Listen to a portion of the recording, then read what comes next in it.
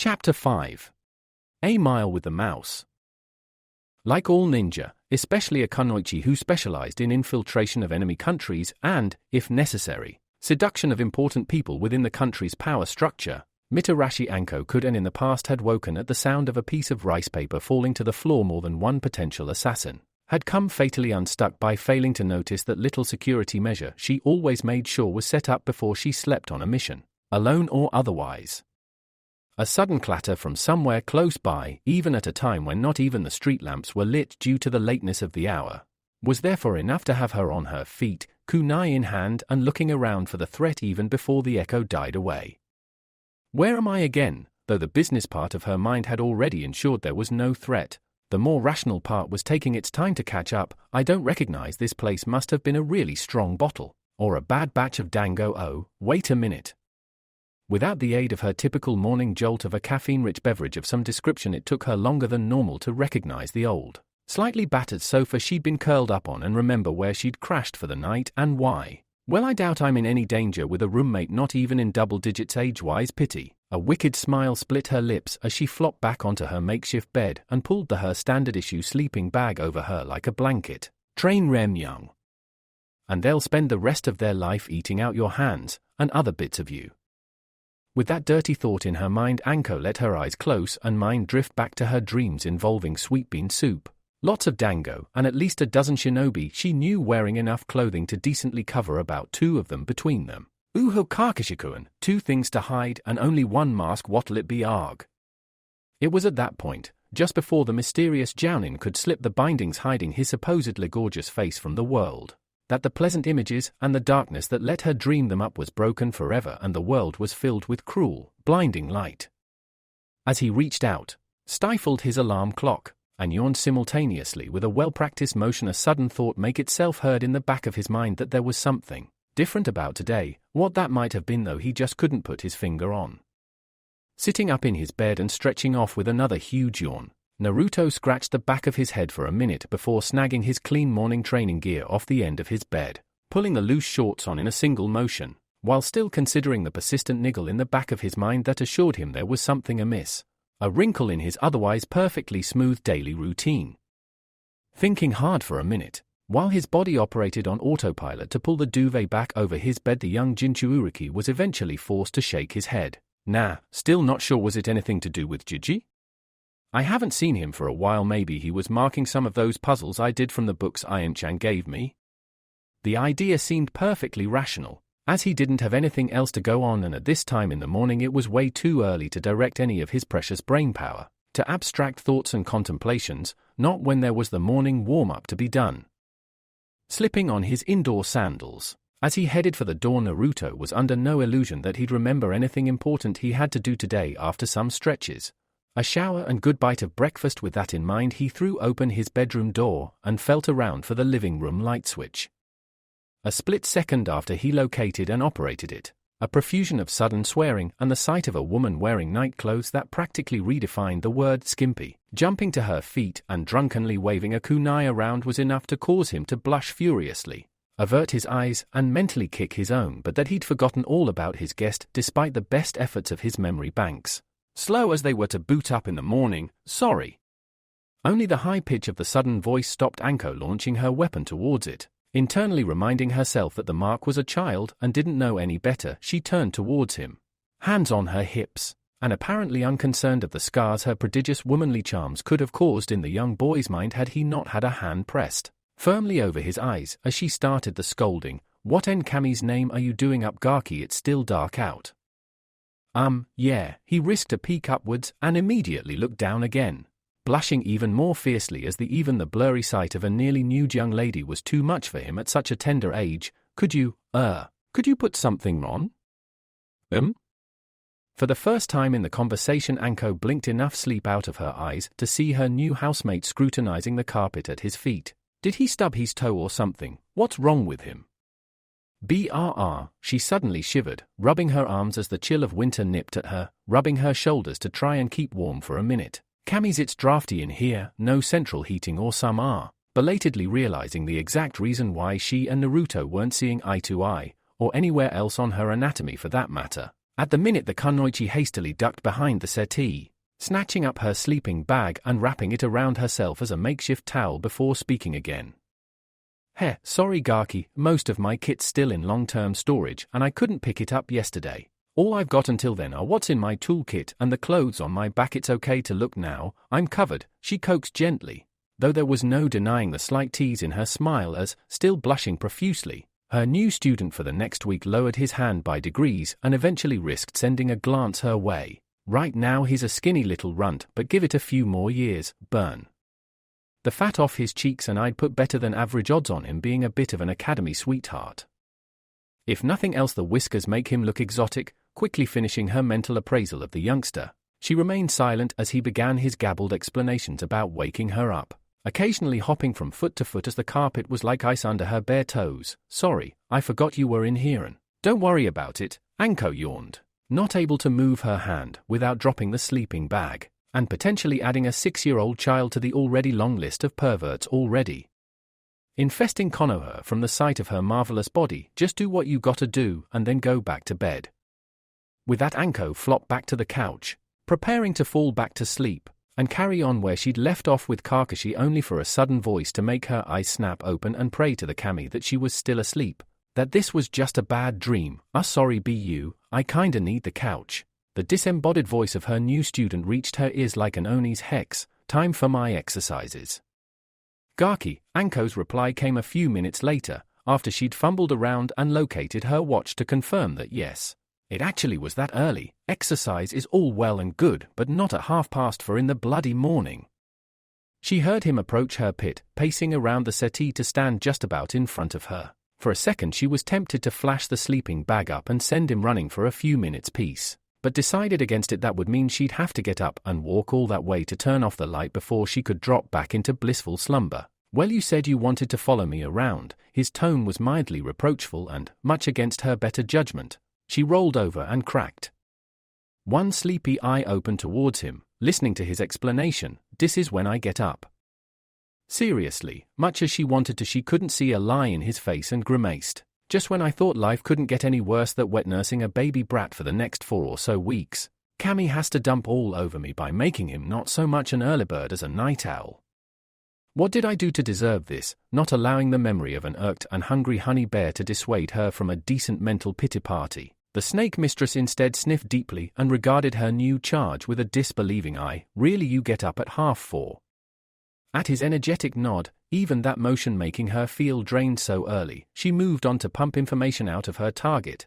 And just what the hell possessed you to think it was a good idea to wake up before Mito Guy has had a chance to say his first youth of the day? Hey, don't say anything bad about Guy-san. He showed me a lot of good exercises and didn't mind when I accidentally called him Da Green Shouty Man once. Even against someone a lot more lethal than he was, Naruto would defend one of his senseis. Though he didn't stop Anko's sudden bout of sniggering, not even he was that brave. Green Shouty Man hair. That's that running green bean pretty much summed up in 3 words. Anyway, Gigi always says early to bed and early to rise will make a nin healthy, wealthy and wise, and I need to be all o' those to become Hokage. So, he put his hands on his hips and tried to stare her down. A lost endeavor to someone who locked eyes with cobras as a hobby, but a spirited try nevertheless. Please move or I'm gonna be late. To his irritation, however, the older ninja didn't seem to want to play that game, instead regarding him with an expression that hovered somewhere between exasperation and amusement. Early to bed and early to rise, eh? Yeah, does sound like something the Sandane would say. Shame I've never been much for following good advice. Well, I'll tell you that early to rise just makes this kunoichi irritable. Shoo mouse. Come back when the sun's up at the earliest and not a second before that. With that she rolled herself up in her sleeping bag and rolled over, partly to see how he'd react to the disappointment and if he'd come up with a plan to tip her out of bed, but mostly just to hack him off. Divine justice for the unexpected wake-up call. Hey, this is my apartment. There was a sudden pressure on her leg and she felt him try to shake her. Just as well, because if his hands had landed too much higher, she would have got out of bed only to put Naruto back in the hospital. You gotta do what I say, and I say we gotta get going. I don't get going until about midday, Gaki, she growled back, giving her body a sudden flex to throw off his shaking hand. Okay then. Let's see what you do with this. I mean it, beat it or I'll beat you. As she heard the distinct sound of several footsteps retreating away from the settee, she was all at once happy, and slightly disappointed if all it took to get the brat to back off was a simple threat. She couldn't back up, not unless she wanted the sandame jumping down her throat at any rate. She didn't much fancy her chances of this month getting any easier.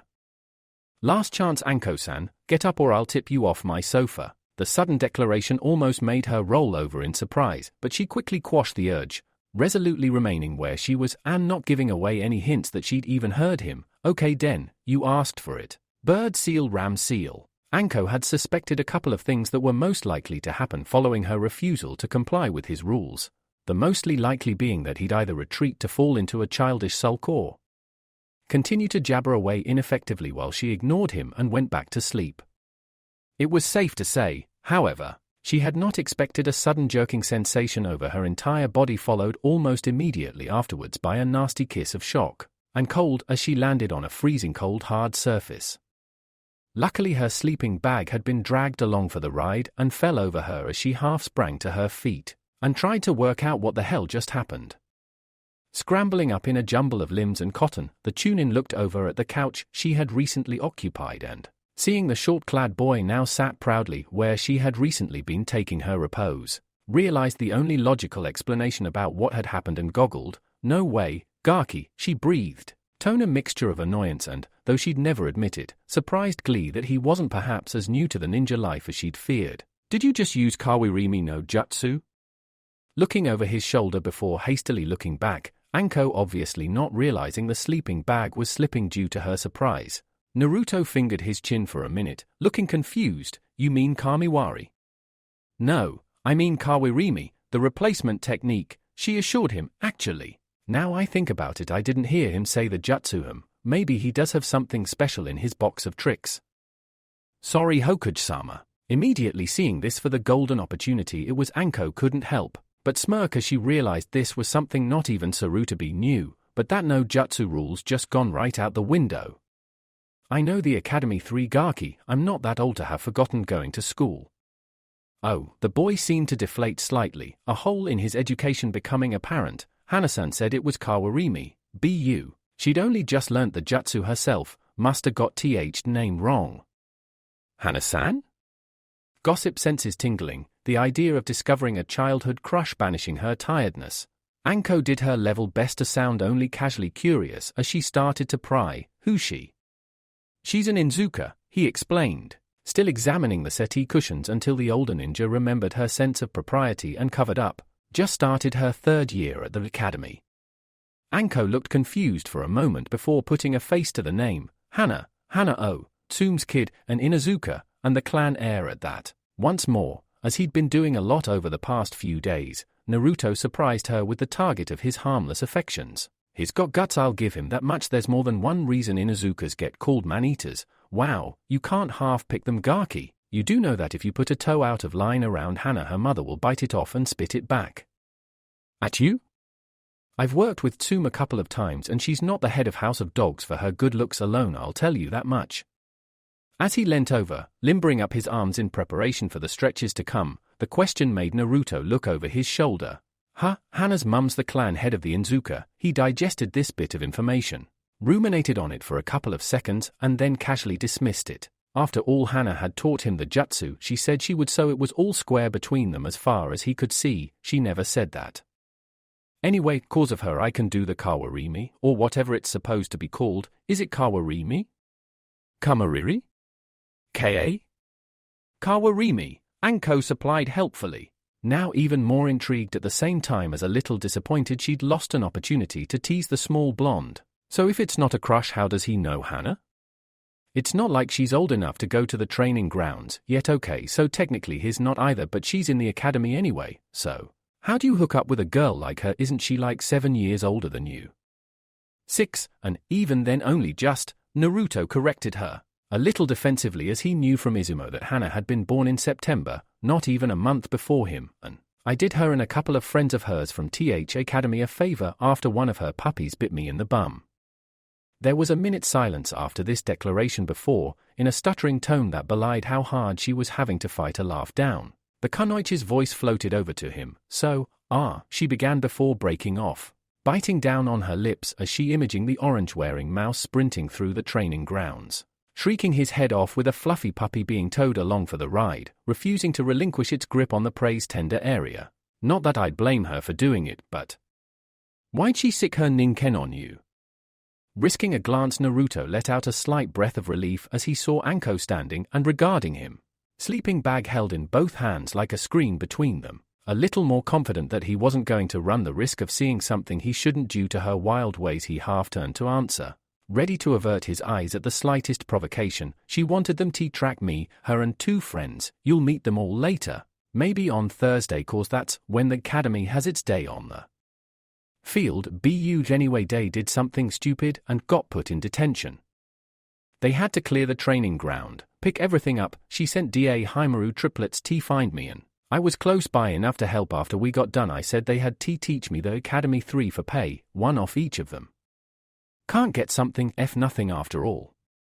After taking a minute to reason all this through, Anko was forced to come to a sudden, rather startling conclusion. Uzumaki Naruto was by no means a genius, but he was obviously blessed with something most talented nin developed, and many less talented ones would give their right eye for.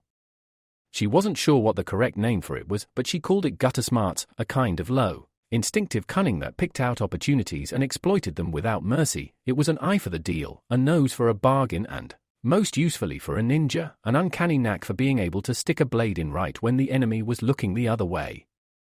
Cute. It was amazing how much thinking a professional ninja could hide in a single word. So, you got replacement down. What else? Nothing yet, Naruto replied, extending his legs to let his heels rest on one of the armrests of his settee, ready to stimulate his youthful core, as Guy-sensei would say. Whatever that means, all I know is that it makes my tummy tingle and hurt if I do it too often. Gotta talk to the 2 Barker brothers this week. That's what Hana-san calls them anyway. I think she likes them really. Yeah, the pet name gives it away a bit, Anko agreed before another cavernous yawn threatened to swallow her head whole. Ugh, it is way too early in the morning. I need a shower and an full of coffee. Pausing in his exercise, Naruto glanced over, eyes slightly crossed at the unfamiliar words. Well, the shower's free. Just don't take too long or it'll go cold. Oh, and you better move before old Gazura-san over the road wakes up. He's got a weak heart. So? Anko looked over her shoulder, not bothering to hide a grimace as she realized yes, those really were stars she could see. This is so unfair. It's supposed to be a month off. What's that got to do with? It was at that point the pieces fell into place and she gave a hasty squeak, shimmying to the side as she realized exactly what the lounge window was missing, and, due to the lack of curtains and the fact she was holding the sleeping bag only so Naruto couldn't see her front, she'd been inadvertently mooning Konoha in general for the better part of 5 minutes, very little of her perfectly peachy buttocks being covered by her preferred underwear. If there is a kami up there anywhere, she mentally pleaded in a wheedling prayer even as her face went red. Please let him say that no Anbu were patrolling this area. Just then I'm already catching hell off the tunins for getting roped into this. But if anyone in TNI catches wind of me being seen here in my skinnis, she cut that thought off quickly. The merest inkling of the castigation Ibiki would put her pride and ego through, making her shudder. Without another word, she scampered across the room, grabbed her discarded clothing haphazardly and bolted for the bathroom, not dropping her guard or sleeping bag until she was inside and the door very firmly shut behind her. Resting her forehead against it, she could only breathe out a long, slow breath as her sleepy eyes threatened to drift shut, a single question ricocheting around in her mind: what have I gotten myself into this time? The shower helped, she couldn't deny it. However, when she walked back into the lounge, still toweling down her hair, it suddenly became an effort to keep her arms in the air at the sight of the small ball of energy in front of her. Doing some kind of exercise on the floor just looking at Naruto was enough to make her feel lethargic. What are you doing? Not even breaking stride as he squatted down and tapped his ankles, Naruto answered as he walked his hands forwards over the carpet. Gai-san calls DEM crawlaways. He broke off to perform a press-up prior to repeating the motion, pulling his hands back to his ankles before standing up straight. That's 5, and I like them, though it's hard to do too many. Best I ever done was 19. I'll bet, she replied disinterestedly, watching the motion again as he did another repartition. Typical Guy. If a bit toned down by his standards, it works a lot of muscles there, mostly the legs. core and shoulders, but it's not too intensive that he should rip anything unless he really goes overboard with it. So, how long's this going to take? Not long, he chirped back, voice far too cheerful to be pleasant to her gloomy mood. Do most of the strength stuff at night. Mostly work on stretches in the morning. Oh goody, she muttered back, too low for him to hear as he kicked one leg onto the back of his settee and began gently squatting down, the motion extending his hamstring. You learn this off that walking, talking string bean as well? Yep, he turned to see her on the ball of his standing foot, the motion switching the stretch to his groin. He said, if I can get this all the way, he'll show me how to do a full split. I really want to learn that. There were many things Mitarashi Anko would not turn down, this list included, but was not limited to dango of any kind, embarrassing any of her friends and fellow tune-ins, though, contrary to a lot of popular belief, she did know where to draw the line and wouldn't have spent the night with most of them. Well, not unless they really spoiled her before asking anyway, and a decent vintage of sake. However, if there was one thing that topped the list of things she never missed other than an exposed enemy neck, it would have been what Naruto had just present to her on a silver platter, the chance to show off. Really, she smirked, her legs sliding out underneath her almost of their own volition as she sank to the carpet and grinning smugly as Naruto's eyes threatened to fall out their socket. Like that, you mean? Wow, he seemed caught between staying still and trying to hop towards her, only a hasty windmilling of his arms preventing such indecision, pitching him onto his face. How'd you get that flexible? Depends who you ask, she replied delicately a second or two later as she hoisted herself back to her feet. And for the sake of your innocence and my ears, once Sarutobi found out about it and got hold of me, don't ask Gunma or Rado for their theories. I've nothing against the Akimichi, but there's no way I'd ever volunteer to see if they can expand all their body parts. Just put the effort in and you'll get there. Right, sensei?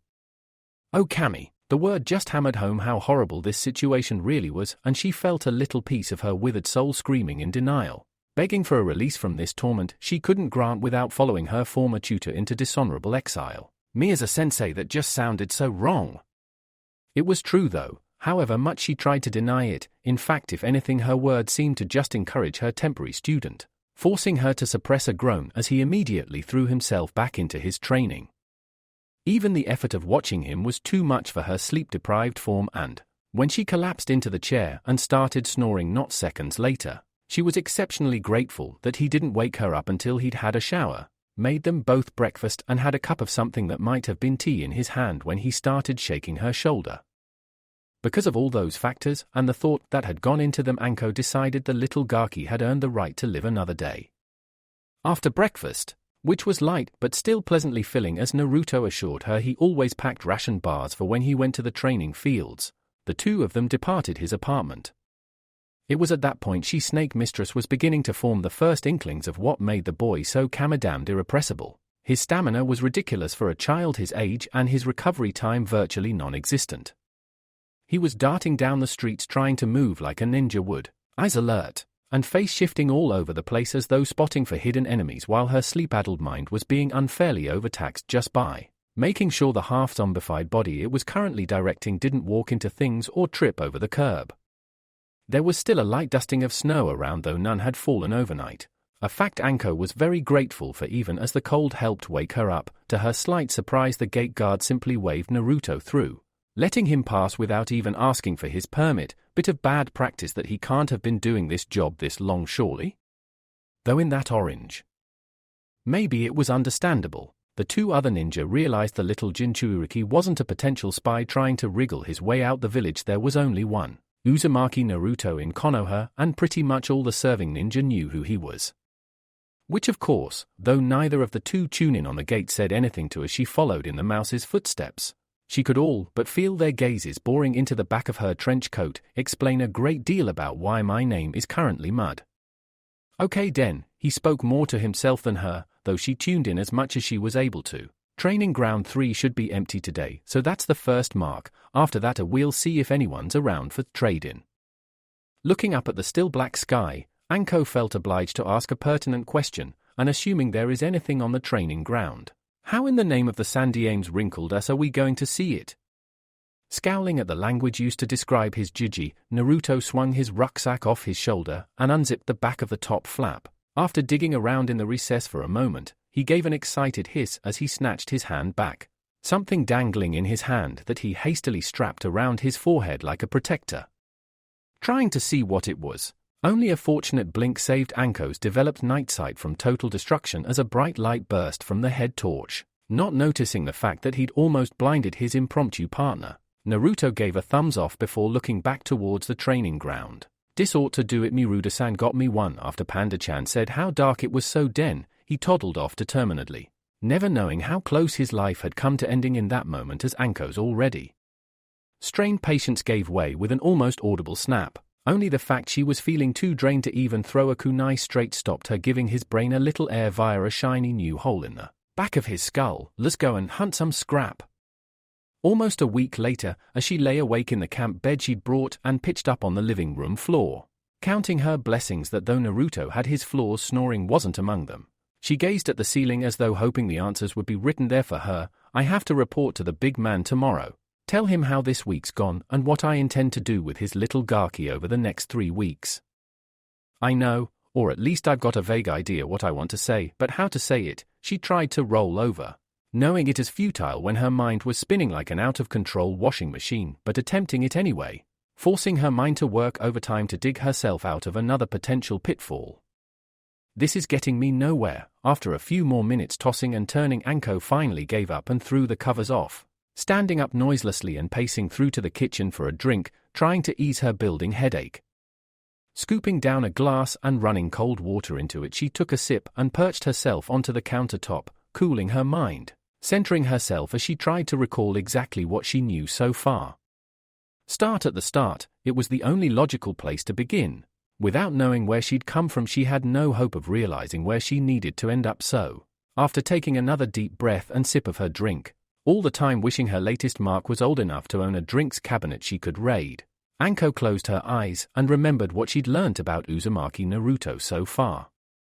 The obvious place to begin was his routine and, though eccentric for a child, it was basically simple enough. Over the course of the past few days, Mitarashi Anko had slowly, very slowly in the case of Monday morning, begun to get an idea of what and who made her new student tick, and though she wouldn't admit on pain of death or dango deprivation, the more she saw the more she found she started to like what she saw. The strange thing was that most of the time the morning routine didn't change all that much regardless of what day it was he got up stupidly early. She did her best not to kill him and play along. He hunted around the training areas for scrap, split up what he found into things he could trade and things he couldn't, and then went in search of ninja to trade with.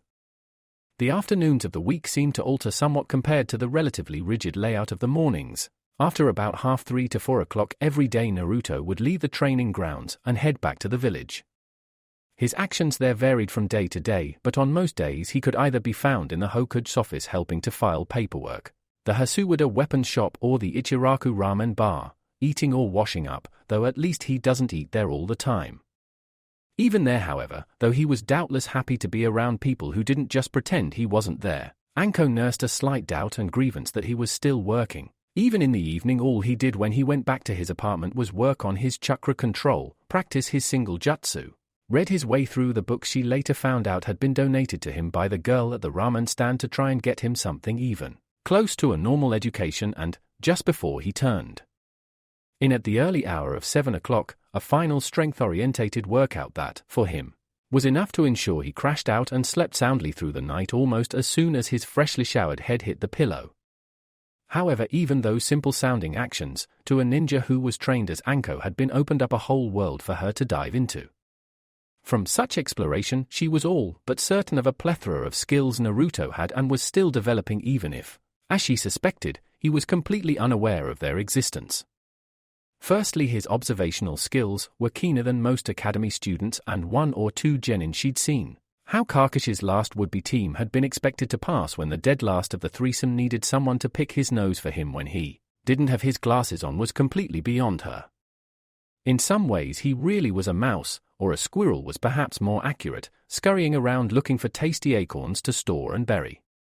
No wonder Miruda-san says he gets a lot of scrap out of him, watching him hold another battered weapon. This one a length of snap chain that looked like it had come from a misfiring trap mechanism, to the morning light to examine it. The snake mistress had grudgingly accepted that the weaponsmith had been right in one regard. By the time he's gone over the training grounds, the genin can't find anything like a field of corn after the locusts have gone through. apart for observation and as she'd suspected from very early morning and late night workouts. His stamina was impressive, though his actual strength and speed, when not over very short distances at least, weren't quite at genin level, though give him time and he would get there. He was only 6. His flexibility though, now that was something she had an interest in, though she might have to do some fancy verbal fencing to sweet-talk Sarutobi around. She inwardly swore to herself that by the end of the month Naruto would be able to dislocate at least one of his joints, and have the basics of escapology down pat.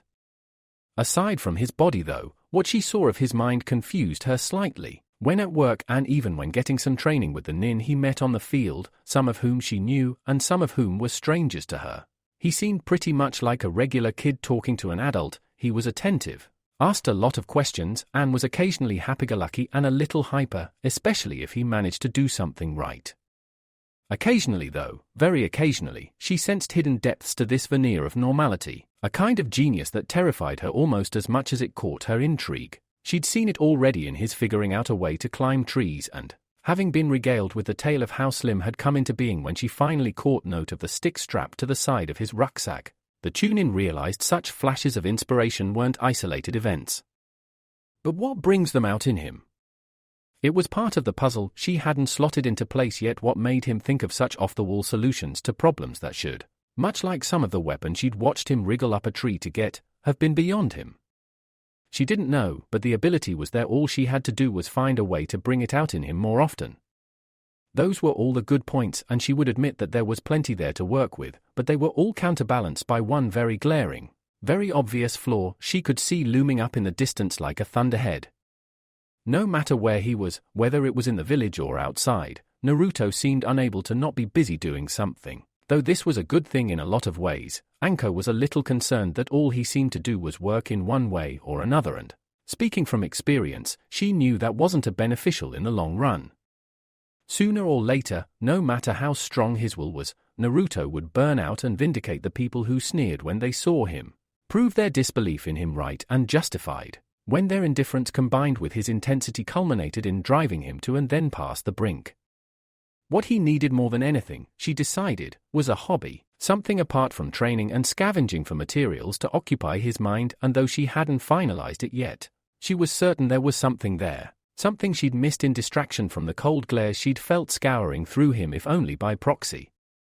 And anyway, she took a swing of her drink again, a crooked smile on her face in the twilight as she regarded her own reflection, seeing the lines that worry and age had put in it prematurely. The price a kunoichi paid for being at the top of her game. I'm the last person in Konoha people should be asking for advice about hobbies, apart from maybe Kakashi. He's just a normal kid, well, sort of normal when he's on the field. It kinda depends who he's with as to. She stopped dead, the eyes in the small glass in front of her flaring to hugeness as she ran her last words through her head again. Then a third time before finally she screwed the both shut and cursed herself under her breath for being a complete and utter moron. It was right there, right in front of her the whole damn time, and she'd almost missed it, even when he and by extension, she had shared a cooked rabbit with a practicing hunter-nin team in exchange for a few wares of his, and Naruto had almost simultaneously wrestled with a full-grown ninken and talked seriously with an Abram about insect life and growth stages. Right in front of her it had passed her by unnoticed. Though her inattention might have been due to the laughter factor, no matter how many times she saw it happen, there was always something deliciously ironic and hilarious in seeing an overconfident brat pinned to the deck and subjected to the horror of a ninken face wash before the laughing Inuzuka owner managed to get control of his mirth and call the dog off. Now she'd seen the point. She wouldn't want to unsee it because it was the answer to her problems, possibly the one area in Konoha where she was if not the expert. The fact of the matter was that Naruto was a regular kid, but he understood that the term regular was variable depending on who was using it. For example, when talking to a Hyuga or to a lesser extent an Abram, he was much more polite and proper, using suffixes such as dono and asking fewer but more pertinent questions than if he was involved in a quick shogi game with a Noro, learning to play and the importance of tactics before looking at clouds with the laid-back ninja. With a jolt that made her inside clench with fury again, Anko remembered the cold eyes and curt manners that had blanked him around Konoha and her way of spitting in the faces of those bigoted, self-centered idiots. She knew exactly what skills of the ninja she could teach Uzumaki Naruto. She couldn't make people like the brat any more than the Hokage could, but by Kami she could make them notice a part of him. The decision was made and all things decided. Swilling the glass with water, she quickly made her way back to her sleeping quarters. Excitement rather than nerves tingling through her as she realized the outlook for tomorrow was a whole lot rosier than it had been minute ago. She could get the Hokage to see where she was coming from, she just knew it, if nothing else. She thought with an evil little smile just before she closed her eyes. He'd be willing to make concessions for the knowledge that Naruto did have a little time every week where he did act his age. At least for an hour or so. Why do you always do that? Huh? Looking over his shoulder, Naruto glanced up to see his soon-to-be sensei regarding him with an expression somewhere between calculation and consternation. Do what? You paused when you opened the door, she commented, stepping into the weapon store after him and tapping the bottom of his jingling bag with his foot, grinning as she normally did. I know you're supposed to use your body as a weapon, but tripping people up's a little low, even for you. His face flushed at the dig against his height, whisker marks standing out even brighter against his reddened cheeks as he turned away. Muttering lowly over his shoulder, something the first kunoichi I traded with ever told me to do when I went in anywhere, look for available weapons. Well, you're looking in the right place, she commented dryly, seeing the shelves of packed weapons even as she digested this new information. Available weapons already, no wonder his observations gotten sharp. You'd never imagine you could find anything to use in a shinobi supplier store. Oh, shut up, he groused back, already irked by a lack of success all day, only 3 broken shuriken to show for a full day's work. I just pretend that stuff's no there, pretend everything's pair so I can look for something to use. Fair enough. Seen anything so far?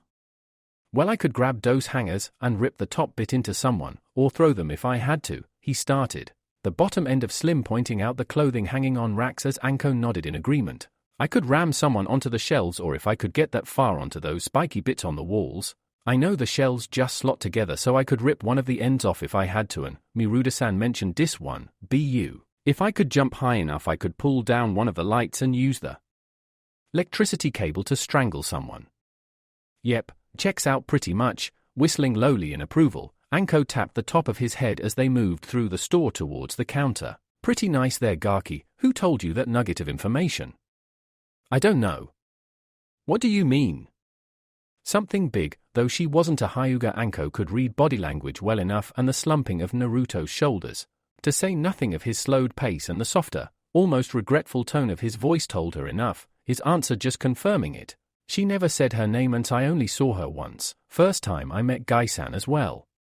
She died, not long after, exemplary suicide. All her friends and squad were gone, so she wanted to join them after taking down a lot of bad people. I got some incense I burn every day on the day she passed away, say thanks for teaching me da 3 lessons. She did. 3 lessons, must have been important to warrant remembering her every year, though I guess she was his first customer. What were they? With a humorless chuckle, the memory of the woman who smelt of sweat and rich loam painful and bitter to him even now over a year after the event. Naruto kept his eyes forwards as he spoke the words etched into his memory for all times: trust your team, use available weapons, and never fight fair.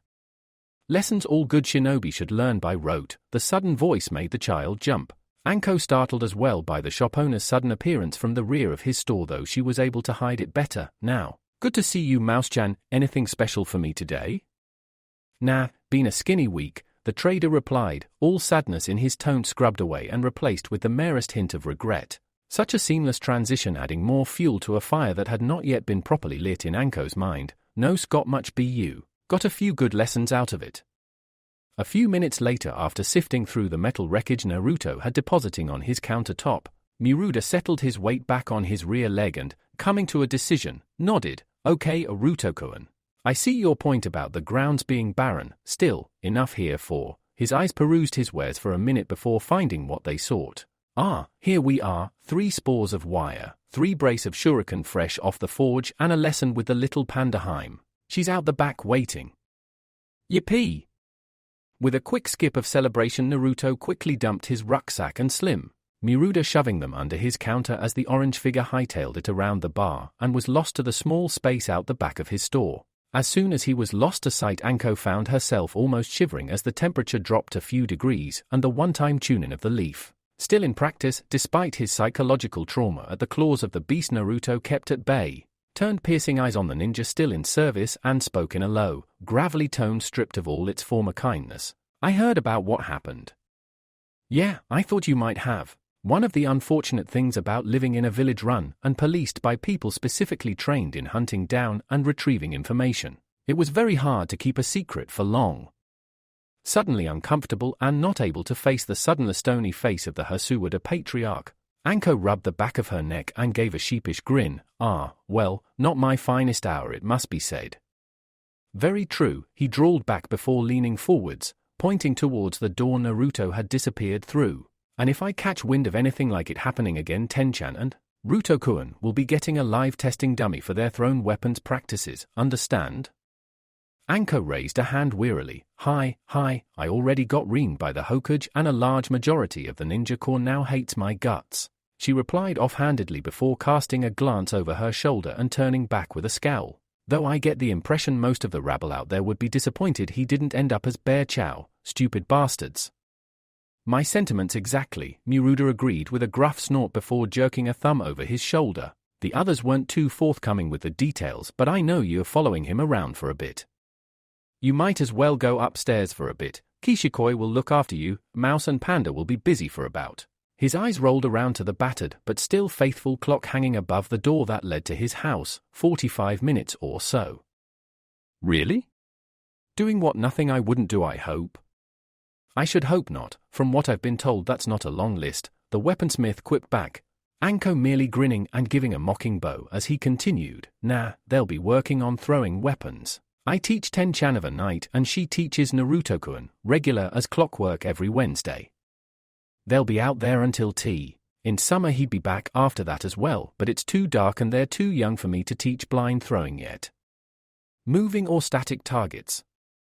Static mostly, but Tenchan's just moved on to some of the more basic moving ones, Miruda stated, his tone tinged with fatherly pride as his little girl was turning out to have quite the marksman's eye. And I can only hope that one day she eclipses my own meager fame. I see Naruto when I can and he's not half bad. Gets a sticking hit in the target more than half the time, better than I did at his age.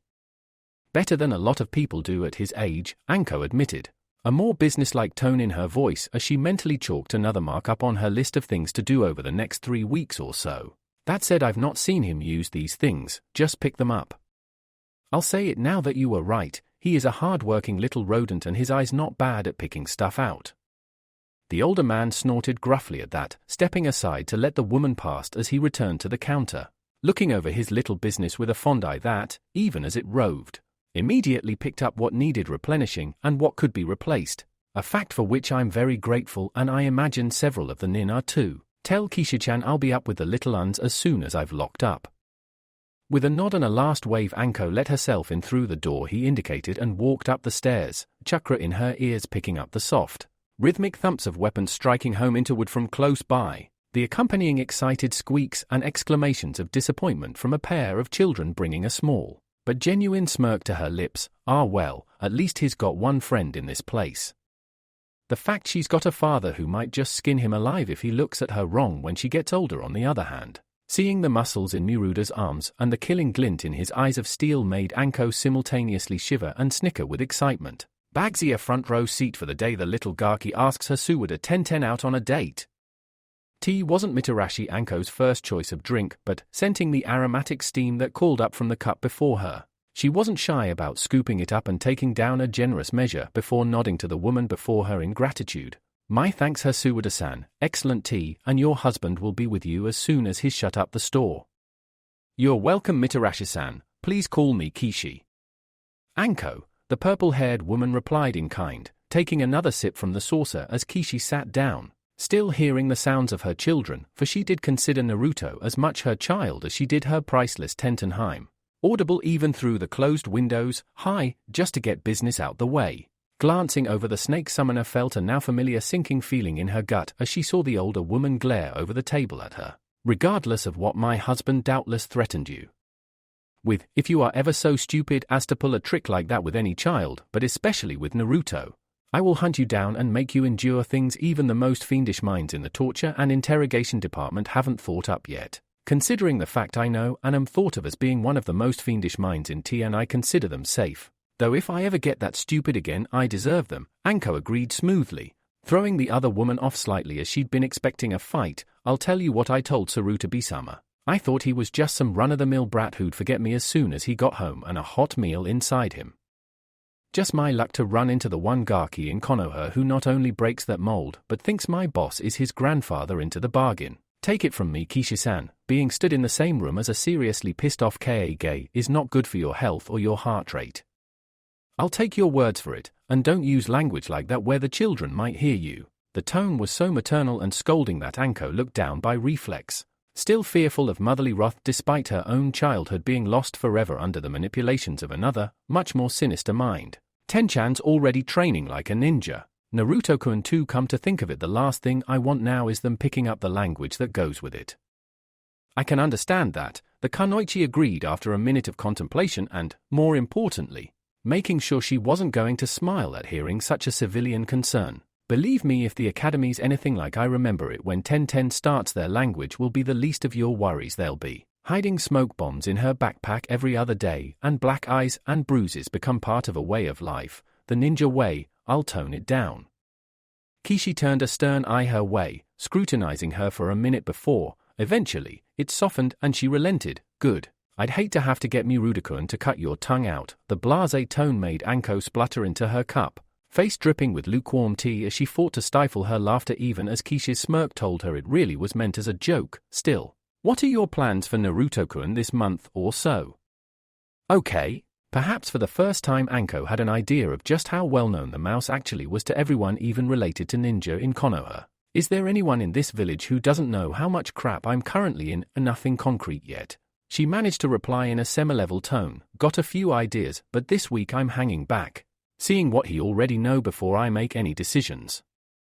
Good, just as long as he gets the training he deserves. He's going to be Hokage after all. Kishi smiled before standing up and moving to the kitchen. Anko was about to ask why, by a sudden thunder from the stairway answered the question for her. Looking over just as the door burst open to spill Naruto and another girl she assumed was Ten into the Hasuwada living quarters, Anko watched the two children rush towards the little television she could see sat on a small table in the living room. The rush of the girl checked suddenly by her question, "Hey," looking over. The youngest Hasuwada saw the woman Naruto had told her was his sort of sensei for a while and sketched a quick bow.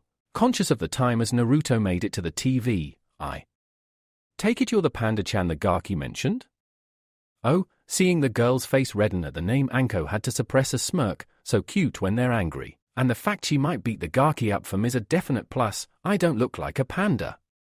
Sure you do. Before she could blink, the taller woman was behind her, running her hands over the top of her characteristic twin buns in a way that made the 7-year-old giggle a little. These are your ears. All big, black and fluffy. You've got a little button nose. A finger snaked around and lightly pressed the aforementioned organ, making Ten laugh and blush even more as the Kunoichi went on, having too much fun teasing to stop now. So all you're missing is a cute pair of blacky, Anko-san. Leave Tenchan alone. The call made her look up and allowed Ten to wriggle free, jumping into the seat next to Naruto just in time. The opening credits were starting to show, and that was one of the best bits. We gotta watch this. It's a two-parter. Intrigued by the picture she could see, even if it was in black and white and there was a line of static going across the top of the screen, the snake mistress sashayed closer and tried to sound dismissive rather than curious as she looked over at her student. Okay. I'll probably regret asking, but what's this supposed to be? Kaminari Nico's, he answered, as though it were obvious. It's awesome, always on Wednesday, and Akishi-san doesn't mind me watching it here. Yeah, it's really cool. Ten took up the explanation as the episode name flashed up. Yes, haven't seen this one before. See, these are the goodies. Their home got blowed up and listening with half an ear as the explanation was prattled into her ears and nodding in what she hoped were the right places. Anko felt less pleased by the sight of the grey blobs on the screen running and chasing after each other than she did the knowledge that regardless of how the citizens of her village had forced him into virtual exile on the training grounds just to get a semblance of a normal childhood, there was one family, one place in the world where on a Wednesday afternoon, Naruto acted and was allowed to act like a normal 6-year-old child. Though he had no way of knowing it, Anko knew that in time he would come to realize that such a thing was a peace of mind that no amount of scrap would be able to buy him. After kicking her heels at the apartment for several hours, as she was certain not even the Sandaime got up as early as his surrogate grandson, Anko hopped over the roofs of Konoha for the first time in days. Naruto, already aware that she had prior business for the rest of the day and wouldn't be dogging his heels on a Saturday. The Gaki lived in the south area of Konoha, closer to the wall than the mountains, but as always, the tall, thin pinnacle of the Hokage building was her guide, and she hopped towards it with no fuss, not even having to look to know when to stop or accelerate to avoid mid-air collisions with other ninja heading in the same or opposite direction to her. She'd picked her timing well and, unusually for her over this past week or so, had seemed to have gotten lucky. She had no more than a 10-minute wait for the weekly council session to come to an end, and, after giving the Sandaime a further 5 minutes to cool down from whatever trivial matters the civilian council had heaped on him, she nodded calmly to the secretary before letting herself into his office, the old man glancing up as she stepped inside. "Hello Hokage-sama, sensei extraordinaire." Mitarashi Anko reporting in. So I see, taken a little aback by the entrance and, as he looked closer, appearance of his former student's abandoned protégé, Sarutobi nevertheless found himself smirking as he appraised the slight lankness in her usually vibrant hair and the deep bags under her eyes. "Though I must say, pardon my rudeness, you don't seem to look all that extraordinary at the moment, Anko-chan." "Should I?" Hasn't she suffered enough now? Once more that little impish demon of mischief seized the reins and cracked the whip on the Hokage's tongue. "Keeping you up all night, is he?" She cringed. For the first time in what felt like years, she cringed at the insinuations of another, the embarrassment made worse by the knowledge that trying to throttle the Hokage would result in pain at best and messy discombobulation at worst against the god of shinobi. Not even the flames of feminine fury could prevail. Okay, gay. "Now I see where Jiraiya-sama gets it from," she complained waspishly, folding her arms as the Sandaime tried not to look too pleased with himself. "And for you. Information, no, going to bed's not the problem, it's the fact he keeps getting me up in the morning that's doing the damage." Oh, a white-flecked eyebrow rose, and with a sinking feeling Anko just knew what was coming next. Bit of an early riser, is he? I hope that's not true in a literal sense. Though with an attractive kunoichi like you I suppose I should have foreseen some potential for early developments of this nature with respect Hokage-sama. "Shut up," she seethed, face mottling red and white as her ego took yet another fearsome battering. "Or I'll walk my cute backside out of here and you won't hear my report. Until I got out of this chair, hunted your cute backside down and beat it out of you." Sarutobi countered smoothly before holding up a wrinkled hand, a different kind of smile in his eyes this time as Anko relented a touch, knowing in her heart of hearts that, if pushed, the Sandaime could put his money where his mouth was on this one. "Still I apologize, Anko-chan. Forgive an old man his little joke. Only because if I did anything to hurt you Konoha would be little more than a pile of sticks a few days afterwards. And the Gaki's fond of you," she assured him, both of them knowing she was far removed from serious as she finally stepped to attention before speaking again. "Regardless, the mission you assigned me, though not complete, has given several eventful insights into Uzumaki Naruto's habits, idiosyncrasies, and personal life. Go on, and no need to be so formal, Anko-chan. Thank Kami for that," immediately relaxing both posture and tone. The snake mistress delivered her findings in a quick but somehow insouciant tone. "I laughed when you said he'd one day be Hokage. Hell, I laughed when you said he'd be a ninja period, but I'm not laughing as much anymore. Kid's got the drive for it if nothing else, though why escapes me. From what I've seen the only achievement of his most civilians in this shit tip would celebrate would be a glorious death in combat." At those words the old man appeared contrite, not quite able to face her as he looked out of the window of his office, towards where the sun continued to climb higher in the sky.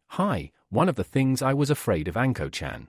Also the reason I'm glad he took the advice of Ichiraku Tuchi some 2 years ago and started combing the training grounds as he does now.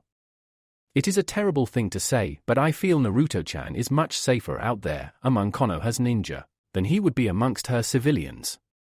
And I would agree. Anko sided with her leader, though she did feel a sudden surge of pity for him as she said those words. In this case, as he had before in the past, the Hokage must have had an almost impossible set of scales to balance: the freedom of thought of his villagers against the safety and sanity of his Jinchuuriki, the resultant compromise of his decree concerning Naruto's status unable to keep the poison chalices completely level.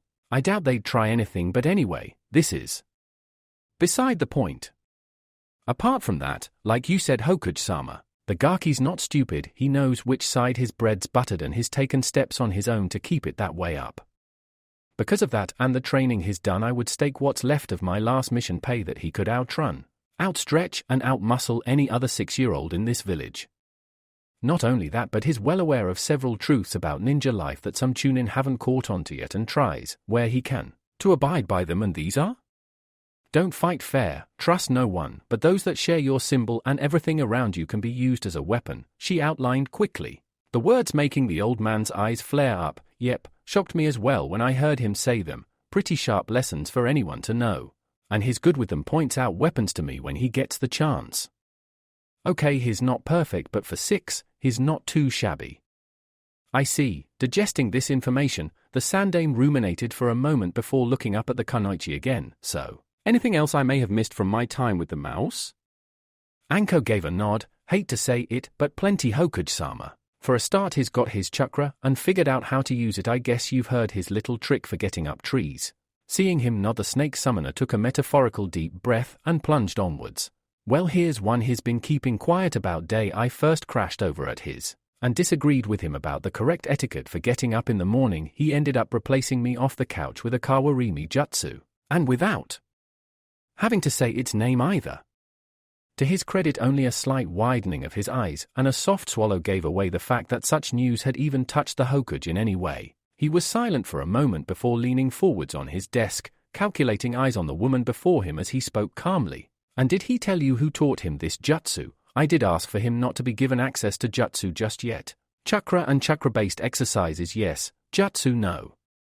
Anko snickered a little at this, assuming he wanted to dish out a slap on the wrist to some poor schmuck, and a little dismayed that she had to be the one to disappoint him.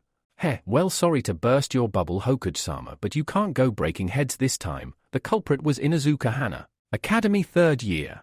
This time not even Sarutobi could conceal his shock at the news, though to his credit, he had recollected himself by the time she'd finished her explanations. He said he helped her and a few friends out once, busted them out of detention or something, and to say thanks he asked them to teach him the Academy 3.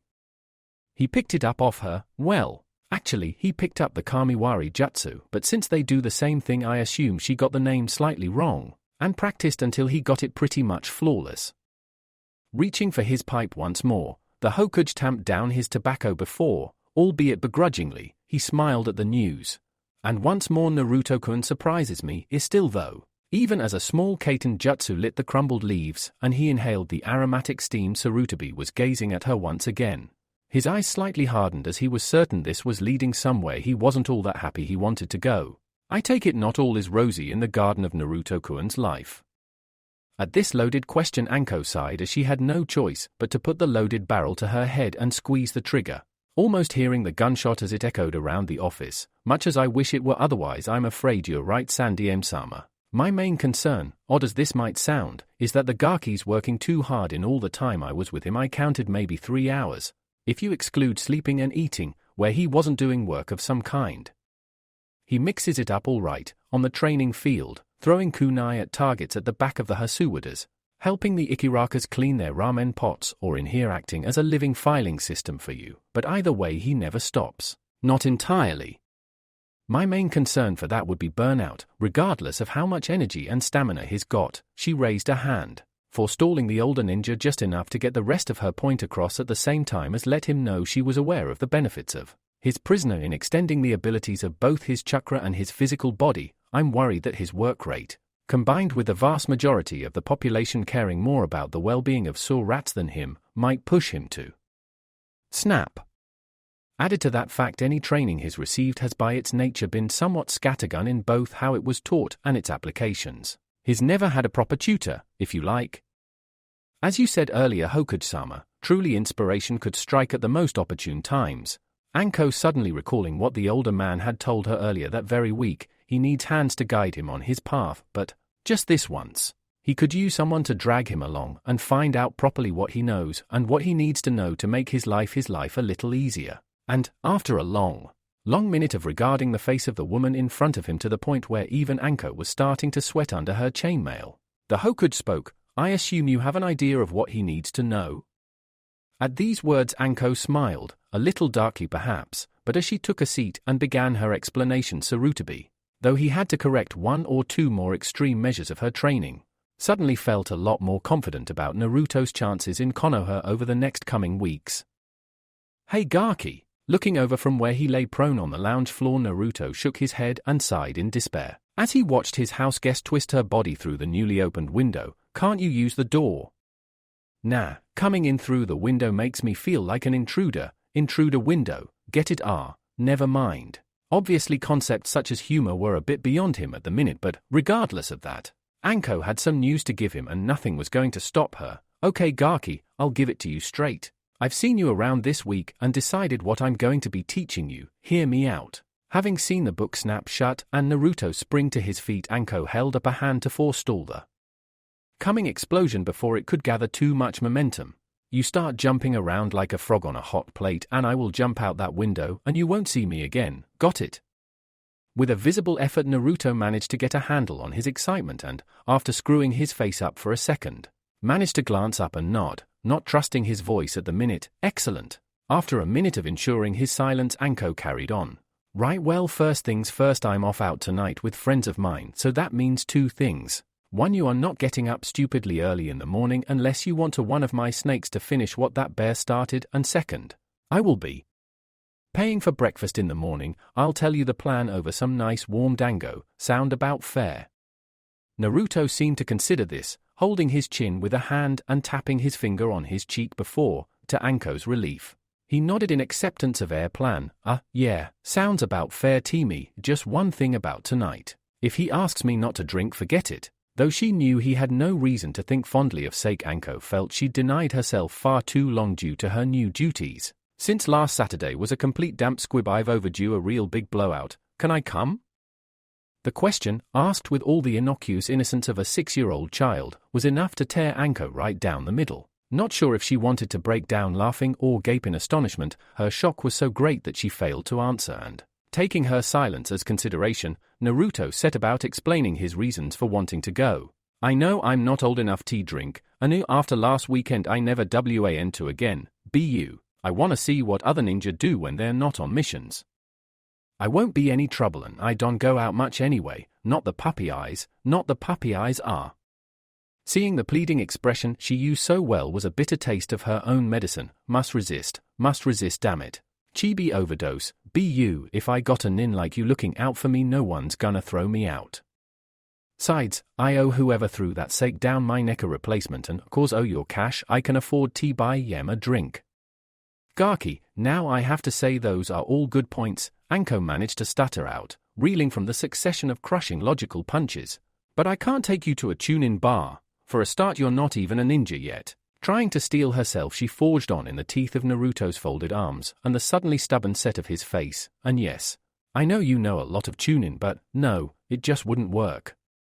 "Don't look at me like that," she warned him, taking a step back as Naruto's bottom lip started to quiver a touch, his blue eyes widening even further than humanly possible. She was sure must be due to the Kyuubi, an inhuman chibi defense while he's still a cub. "I just can't. Not in all good conscience, Gaki. You are not coming out on the town with me tonight. Don't say a word." As Naruto scrambled onto the nearest stool and looked along the bar proudly, Anko growled the threat under her breath, as she slumped against the wall and started massaging her forehead, forcing some of her so-called friends to duck under a table to hide smirks that had blossomed at the sight of the snake mistress being half dragged into the smoky atmosphere by the excited form of her pint-sized temporary student. "Do not say a bloody word." It was a lost cause from the outset, but at least they managed to make it past 5 minutes before, as she knew they would, someone opened their big, fat mouth and forced her to slam her fist straight down it. So, with a quaver in his voice, Aoba was the first to snap, already looking apologetic even as he was forced to vent the comment that was burning up his insides. Desperate to be said despite the pain he was sure to receive in payment. "What's a classy date like you doing in a place like TH? He was just quick enough to duck the Sake cup before it shattered on his forehead, Gunma just behind him catching the saucer before it smashed on the back wall as Anko, all but breathing fire by this point, slammed her hands onto the table and leant over at the other ninja, glaring. "That was your one and only warning. The next one of your jokers who mentions anything to do with shotters, boyfriends, or anything even remotely close to me and the Gaki having anything other than a sensei student Relationship will die a quick but horribly painful death. As the others leant back, she palmed a kunai, smirking evilly with a dread promise that everyone present was almost certain she'd back up. The one after that I take my time over. At that declaration and killing intent that rolled over and started to smother the entire bar. It was no real surprise that there was little argument to the kunoichi's point being made. Silence shuffled forwards with its hands up in the air until, with a shattering sound, it was broken by arguably the person who had the least to fear from the enraged ninja, Anko-sensei. She whipped around and almost flayed him alive with her eyes as his quivered before pointing to the barman with a trembling finger, the man blanching as he went on. Please see, could you tell this man to let me buy a juice? He says he can't let me buy anything. Out an adult is with me, unfortunately, she called over irritably, turning her back on the younger boy with a sigh even as the other ninja present were replacing their fear with disgruntlement at her casual dismissal of her student. Before any of them could register their displeasure, however, a lanky shadow detached itself from the rear wall of the bar and strode one, a book already in his hand as he glanced lazily over the top of it. Naruto cocking his head as he tried to read the title over the top of his glass. Was that the book Ibisu-san was reading? Anko-chan, though the ninja's face was covered by a mask, Naruto thought he could tell the man was smiling by how his eye crinkled up. You know you don't mean that. Teaching is good for the soul after all. Just as well you don't have one then, isn't it, Cyclops? Anko muttered back, apparently unaware of their underaged audience as she grabbed the bottle Aoba and Gunma had been sharing and poured herself a generous measure. What is it now? For genin teams in a row you've failed. 3, he corrected her before looking over at Naruto and giving that weird eye smile thing again.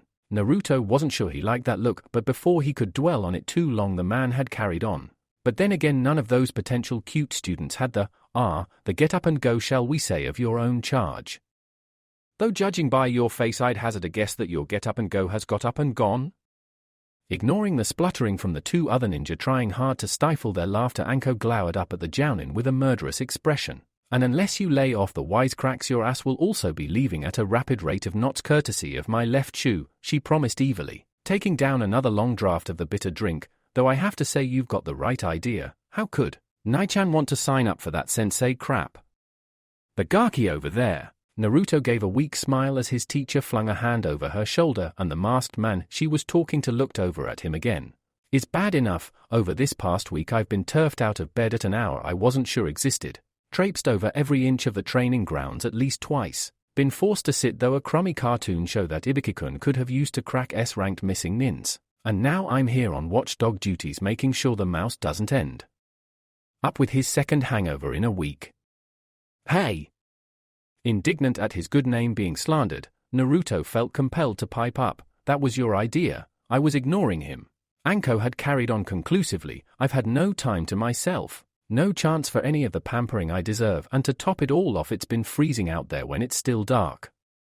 Help me, Kakashi. Anger bleeding away, Anko instead turned a pathetic expression up towards the Coppin Inn, hoping to grind him down this way as she knew from experience Kakashi Hatake was a man it was almost impossible to intimidate.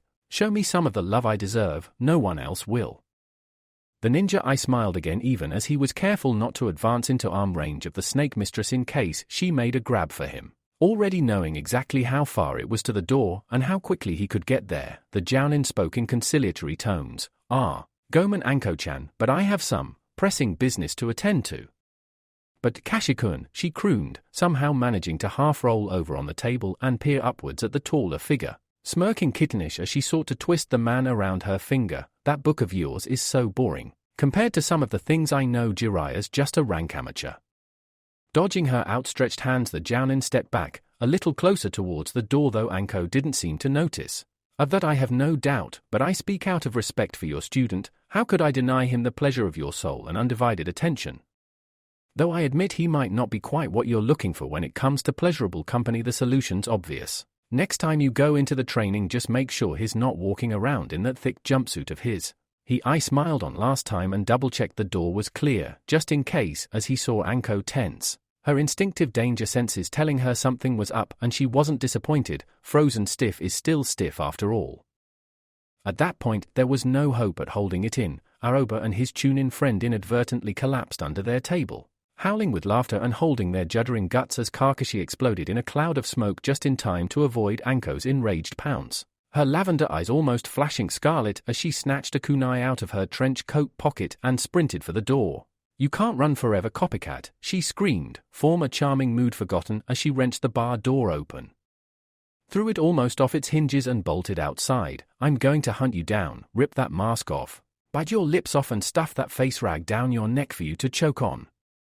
Then I'll tear your—" Her voice receded away into the distance, still shrieking threats to the ninja that had embarrassed her as, one shaking arm at a time, Gunma was able to heft himself back upright and, after taking a minute to steady himself, reached down to pull Aoba back upright again, both friends still shaking with mirth from the joke. "Ah, Kami bless Kakashi-senpai." Such was the risk of losing his favorite senbon forever. Gunma had taken it out, speaking as Aoba managed to raise a saucer of sake in a shaky toast in time to his friend's benediction. Never did one man take such risks for a laugh. I think he misses the Anbu still." The genin of the two managed to chortle for a minute before sipping his drink. He has to get a buzz somehow, and if nothing else, winding up Anko-chan is an adrenaline rush, followed swiftly by a rush to the nearest door. Gunma agreed before noticing someone who'd been rather left behind by the sudden change in circumstances. His whitened face now framed by the orange of his jumpsuit, making him look like a snowball thrown on top of a streetlight. "Hey Mouse, over here kid, let me guess." The tuning grinned as Naruto approached slowly, doubtless a little shaken up by his exposure to the wild side of a ninja's playtime. "Anko dragged you out here to make up for the party you were supposed to have gone to last week?" No, quite Gunma-san. She said she was going out and I asked to come." Aoba gave a low whistle, eyebrows raised. "You're brave. Not many would try to mix it up with Anko 2 weekends in a row. Though a tip for the future, for the love of Kami, never challenge her to a limbo contest. It'll only end in tears and most of them'll be yours." Naruto chucked for a minute before looking a little more pensive, the expression not missed by either of the two ninja as Gunma discreetly signaled to the bar for a refill. "Yeah, I know Anko-sensei's dead flexible. She did DA splits WI out any warm-up on Monday. Hope she teaches me how," he stated wistfully, not noticing how Aoba was forced to duck under the table again at the mention of the snake Jounin's contortionist activities. "But, apart from that, I asked to come to see what it was like for Nin. Not on a mission. What do ninja do to relax? But I didn't understand most of it. Like what's a shotoran? Why was Anko-sensei so mad when she thought people might think I was her boyfriend? And was that really Shorinhan Kakashi just den?" "Sharing and Kakashi, and yes he was," Aoba assured him, standing up smoothly as he recognized the confusion as something all civilians went through and, equally as important, remembered something his father had given him that had gone a long way in helping to clear up that confusion following his own graduation into the academy. "Tell you what, I've got something at home that might answer a few of your questions. Jen, watch him for a bit and I'll be back soon, hopefully before Anko finishes her copycat hunt." With that, the genin by rank if not ability turned, had a quick word with the barman ensuring him he'd return to settle his tab and then left, Gunma seamlessly picking up the slack in his absence. "Thing is Naruto, you know sometimes no matter how much training we do or how skilled or lucky we are, sometimes it just doesn't matter and some of us don't come back." Hearing words whispered from the back of his mind once more by a woman who had now been passed away for over a year, the Jinchuuriki swallowed softly and nodded, trying hard not to cry at the memory of his first encounter with the loss of a friendly face in his life. "Because of that we tend to play as hard as we fight. A lot of civilians don't get ninja humor, like Kakashi and Anko earlier. You looked at that, and though Anko was trying to kill the Koppinin for being cheeky, but we, Aoba and I that is, know the worst he'll walk away with is probably a new scar or two if he's unlucky. We insult each other, we sling around banter and pull each other's legs because if we didn't we'd probably go mad from the stress. As much as battle and training, being able to share a drink and a laugh with your colleagues is essential to a ninja." So Anko-sensei wasn't trying to kill Kakashi-san then? Taking his nod as answer, Naruto went on emboldened. "So, Aoba-san said that shot a thing about me, that was a joke too. What did it mean?" Trying to explain ninja humor to a 6-year-old. Though his senbon never twitched and his face gave nothing away, Gunma nevertheless felt his stomach lurch slightly at the thought of this lesson. "I so did not sign up for this job." "Well, Mouse, I have to say you were just a little unlucky to get caught in the crossfire somewhat. The fact Anko has you as a student is surprising. In fact, it's downright jaw-dropping for most of us. She's not exactly what you'd call sensei material, for reasons I'm not going into, he added privately before carrying on. She's also, as you noticed when she was talking to Kakashi, a bit of a tease. Likes to use her body to fluster and confuse men, then laugh about it. It's her way of playing and letting off steam. She knew, or at least suspected, nothing was going to happen. He knew the same thing, but played along anyway until he could make a joke of his own. Where you entered into it was as a shota, or shotokan. This is a young boy who an older woman finds cute and wants to make her boyfriend. By Kakashi saying what he said, he made the joke that Anko wanted you as a boyfriend.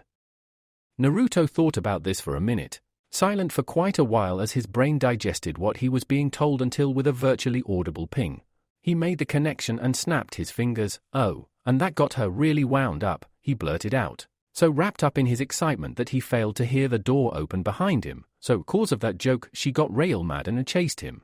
So Kakashi-san one joke. That's enough to be getting on with for now. Relieved that he'd come through that explanation relatively unscathed by awkward questions, the Chunin glanced up and tipped his senbon to his friend, Aoba, having just settled his tab before heading over to the table. That's one way of looking at it, Ruto. Unfortunately, the rest of this lesson, the youngster jumped up as a weighty book landed in front of him, tossed over his head by Aoba as the genin retook his seat. You'll have to learn yourself. Glancing across and emboldened by the taller man's nod, Naruto picked the book up carefully with both hands and read the title. Stumbling over some of the words, wicked witten, saucy contemplations. What's this all about? Something my father brought for me after I passed out of the academy, and something I now bequeath to you. That means it's yours, Naruto, Aoba explained as he topped up his and Gunma's saucers with the latest bottle he'd brought, deflecting his sudden look of amazement with a raised hand. I've pretty much memorized most of the jokes in there, but the best are those you make yourself. Still, it'll do you okay for a starting point. If you wanted to learn more about Shota though, I recommend pages 814 to 117. After looking between the two of them for a moment, trying to work out if them were making fun of him or not, the child quickly thumbed through the book until he recognized the number of the page Aoba had suggested to him and, after blushing at some of the language involved, recalled what Gunma had told him about playing as hard as he fought and started to read. As the bar door banged open again, Naruto had just enough time to clear the evidence off the table and onto his lap before Anko stalked in, face as black as thunder, as she snatched up the sake bottle from the table and took a generous measure without using a saucer. Neither of the other two ninja present complained, a very wise move on their part as it turned out, as both knew from previous painful experience that an Anko frustrated in a chase was a vindictive, vengeful Anko who wasn't too picky when it came to looking for a target for stress relief. Only when she replaced their flagon of drink on the table with a hefty thunk did Gunma dare to take his life in his hands and ask, so? He quailed as she whipped a burning gaze towards him, but persevered anyway. Any luck? She gave a gruff, humorless snort of laughter, pulling out a chair for herself and flumping down into it. What do you think? Man might be a lazy slacker with all the social morals of Jiraiya the Gama Sanin, but he's got the skills to get away with it. You didn't catch him then, Anko-sensei?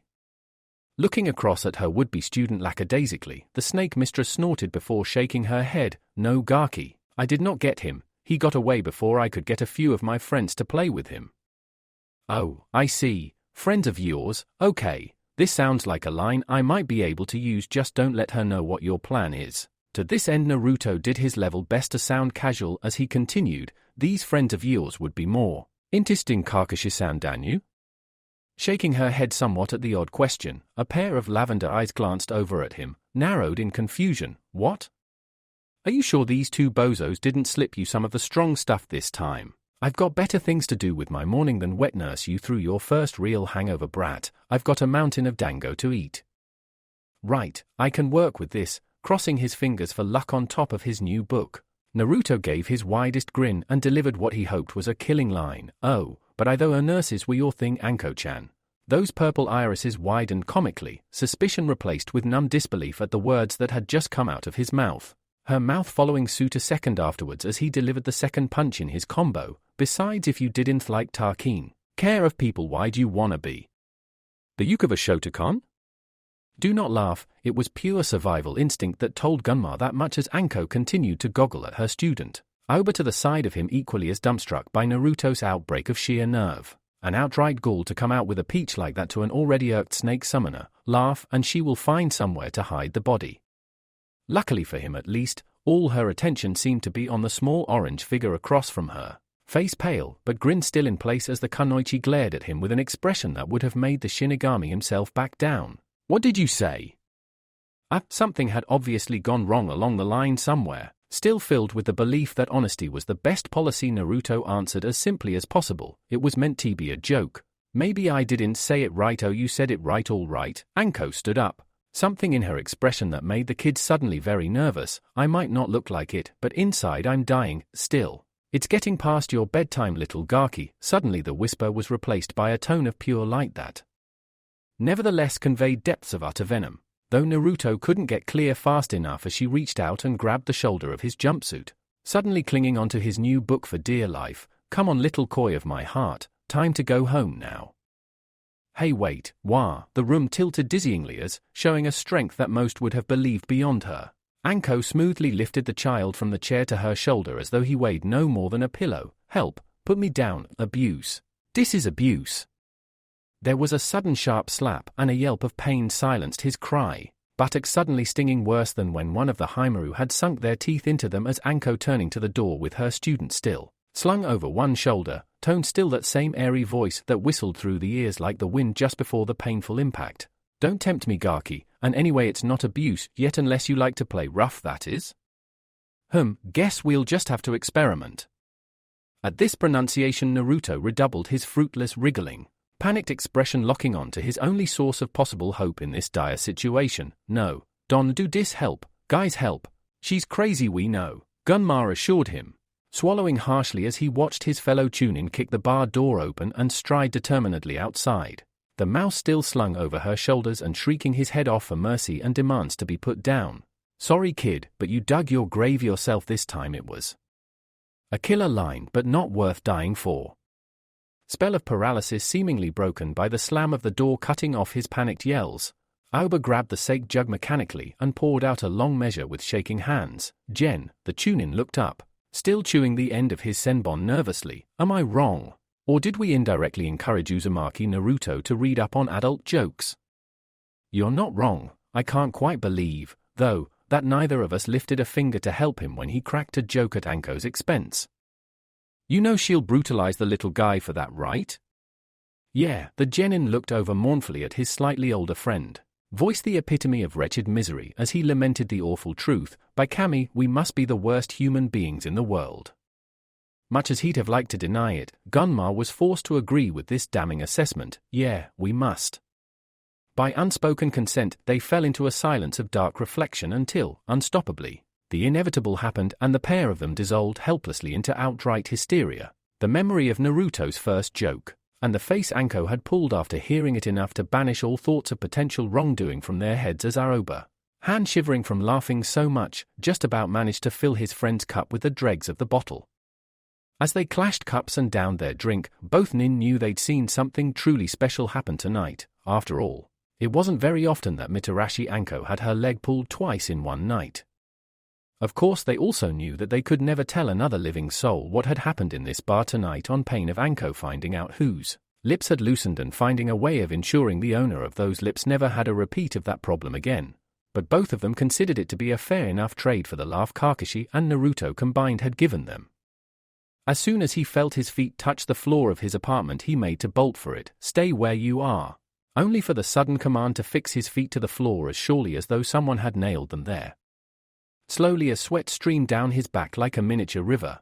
The Jinchuriki twisted his head to look over his shoulder just as Anko pulled the door shut behind her and gazed down predatorily. So, the little shotter thinks he can mix it up with the big girls then, does he? Naruto wanted to deny it, brush it off as a joke, do something to save himself from this nightmare, but his throat was drier than the desert's and sooner, and he couldn't choke any words out before she carried on, bending down towards him as he finally managed to move. Squeezing his eyes shut so he wouldn't see his end coming. Well, there's only one thing to do with such a cheeky little mouse, isn't there? The fact he was expecting the pain made it so much worse when it arrived. Twin spots of agony flaring up in his forehead and sending him to the floor. Ow! Rubbing the sore spot, he glared up at the purple-haired Chunin before hastily looking away. Before he'd seen it from this angle, he'd never quite realized just how short her skirt was. Nice one, Gaki. She smirked before reaching down and tugging Aoba's book out the pocket he'd hidden it in. Reading the title before flipping it open to a random page. Ha ha, some good ones in here. A little dated perhaps, but it's better than nothing. I was worried you were going to turn into one of those ninja who did nothing but eat, sleep, and kill, but I admit it. You got me good in that bar. Guess you must have a sense of humor in there somewhere. One of the other two clue you in what a shotter is? Absolutely stunned by this turn of events, Naruto stopped rubbing the spots where she'd flicked him on the forehead and, realizing she wasn't actually mad at him, dared to answer her question as he stood up. Yeah, Gunma-san told me, a boy older women wanna have as a boyfriend. Close enough. That was one conversation with details even she wasn't going to touch with a 10-foot pole, so, something else I've got to add to that list of what to give you a grounding in, how to joke around like a ninja. You're really not mad? His naivety made her chuckle. She wasn't that scary, surely? Hell no, she assured him, going too far as to flick his forehead again, though this time a lot more softly. You made up a good line. I'm only glad it was just two of the awesome foursome in that bar tonight and they're all too scared of me to tell anyone. If Kakashi had heard it, I could guarantee it'd be all over the village by tomorrow and we wouldn't be having this conversation. Her the awesome foursome, and why not? Gunma, Rado, Hayate and Aoba, the awesome foursome who all passed out the academy in the same year, though Aoba's unlucky in that he hasn't had the chance to get Chunin yet. And this conversation wouldn't be happening because you'd be dangling upside down from the Nidame's nose wearing a nappy with a sign saying, "Shotter for hire," around your neck. The vision, as well as the knowledge that Anko was the kind of person who could and would do exactly that if he pushed her hard enough, was enough to make him shudder. Okay, won't do that again. Smirking again, Anko walked past him shaking her head. Yeah, why will, it's as much of a battle skill as a way to unwind. If you can get your enemy so pissed at you he loses his head, you've already won that battle. A sudden vision of Gari-san saying how he'd once beaten a missing nin using unyouthful words made a sudden reminder in his brain and, enlightened, Naruto spoke, "Fighting filthy, it's a way of fighting filthy." You got it, Gaki. Just remember though, Anko paused and looked over her shoulder, the dark fire of vengeance mixed with wicked humor smoldering just below the surface of her placidity enough to make his knees knock, and his face lose its color as she finished. He who tells jokes and plays pranks on other ninja should expect to reap 100 times what he sows. As she set off for the shower, whistling an idle tune without a care in the world, Naruto stared after her for a minute before swallowing hard, realizing with a horrid lurch of shock that he was stuck with a now vengeful snake mistress for the next 3 weeks to a month, and wondered if it would be possible for him to sneak back to the forest of death before anyone realized he was missing. That's it. In a moment your allegiance will shift. She saw him overcome his reluctance at tasting the unusual food and the desire to assuage his curiosity, the skewer already halfway to his mouth as she waited for the second of enlightenment to dawn on him. You will see the error of your ways and step off the false path of ramen worship. You will see there is and will only ever be Dango. The anticipation was so great she was licking her lips almost as much as he was, and as Naruto cautiously sniffed the dango she'd brought and took a tentative bite, she tensed in anticipation. Okay, he said carefully, it's interesting and not as sweet as I was afraid of, but it's a bit dry. I still prefer ramen, but this dango's not so bad. Overall I'd say a bit better than cheap cup ramen, but no in the same league as Ichiraku's. Well, he is young. The fact he hadn't directly insulted the most sacred of all comfort foods was enough to belay his execution. He will grow to appreciate your magnificence in time, Dango-kun. Well, get used to it, the snake mistress commanded, ripping a dumpling off her own skewer and chewing it with relish. If I'm your sensei, we'll be coming here at least as often as I'm forced to sully my tongue that pitiful ramen shack of yours. Naruto immediately glanced across at her glaring before, with a steady breath. He looked across at her and spoke as menacingly as a 6-year-old could to a kunoichi with years of experience under her belt. Do not dare to insult the Ikirakas where I can hear you. I don't care how strong you are, be you. If you say anything bad about DEM, I'll kick your butt. He looked up for a second, obviously considering something, but before Anko could ask he seemed to come to a decision and nod, glancing over at her cunningly. Know your place, Yuke.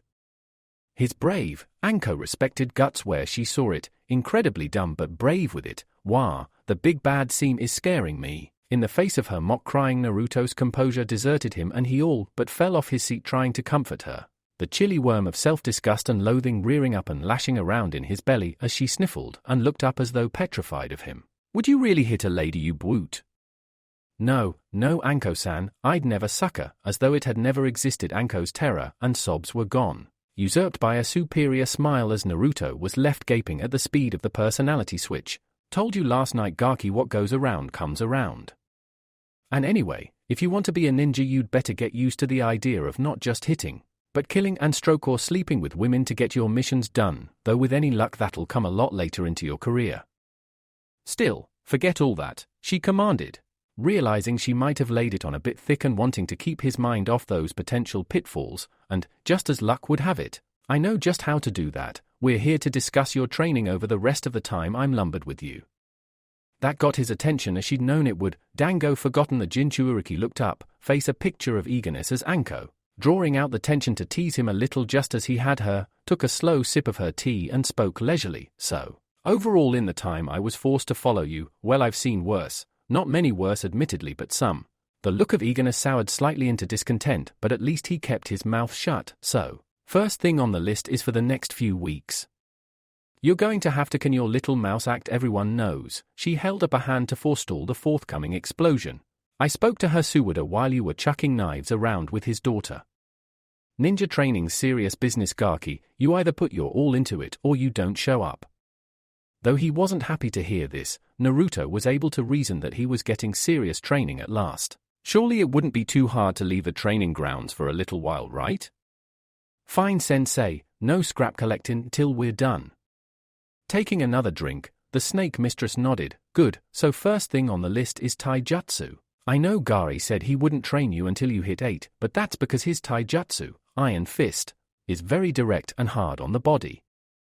Hurts like an SOB if it connects, and effective as hell in the hands of a master, but he was right. Teaching it to someone your age would be stupid and dangerous. Can't form hand seals with broken fingers after all.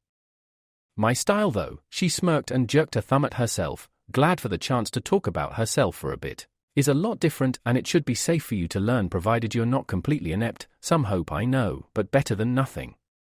It should help with your flexibility too. Impress me with that, fat chance, and I'll show you the ropes of escapology." At that idea her smile deepened darkly and she leant slightly over the table, reaching over to pinch one of his whiskered cheeks. "Guess the tide will have turned then, Gaki. We'll see how much of a scene you are tied up like a hog roast." Shivering slightly at the thought, Naruto tried to change the subject. For some reason the image of Anko in a chef's apron sprinkling his trussed-up form with pepper with an oven flamed up in the background refusing to leave him and making his skin prickle. "Right, looking forwards to that," he managed to say with a half-convincing smile before trying to change the subject. "Sounds like a lot." "That's not even the start, Gaki. I refuse to do things by half. I'll be drilling you on dodging, weapon training, the 3 ninja T's, tracking, trap detection and trap setting, and believe me, you'd better get that right. I don't want to be up in front of your Jiji again explaining why the Mednins are currently removing Shuriken from his favorite orphan." But this point Naruto was starting to look very nervous indeed, shaking in his seat as Anko spoke again, this time looking directly at him. With a curiously penetrating gaze, "There's one other thing I can teach you, arguably the most important thing you could pick up from me other than an unrequited love of Dango, but I'm not decided if I want to yet. I was weighing it up and came to this decision. Whether I teach you or not depends on how you answer my next question. I want you to answer it truthfully." Naruto, he'd never seen her look so serious. The fact he'd used his name only impressing the seriousness of the situation on him, and he steeled himself. "Don't try to lie or blag to me, I'll know. Understand?" I can't back down now, mind whirling as he tried to second-guess what she could ask him, probably something embarrassing knowing Anko. It doesn't matter what she wants to know, I'm going to be Hokage and I can't let some question throw me off. Yes, sensei, I understand. He gave the bravest smile he could muster under the circumstance. Do your worst, Anko-sensei.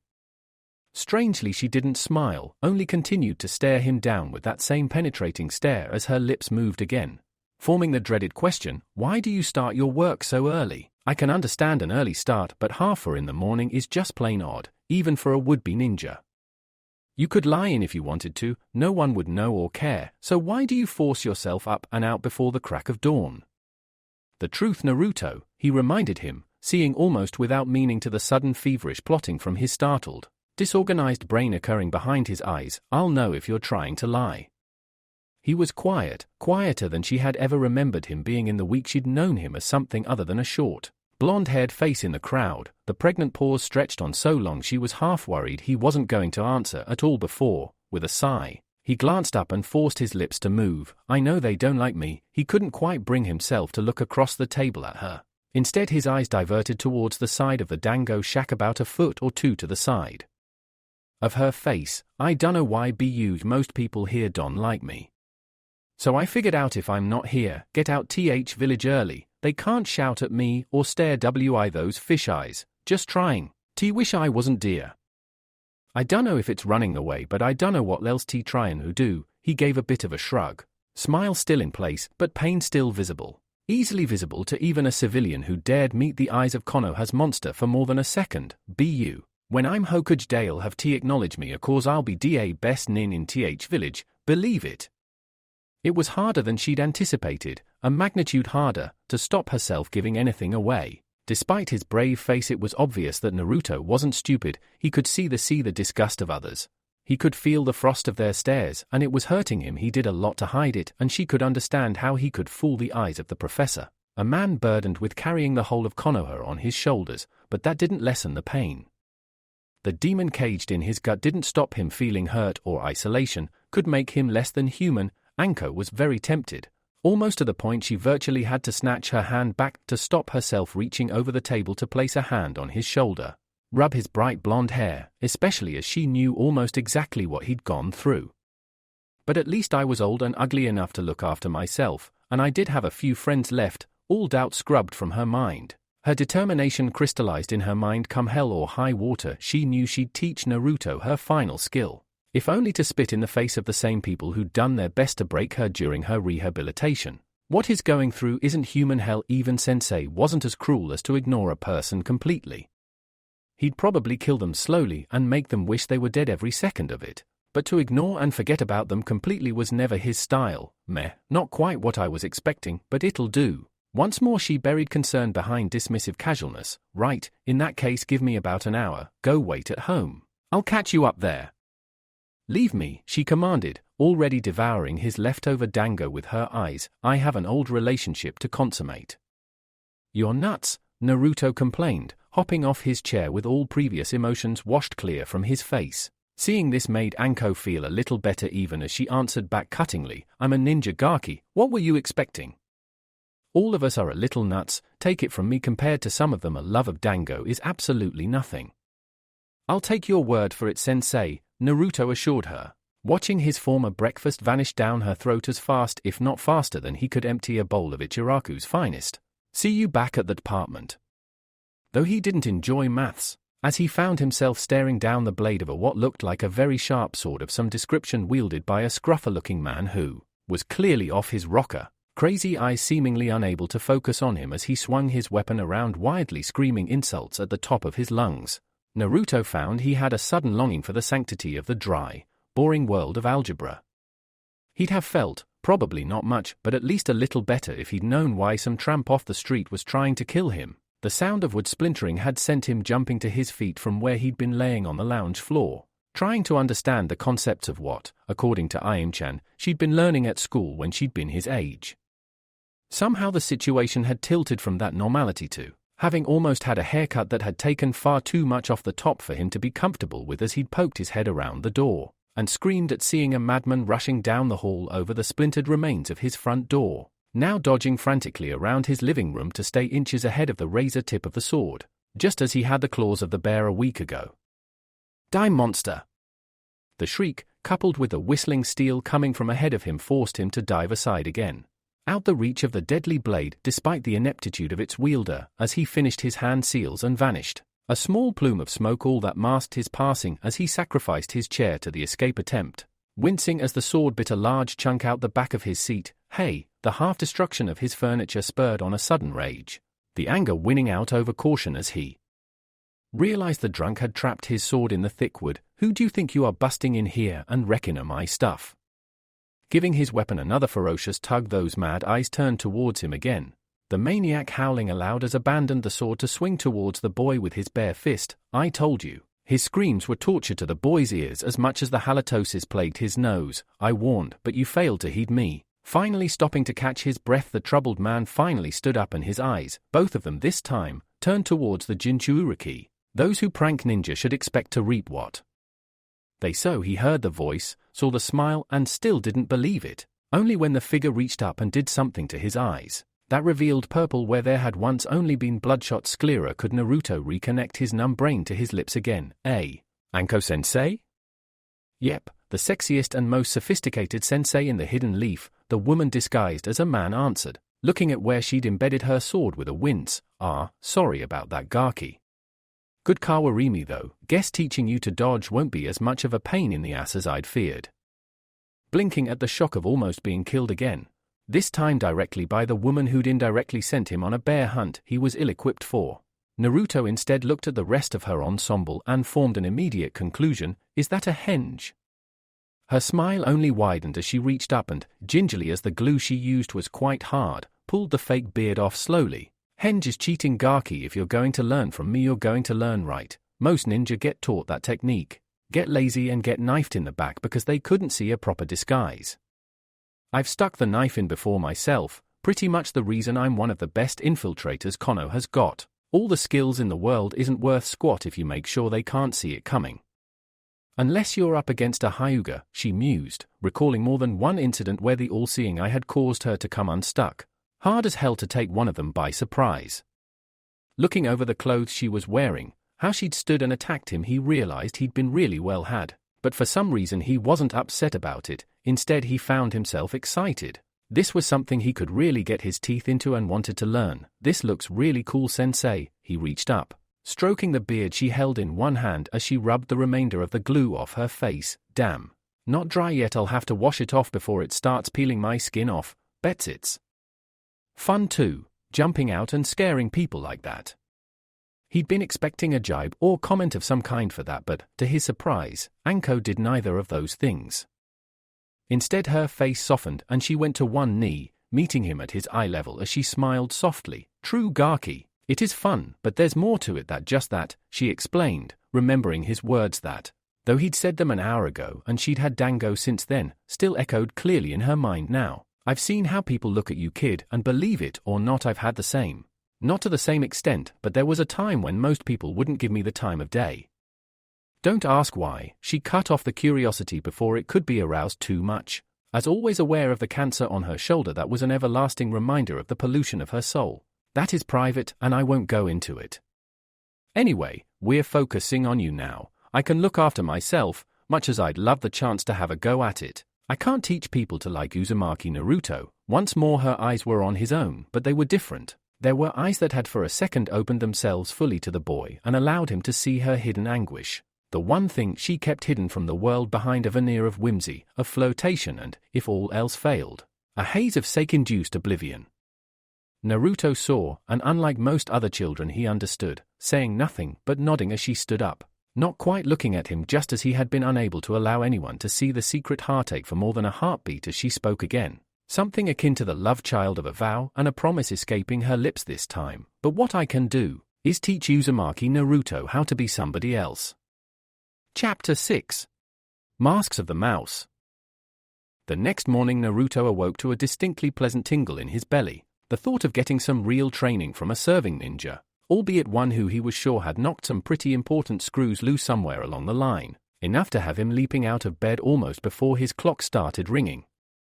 Quickly donning his typical morning gear, the would-be ninja headed for the bedroom door only for something unusual to give him pause. Was it just him or was there something small and white hanging there? Nope, not just me. Wonder what sensei wants, too excited to put too much thought into a guess. He instead ripped the note off the back of his door and held it close to his face, trying to decipher the small but surprisingly neat handwriting in the gloom of his bedroom. Gaki, since I know you won't be able to stay in bed and I need my beauty sleep, I've got a job for you. First part of assuming a decent disguise is to have a decent backstory. This is the past of the person you're trying to be. It's usually easier if you're trying to pretend to be a real person, but then again easy is boring. So, your task until I can be bothered to wake up is to sit down, shut up, and try to think, difficult as that might be for you, of someone you'd like to be and come up with a decent backstory for him. Think about things like where he was born, who his parents are, job, dreams, etc. Write it all down. I've left paper on the kitchen table, and I'll read it when I get up. Don't be surprised if the first thing I do is rip it up. I'm expecting you to make a hash of it, but I just want to see how creative you are. Well, that's your lot. I'm not holding your hand on this. Get cracking, maggot, and if you wake me up in any way before at least 9, we'll start dodging practice early. Sensei Anko. After he finished shuddering at the last sentence, the sight at the bottom of the note of a drawn chibi Anko giving a massive smile and a peace sign with one hand, while a little across from her a cartoon mouse with crossed eyes lay on its back with several kunai in its chest only underlining his unease. He started to think hard. Who did he want to be? Well, the obvious answer to that was Gigi. He wanted to be Hokage, but that was thinking way too far into the future. He should lower his sight a little to get the best out of this.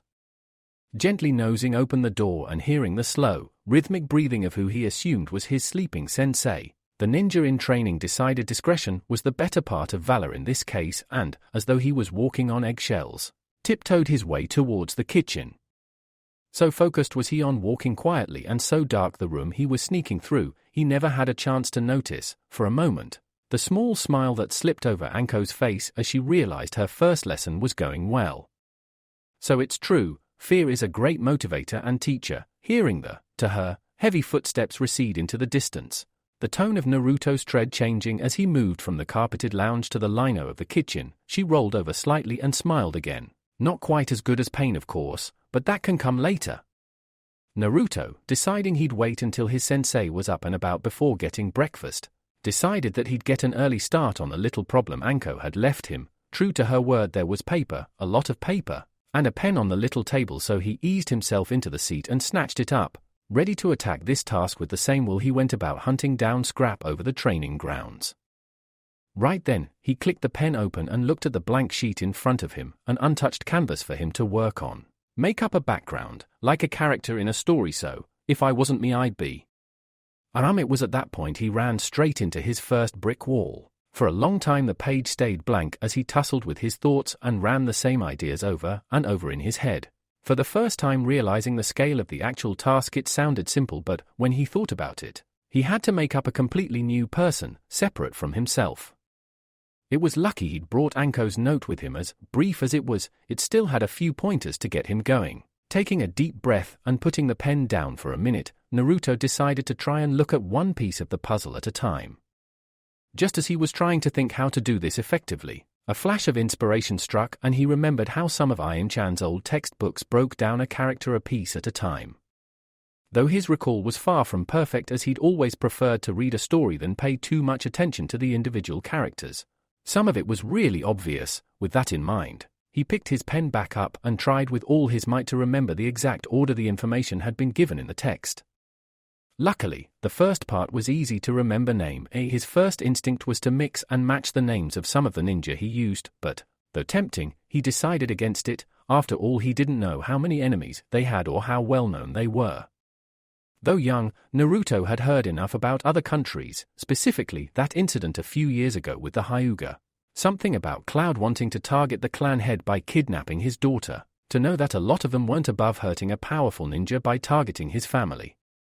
Taking the name of clan or ninja of great repute, therefore, would be the equivalent of sticking a target worse than his orange jumpsuit on his back. It would probably be better to come up with an original.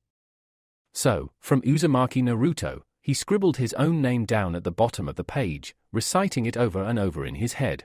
Not willing to run the risk of waking Anko up by speaking out loud, Uzumaki, I like the sound of, but it's too obvious. Moki makes it sound like I came out of hell, but if I drop the M, and the U as well. His pen scratched through the two letters, a rising excitement pounding through him as he gave a triumphant grin. Yeah, I like that, and since I already get called Mouse a lot.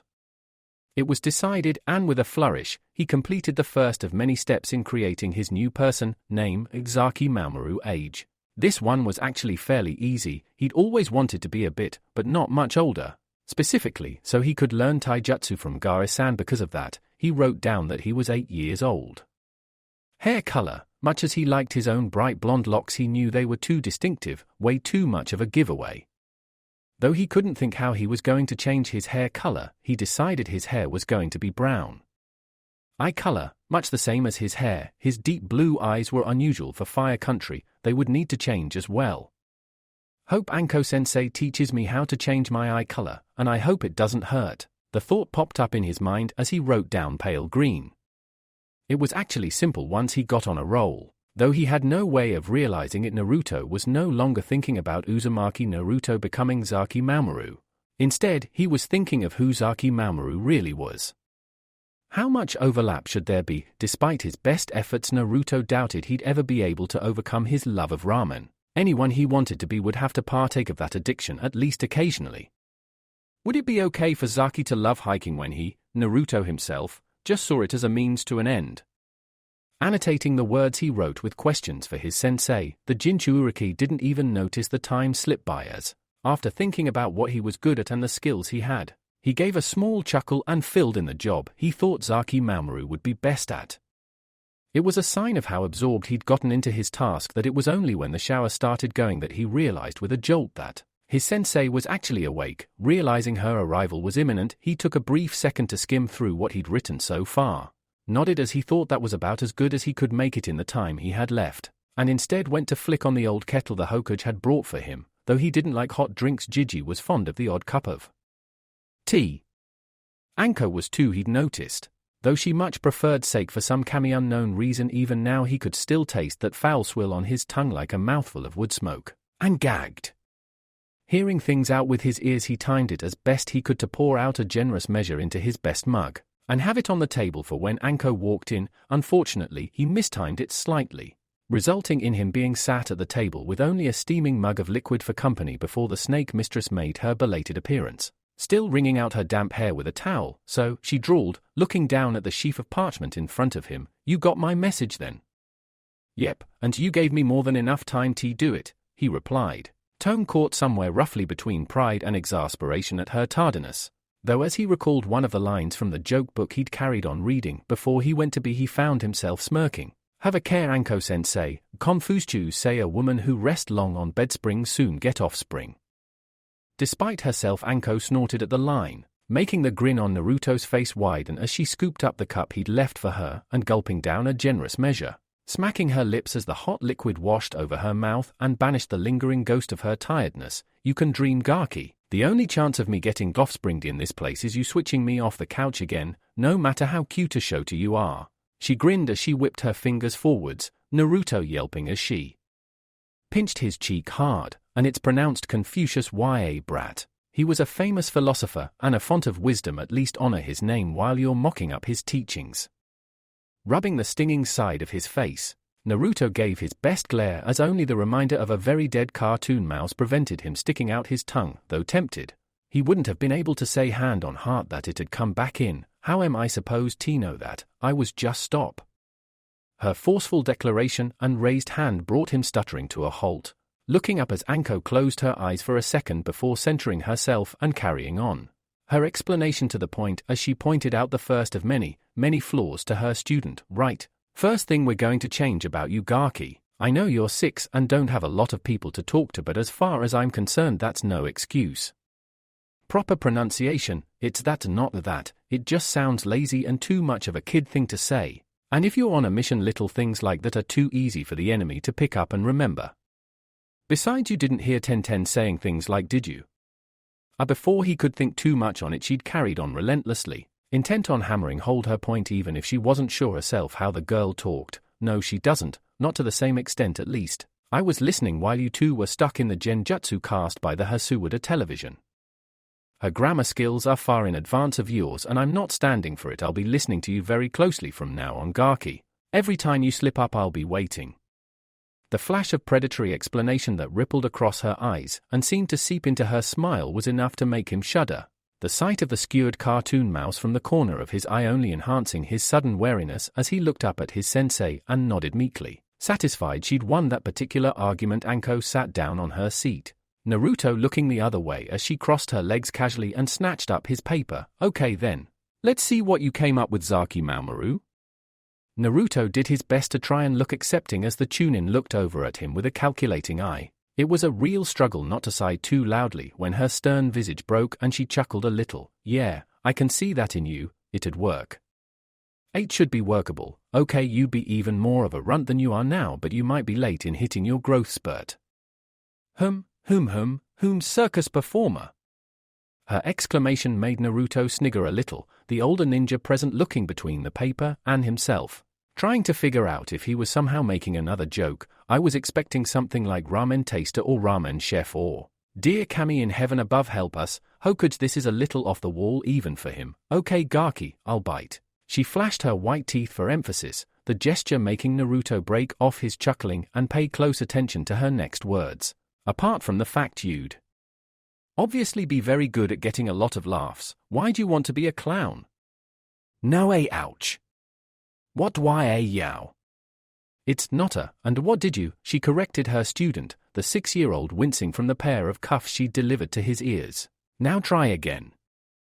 Glaring for a second, Naruto eventually took his hand off his ringing skull and spoke, this time taking care to carefully pronounce each individual syllable correctly for fear of further pain. Not a clown, a circus performer. Why no, you know, her raised hand was enough to break the bad habit, at least temporarily, like an AC robot. I do lots of exercises and I'm light on my feet, and I can juggle too. No way, that was a bridge too far for her beliefs to be suspended from despite the fact he looked serious. All right then.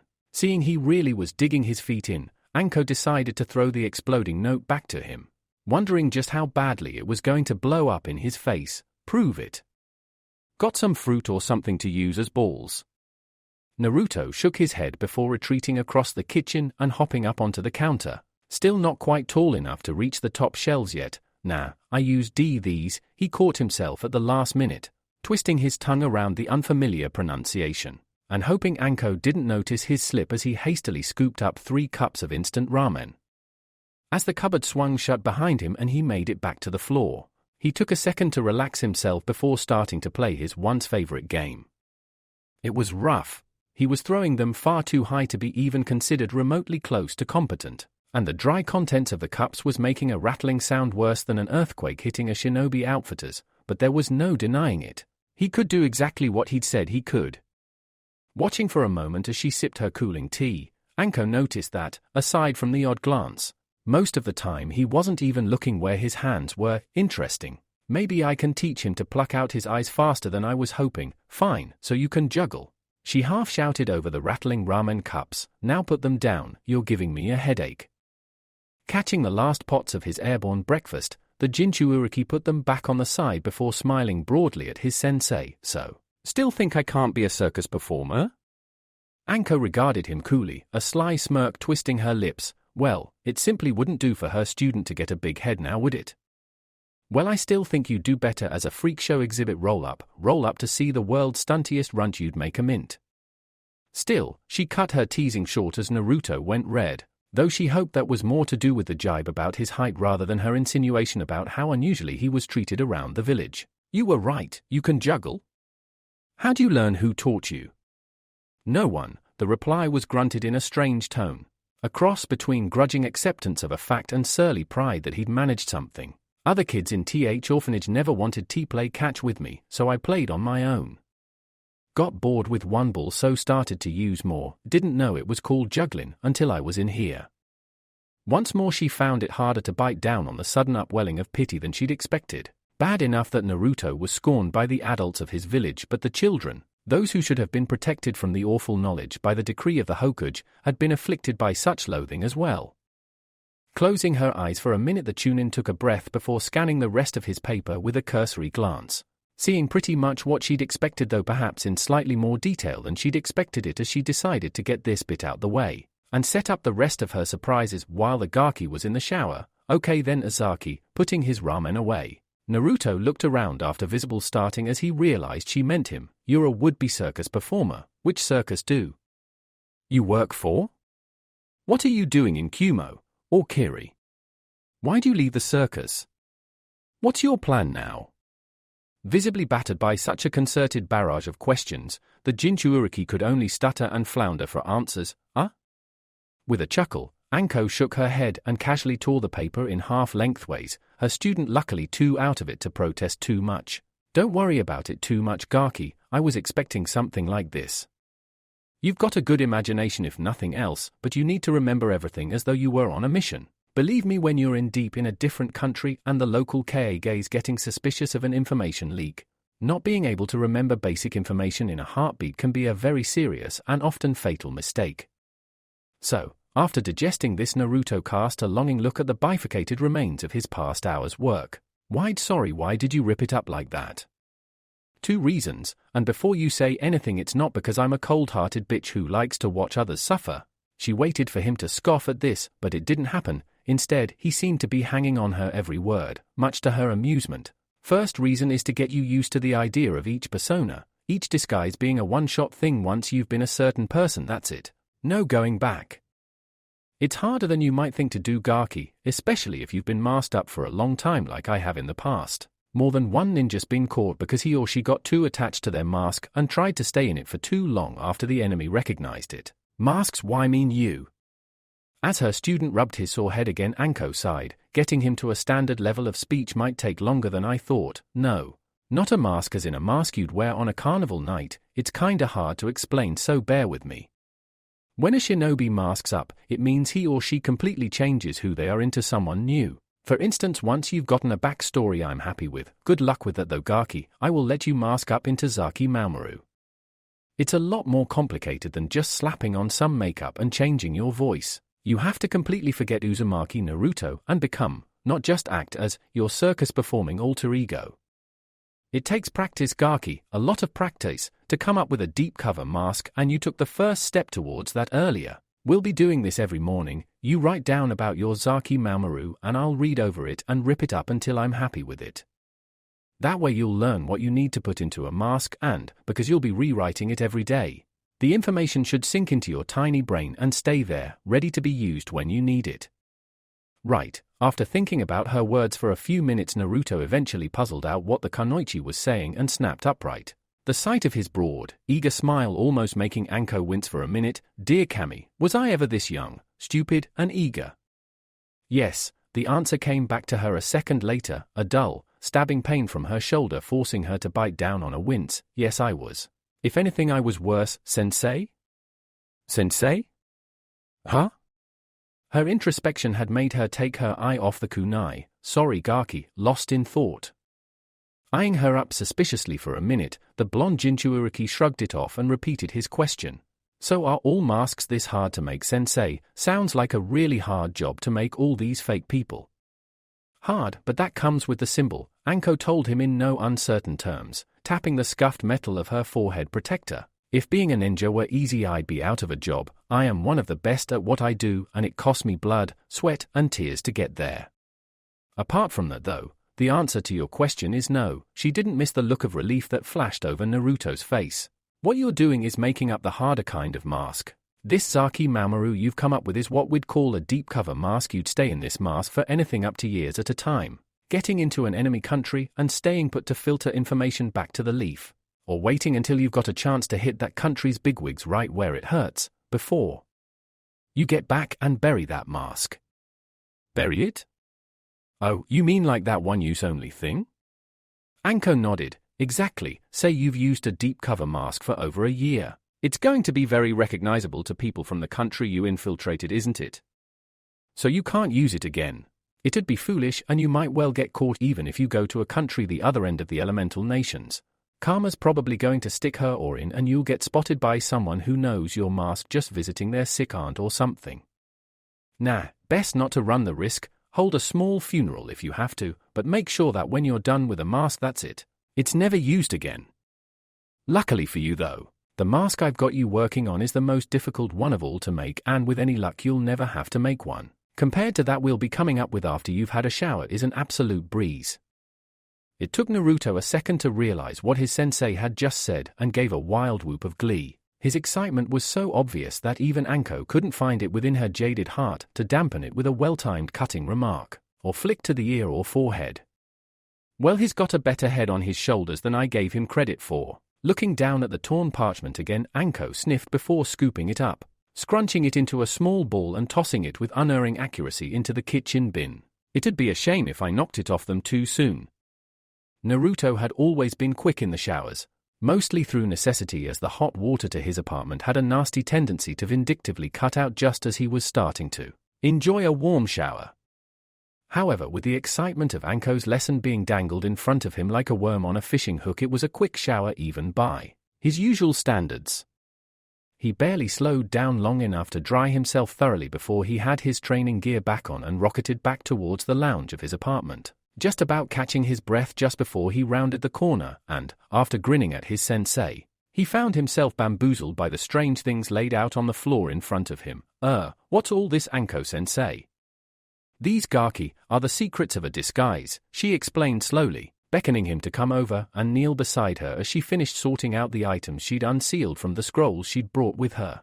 If you can use all these properly, you'll be able to pretty much walk into any village anywhere in the elemental nations.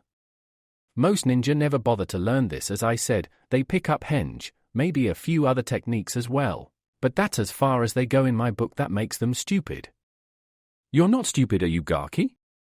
The sudden question caught him slightly on the hop, and he shook his head quickly, inwardly giving a relieved sigh at the sight of Anko's pleased smirk. Good, I hate teaching stupid ninja. They tend to end up dead before they can put the lessons into practice, she stated nonchalantly, reminiscing for a minute before shrugging and carrying on as though nothing had happened. Now, as I was saying, these are the basic tools of disguise. Anyone who can use these, even a civilian, has a chance of infiltrating an enemy installation or village. Using these makes what's called a minute mask because, as the name suggests, you should be able to put it on in a minute, hopefully less. Using these props usually isn't suitable for maintaining a deep cover mask, though they can be used to give it a few extra features that can make it harder to see through, but you can, well, she broke off teasingly, Naruto having to virtually steel himself away from falling into the obvious trap and opening his mouth. Act well and you'll see what they can do later. Now, ready to get into the meat of the lesson, the snake mistress pointed out some of the more basic equipment she'd brought with her. You might think that the only people who wear wigs are demented old women who sit at home with about 50 cats. Make one smart comment about that and me and you'll wish you'd never been born, Gaki, but the truth is they're actually very useful and, if you put them on right, quite comfortable. The wigs he understood, the hair dye he was actually looking forwards to having a go at, as long as he didn't get it in his eye. And he was virtually rhapsodic when Anko pointed out there were props he could use that would actually make him look taller, though she did explain these took some getting used to as they fitted over the legs and feet and were uncomfortable, unless specially tailored for a specific person. However, when confronted with these latest articles, peering up at him from their container in a way that almost made feel ill, he had to raise a protest. So, the idea made his skin crawl. You actually put those in your eyes? Yep. Useful trick, but when you're using them, don't try to look someone in the eye for too long, Anko cautioned, recalling with painful clarity the moment she'd been impaled on that particular spike. And I would have gotten away with it if that damned Hyuga hadn't flashed those white eyes of his to find his towel just as my contacts started to steam up. I didn't see a thing, and it was a chance to get Kakashi without his mask on. Because they're not your real eyes, they can't contract or expand around the pupils, a real giveaway to someone who knows what to look for. Yeah, but even hearing the explanation, Naruto was still looking uncomfortable. In your eyes. Doesn't that hurt? At this, Anko did laugh. Hurt? Nah, feels a bit weird at first, but overall, she whipped her fingers up to her lavender eyes, keeping them open by force of will as she removed the lenses she'd been wearing since her last mission ended. Having become rather attached to the color, even if she ditched the rest of her mask, you get used to it. Fighting down his rising gorge at the sight of what appeared to be a grown woman poking her own eyes out, Naruto steeled his courage to look up at the face of his teacher again and narrowed his eyes at what he saw. Your eyes are brown? They might be, or I could be wearing 2 pairs of contacts, she commented, declining to mention that, while not impossible, wearing 2 pairs of contact lenses one on top of the other was very difficult to pull off and could be uncomfortable if not done right. A mask within a mask, wearing a disguise on top of a disguise. If it gets to the point where you're having trouble remembering what you look like, you can guarantee the enemy won't be able to figure it out. Still, placing the contacts she'd been using on a tissue waiting to throw them away, the Chunin decided she'd given him enough of an introduction. I'm a big fan of learning on the job. So here's what we're going to do for the rest of the morning. The store was relatively quiet and could use a customer or two, but After hearing the bell of the shop tinkle and seeing the short form that strode in confidently, the assistant was immediately suspicious. It wouldn't be the first time a child had tried to bunk off school, and, if that was the case, she'd make sure it would be far from the first time she'd returned the truant to said school by dint of a very firm grip to the earhole, and a smart slap to the bottom to remind him of the importance of a good education. Still, she held her peace for a moment as the youngster looked over the stores of her small family shop, picking up a few items here and there as he looked over at a small list in his hand. After about 5 minutes or so, he gave the shopping list one last look and, seemingly satisfied, he moved towards the counter where the assistant was sat, needing to use both hands to hoist his basket onto the counter. So, as she began scanning the prices of the items and totaling the bill up in her head, the storekeeper cast a beady eye over the boy in front of her. "Why aren't you in school today?" "Oh, my Ji-chan needed me to do some shopping. She can't carry anything too heavy anymore," the boy pointed out the window, wild dark brown hair reminding her somewhat of the Inuzuka who sometimes shopped in her stores. Though the lack of redness on his cheeks was a giveaway that he wasn't a member of that clan, the sensei knows she needs me sometimes. I catch up on anything I missed at lunch. I see. The sight of an obviously very old woman standing outside, almost bent double as she leant heavily on a walking stick, was almost enough to convince her, but still some doubt remained. "But why can't your parents do it?" "Dada's out of the village a lot, he's a ninja," the boy said with obvious pride, grin a mile wide before it suddenly faded and he looked around. Don't tell anyone, he doesn't like people knowing about it." "But we don't have mum anymore, she died." As he looked down, the older woman felt her heart reach out to the smaller figure. She knew, or at least she was almost sure she knew. The beast that had taken away this child's mother was the same lurking evil that haunted Konoha still. The terrible monster then had stolen the face of the man who had defeated it and now awaited its time to rise again. "But not if my friends and I have a say in it. The Sandai may have faith that the fourth may have changed its ways, but lethal snakes never lose their fangs, and that beast could be the most toxic of them all, so I live with Ji-chan," the child prattled on. "Immune as most children were to prolonged sadness, but she had a tumble recently, so I have to help her when I can. Sensei doesn't mind as long as I catch up on schoolwork I missed." Nodding silently, the store assistant quickly wrapped up the purchases the boy had made and, after looking around exaggeratedly, quickly snatched something up off the top of the counter, stuffing it into the bag as the customer looked on amazed, his pale green eyes wide with shock. "Shush," she cautioned, flashing him a secretive wink as she handed over his goods. "Ask no secrets and you'll be told no lies. Now, that comes to 127 Rio." Hastily digging out and handing over the required money, the boy gave a very low bow and then scooted out of the shop. The bell left to clatter in his wake as he departed, with the store assistant chuckled and shook her head at the little youth scampering away before turning her attention back to her countertop. Had she looked out of the window, however, she might have had her suspicions aroused by the sight of the youngster and his grandmother departing the scene at the speed that most would have considered suspiciously quick for a supposed geriatric. "Did you see her face?"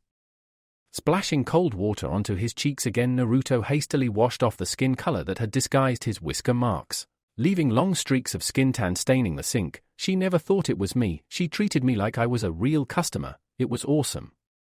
Standing across for the bath, Anko waiting until his face was buried in the towel before quickly pulling her chainmail down and pulling out the depressors that had held her firm assets down so she could adopt the guise of an old woman. Thank Kami for that. Those things always press hard, they just didn't take this fine figure of a kunoichi into consideration when they made them. "Yes, I saw her face," she assured him, Naruto's eyes peeking over the top of the towel as he looked over at his teacher, the top of her battle armor now thankfully back in its proper place before he copped an unwitting eyeful.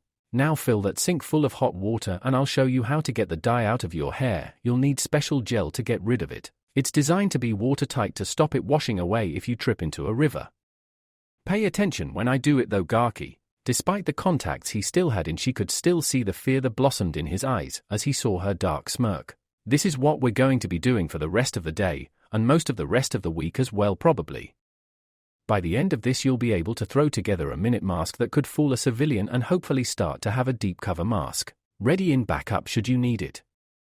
Of course, the sinking feeling only became ever more powerful as Naruto realized she was smiling again, and that was usually not a good thing for him. This'll take a lot of work and you'll definitely run out of warm water before I'm happy, but I'm a firm believer that cold showers build character. You're a cruel sensei. Once more her smile widened and his stomach continued its downward plummet. What was your first clue, Gaki? You said you wanted me for a month, you got me for a month. Is it too late to change? The air whistled over the top of his now brown hair as he just dodged Anko's reflective slap. Sorry. To change my mind? Oh yeah, she nodded in assurance, inwardly relishing this chance to get even on the brat who'd ruined her chance to truly enjoy her time off by depriving her of the ability to drink without setting a bad example, or at least, she corrected herself, pride and shame warring within her like warring adders. A worse example than usual, way too late. Looking around the bathroom again and catching sight of the stained sink and equally messed up bath, that's going to take some elbow grease to shift. The pre-gen inside. I was afraid you'd say that. Ducking under the heavy beam that led to his shop forge, Miruda glanced around to see one of his regular customers, and let a broad grin break over his rugged, not even Kishikoi would got so far as to call her husband classically handsome, features. Ibiki-san, here for your order? Hi, the special jounin, recently promoted to the torture and interrogation department from what Miruda had heard on the grapevine, nodded once slowly, his mouth its usual grim line as Miruda was almost sure the burly man hadn't smiled since he'd been hit by the dual loss of his younger brother and his personal experiences at the hands of Konoha's enemies.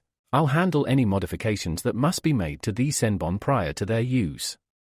You have my thanks, Hasuwada-san.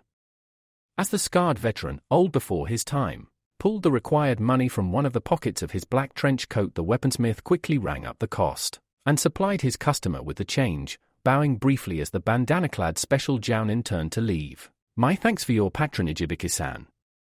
No need, Hasuwada-san. Any store with the Hokage's approval will do for me, thanks. He grunted at the figure of the small girl at the other side of the door who, having seen him coming, quickly moved to the side and pulled the door open, allowing the ninja through unimpeded.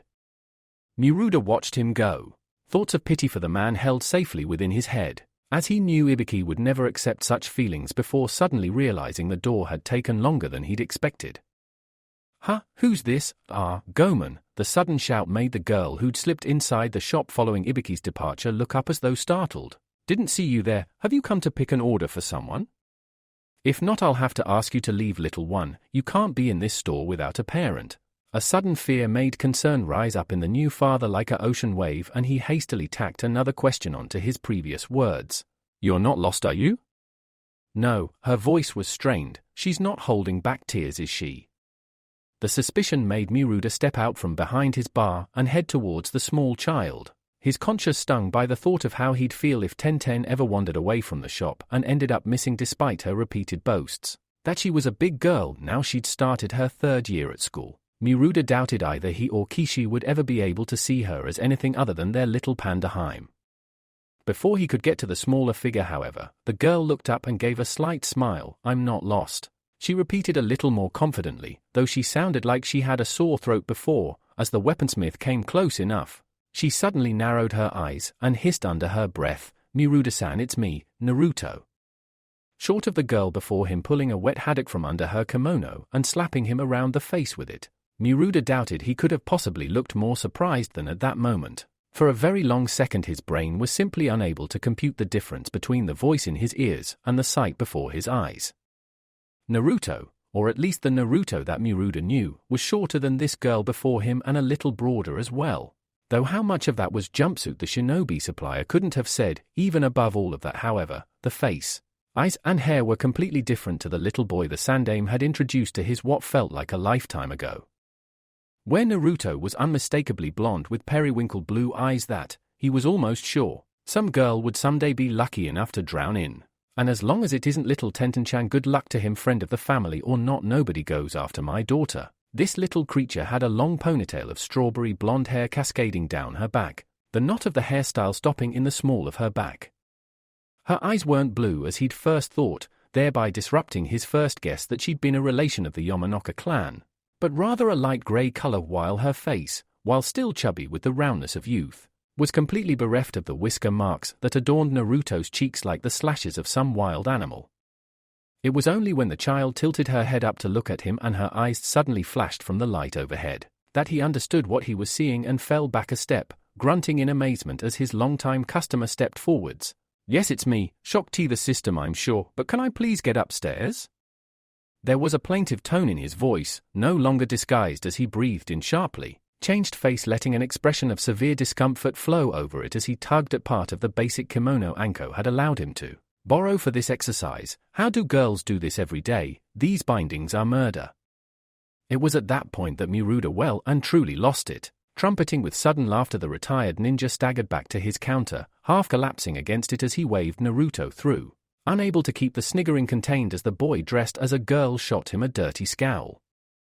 There was a slam as the door to the upstairs compartment of the store closed behind him, leaving the storekeeper alone to his laughter as he thought about what had just happened and, as he realized who had walked past the disguised child without a second glance, promptly redoubled his mirth.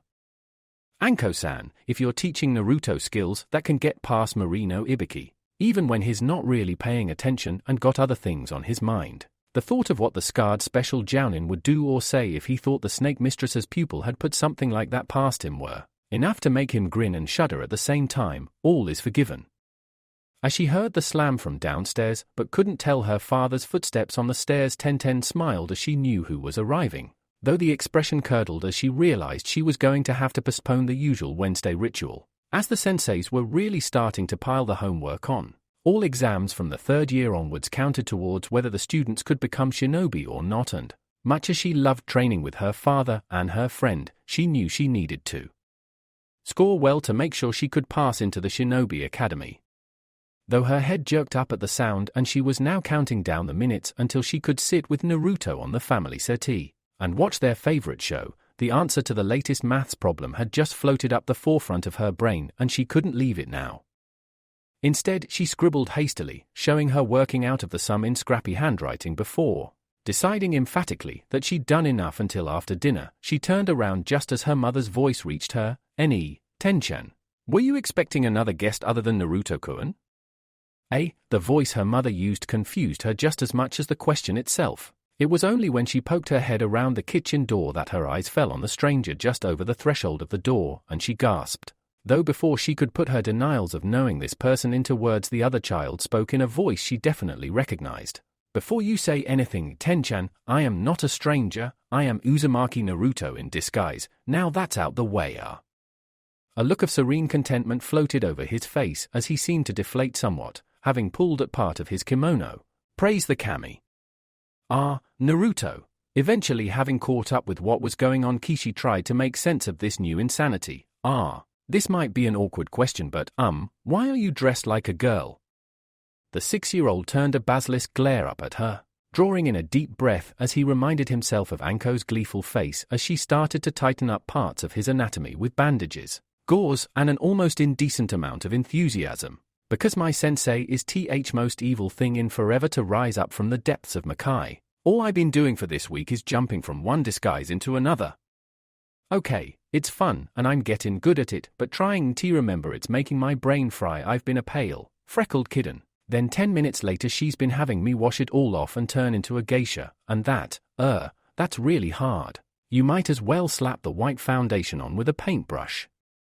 I swear, if I have one more shower this week, never mind the makeup, I'm gonna get washed down the plug hole." His tone, to say nothing of the fact that this was Naruto dressed up in a kimono belatedly catching up and beating on her sense of humor, repeatedly with a very large hammer, was enough to break Tenten down just like it had her father. Only the kitchen wall stopped her sinking to her knees, and his sudden imperious glare wasn't helping at all. Her mother, while forced to cover her lips with a dainty hand, was at least able to speak in a relatively level tone as she asked a couple of questions. "So Naruto," she almost lost it for a second before regaining control, just as well as she imagined Naruto was on his last nerve, as she could faintly hear her husband downstairs still laughing in the quiet area of his forge. "What did you just do?" At that question he at last managed to give a gruff snort of laughter, loosening his kimono a touch and allowing both ladies to see a peak of white bandage wrapped tightly around his midriff. "I just got myself a bit of breathing room. According to Anko-sensei from Makai, little girls don't have pot bellies. I think she nearly cracked a rib wrapping me up. I think I almost cracked a rib just now." Tenten finally managed to heave herself upright. tears of laughter in her eyes as her younger friend folded his arms thunderously, fuming at her betrayal. It's not fair. You almost look like as much of a princess as me. How'd you do it? Wig for the hair, dye might have worked but it's too short to style into a girl's hair, he explained, ticking of the points on his fingers as he remembered one of Anko's lessons. Start from the head down, you won't miss anything that way. Contacts in the eyes to dull the tone of the blue, watered down white and beige mixed complexion on the face to hide whiskers and about a mile of wrap with a loose-fitting kimono over the top. How do you move in these things? It took me ages to work out how to stop going flat on my face every time. It's something you pick up over time, Naruto-chan. Guess I really can call you Adi-chan now. Kishi chuckled as Naruto just shook his head. Not like I wasn't expecting this, damn sensei. She planned this, I'm sure of it. Either I went out in this get-up or I ran the risk of missing our show while I took it off and got changed. Still, it looks very well done. How long did it take you to put all that on? About 9 minutes in total, would have been less but I was running out of beige concealer. Had to use a darker shade and that took longer to mix with the white to get the right skin tone. And I don't think I used enough gauze with the wig. As if to emphasize his point, 2 fingers suddenly disappeared under the hairpiece to smother a resurgent discomfort. Keeps rubbing and itching like mad. Well, I think it looks very good on you, Naruto, Kishi said soothingly. Tenten nodding in the background even if her eyes were still alight with mirth at his expense. Somehow Naruto just knew that. Probably not tomorrow, maybe not even the day after that, but sometime in the future, this was just going to turn around and chew on his bum worse than a Haimaru triplet on the hunt. You've done a very good job hiding those birthmarks of yours, I must say, but a sudden problem that had plagued her in the past suddenly suggested itself to the woman and provoked her curiosity enough to ask, won't it run if you sweat too much, or it gets too hot? Naruto shook his head and immediately regretted it. His wig only itching worse than before until he could knead away most of the irritation with his knuckles. Nah, the stuff Anko-sensei got me was designed for ninja, he assured her with a hint of his smile. It dries quickly and it's completely water resistant. You need a special gel to take it off. The hair dye too, now I remember it. Mix the gel with water and it'll clean the stuff off, so that'll be another cold shower for me when I get back. Heating system still on the blink? It's no or it's not perfect. Naruto repeated himself as a phantom pain ghosted over his head. Great. My insane sensei's haunting me even when she's not around, but it works sometimes. Anyway, there's 5 ways to use that gel according to Anko-sensei: hot water, cold water, freezing cold water, river water, and spit. And so far I've used the first 3.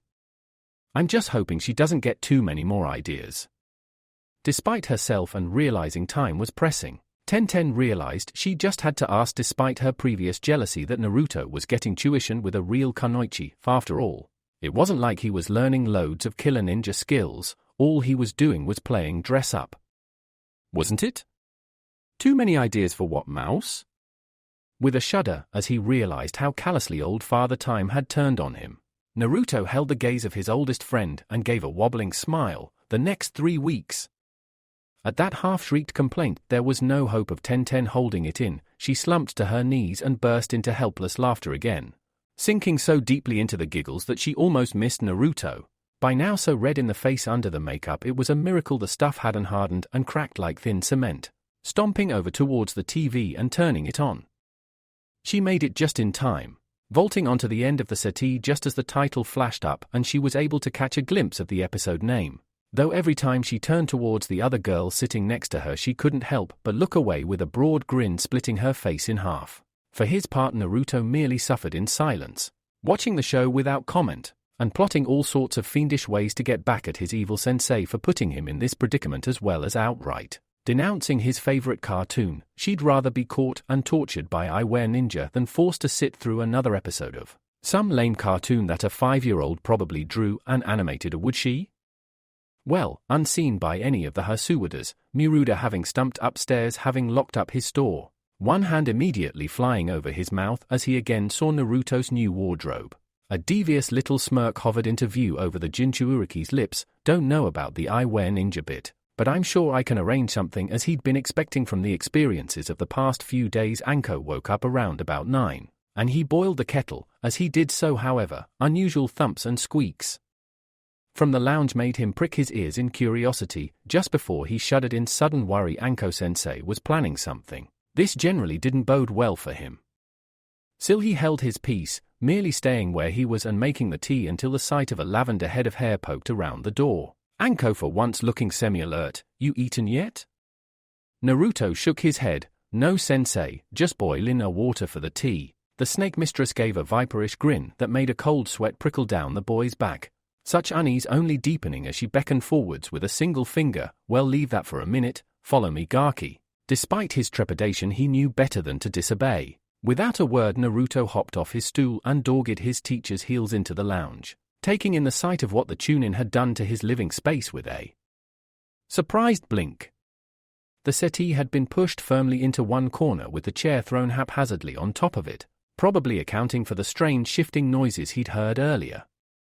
Even more unusual than this, however, was the sight of Anko's camp bed neatly packed away and rolled up against the side of the moved settee. This immediately sent klaxons blaring inside Naruto's danger senses, already relatively prodigious for a child his age. In all the time he'd been accommodating his older houseguest, one of the things he'd quickly become aware of was her inherent messiness. Though he was no angel in the matter, he was at least kind of tidy. Anko, on the other hand, seemed not to care about how she left her bed spaces. More than once Naruto had been driven to action by the sight of her rumpled covers and haphazardly discarded clothing, some of which he really didn't want to think about too much, strewn across his lounge floor. This apparent outbreak of good housekeeping therefore only heightened his sense of foreboding. If there was one other thing he'd learnt about the at least half-crazy Chunin over the week she'd been teaching him, it was that Anko never did something that might have been classed as a good deed unless she had an ulterior motive. "I have to say, Anko-sensei," she looked over her shoulder at him as his curiosity broke through the dam of his caution, though he was careful to disguise his question within a jokey compliment, as he knew she, like most ninja he assumed, never answered a straight question. "If you ever give up on being a ninja, I don't think you do well at this interior Decemberate thing." "What's all this for?" A predatory gleam appeared in the Chunin's eye as she sized up her pupil. "Sacred brat?" At his nod, Anko laughed, much to his relief, though he didn't dare drop his guard just in case. "Good, that's called paranoia. Make friends with it, because one day it'll save your life. Anyway, because I'm feeling generous, I'll answer your question. The reason I've been trying my hand at interior decoration is because we need a bit of space for taijutsu training." It was a close-run thing, but he just about managed it. He'd been desperate to learn taijutsu ever since he'd seen Gae-san demolish a block of solid wood in less time than it took him to blink. But even so, he knew he had to hold back on a sudden yell of excitement. Anko-sensei was serious about ninja training in any form, regardless of her seemingly wild antics, and she didn't suffer fools gladly. In fact, a phantom pain pulsed through the side of his ear, helping to still the excitement surging through his body and blood. She doesn't tend to suffer them at all. Because of that knowledge and a very healthy respect for the snake mistress's temper and the fist said temper controlled, he managed to stifle his explosion of joy into a discreet cough and a strange sort of bunny hop, neither of which Anko missed or was about to let go without a comment. Strange. She had to hide a smirk of her own behind a facade of innocence, unable to resist giving this particular button another slight nudge. "I thought you'd be bouncing off the walls to learn how to fight." Maybe I was wrong. Tell you what, we'll just go back to masking up for no." Knew he'd crack. Admittedly, his self-control was a little bit better than it had been when she'd started. There was just something inherently satisfying in breaking his resolve, especially as it means I've got an excuse for. As he rushed forward, shaking his head in denial, she had absolutely no qualms about ghosting to the side and sweeping his legs out from under him and leaving him to eat carpet. That. As her now groggy student pulled himself upright, Anko reappeared behind him and rapped him sharply on the top of his head. "Ow. What was that? Okay, I deserved that one," he admitted ruefully after the second strike clipped the side of his head for his language before his blue eyes hardened again. "But what was the first one for?" "Two reasons. First off, never ever rush in against an opponent you've got no idea about." Anko's eyes narrowed dangerously. Naruto had by this point deduced that brown must have been their natural shade, as the pupils, hard to see unless you looked closely, flared when she made expressions like this, and her voice lowered to the guttural threatening tone. "If you're stupid enough to try that sort of stunt against me again, the last thing you ever see will be the tips of my fingers heading towards your eyes at high speed. Got it?" Wincing at the thought of being blinded by his teacher, Naruto immediately nodded his head submissively. the gesture immediately destroying Anko's anger and replacing it with a happy grin. Good. Knew you used your brain as something other than fertilizer for your hair, she commented breezily before turning a shade more serious. Anyway, second reason is to increase your awareness. Kid gloves are coming off now, Gaki. You've been doing this long enough for me to kick it up a gear. If you're going to be a ninja, you need to be sharp as a knife all the time. I'll be lashing out randomly every so often, and if you get hit, she shrugged carelessly, your problem, not mine. Great, he sighed, inwardly wondering if there was going to be anything left of his head save one massive bruise by the time 3 weeks was up. Just what I needed, another excuse for you to give me a conk. He tried to think of the word, but it continued to elude him. Concussion? Anko filled in for him before speaking up. Right, well, regarding taijutsu, there are all kinds of styles and, regardless of what the Hyuga or Ucha might say, no style is intrinsically better than any other. All that matters is how good someone is at using them. A good example would be the walking string bean. It took Naruto a second to realize she meant Gare-san. Though his taijutsu is actually relatively simple to learn, the insane amount of training he does means he's an absolute killing machine. If he really gets going, most Hyuga wouldn't fight Gare seriously regardless of how good they say their Juken is. Juken? Their taijutsu style relies on pushing chakra into someone to block their chakra flow. Anko explained quickly before getting back on topic. So, first point of taijutsu is that there's no such thing as the best style. It's all down to who strikes fastest, hardest, and in the right place. For that reason, always remember to strike hard. Strike fast, and if you can, strike first. Got that? Hard, fast, and first, Naruto parroted before giving a huge grin. Okay, sensei, got it. Good. Now, second thing about taijutsu, in an ideal world where you were a perfect ninja. Kami help us, if you were ever considered perfect, you'd never have to use it. Before you say anything, Naruto wisely shut his mouth at that point as Anko held up a hand. I'll explain. There are 5 basic types of ninja mission, more or less. Okay, there are exceptions, but the basic 5 are usually remembered as Seidi. That's short for sabotage, speaks for itself. Assassination, which is in kill out before anyone realizes you're there. Demolition, again, pretty obvious what that one's all about. Infiltration, get into a country and start sending info back for Konoha any which way you can, including seduction if you have to. Escort's kind of the odd one of the bunch as it depends on your client. But apart from that one, what can you tell me the other 4 mission types have in common? It wasn't a question he'd been expecting at all, but after a week with Anko, that wasn't all that surprising. Chin in his hand, he tried to puzzle through the question piece by piece. Okay, they're all basically the same. Go somewhere and do something for Konoha, depending on what the client wants and has paid for. I would say you've got to leave no trace, but that'd be impossible with demolition work. Is it something about yikes? His train of thought came to an abrupt halt as he forced to leap backwards out of range of one of Anko's lethal legs. The kunoichi, having gotten bored with standing there watching him. Hurry it up, brat. No enemy's going to let you stand there and think of something. Learn to think on your feet, or don't bother trying. Anyway, as I've got places to be later tonight, you can have this one as a freebie. The fact is, if you do the mission properly, you should never have to fight someone hand to hand. In fact, as you do it usually means the mission's either failed outright or compromised at best. But that doesn't make sense. Naruto's first reaction was to remember that in all the books he'd ever read, ninja were warriors, striking down their opponents without mercy or pause in battle. How can you do that if you don't fight anyone? You need to learn to hide when you're thinking. The sound of his sensei's voice made Naruto look up. Seeing Anko looking down on him with a sardonic smirk, a damn genin could read your mind through your eyes without even trying hard. Use your brain, Gaki. The main point of most missions is to never get caught. If the enemy doesn't know you're there, he can't fight you, so you never need to use taijutsu. A good ninja can outfight an opponent, a great ninja can outthink them. The best ninja, though, and only the very best ninja, can ensure they never have to fight an opponent. They think so many steps ahead the enemy's dead before they realize there's anyone there to fight. Her words made a switch flick on somewhere in Naruto's mind, and he snapped his fingers suddenly. You're talking about fighting filthy, aren't you? Anko blinked at this. Huh? Fight filthy? Look at Gare-san. I'd never touch him in a fight, but that wouldn't matter if I shoved a knife in his spine. While he's asleep that way, I don't have to fight him because I outthought him. Taijutsu's useless unless you can get close enough to use it. Fight filthy and you'll never have to fight hand to hand. A slow smile seeped over the snake mistress's face. culminating in her giving a brief snicker of laughter as she placed her hands on her hips. Nice Gaki, now your thinking plan and do a mission well and you'll never have to fight once you get above Chunin. Believe it or not, the time you do most of your fighting should be when you're a genin. The Jounin senseis are expected to give the kiddies a bit of battle experience, so they tend to go a little out their way to provoke a fight, with bandits and things like that, to make sure the kids don't freeze when it counts. Most ninja battles above genin rank are ended with one jutsu, one technique, or one stab. Everything before that just puts the enemy in position for that attack. When he gets the chance, any competent ninja will always go for the kill, and if his opponent happens to be eating with his family or hell, sleeping with a random hooker off the street when you take that opportunity, well, that just makes your life easier.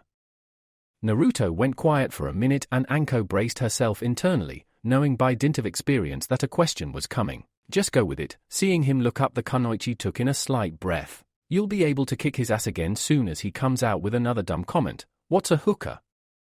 Catching her breath as she realized she might have given a little too much away with her last annotation, Anko was forced to run rapid damage control. Never mind, she told him sharply before gesturing him forwards, hoping to avoid him dwelling too much on that topic as she carried on. So, taijutsu should be unnecessary, but, as the fact I'm here teaching your Sorius tells us emphatically, this is far from a perfect world. Because of that, we, all ninja that is, need to learn taijutsu to some degree, even genjutsu types and mednins. Like all ninja skills, taijutsu is based around deception and control. You want to make or force your opponent to move where you want him, and control how he moves, preferably by beating or grappling him from a dominant position. With me so far? Hi. Good. Well, as I said, there's all kinds of taijutsu styles out there of varying degrees of difficulty to learn, one of which is the style I practice, the Hebi style. I'm not going to have enough time in a month to show you anything other than the basics, but that's one of the hidden strengths of this style. It's a very free form. Know what I mean by that? Naruto screwed up his face for a second. I think so, he answered carefully, explaining himself further at Anko's nod. Do you mean it's not, oh, what's the words, rigid? You don't always follow up a punch with a kick like you would with a kata. You kinda make it up as you go along?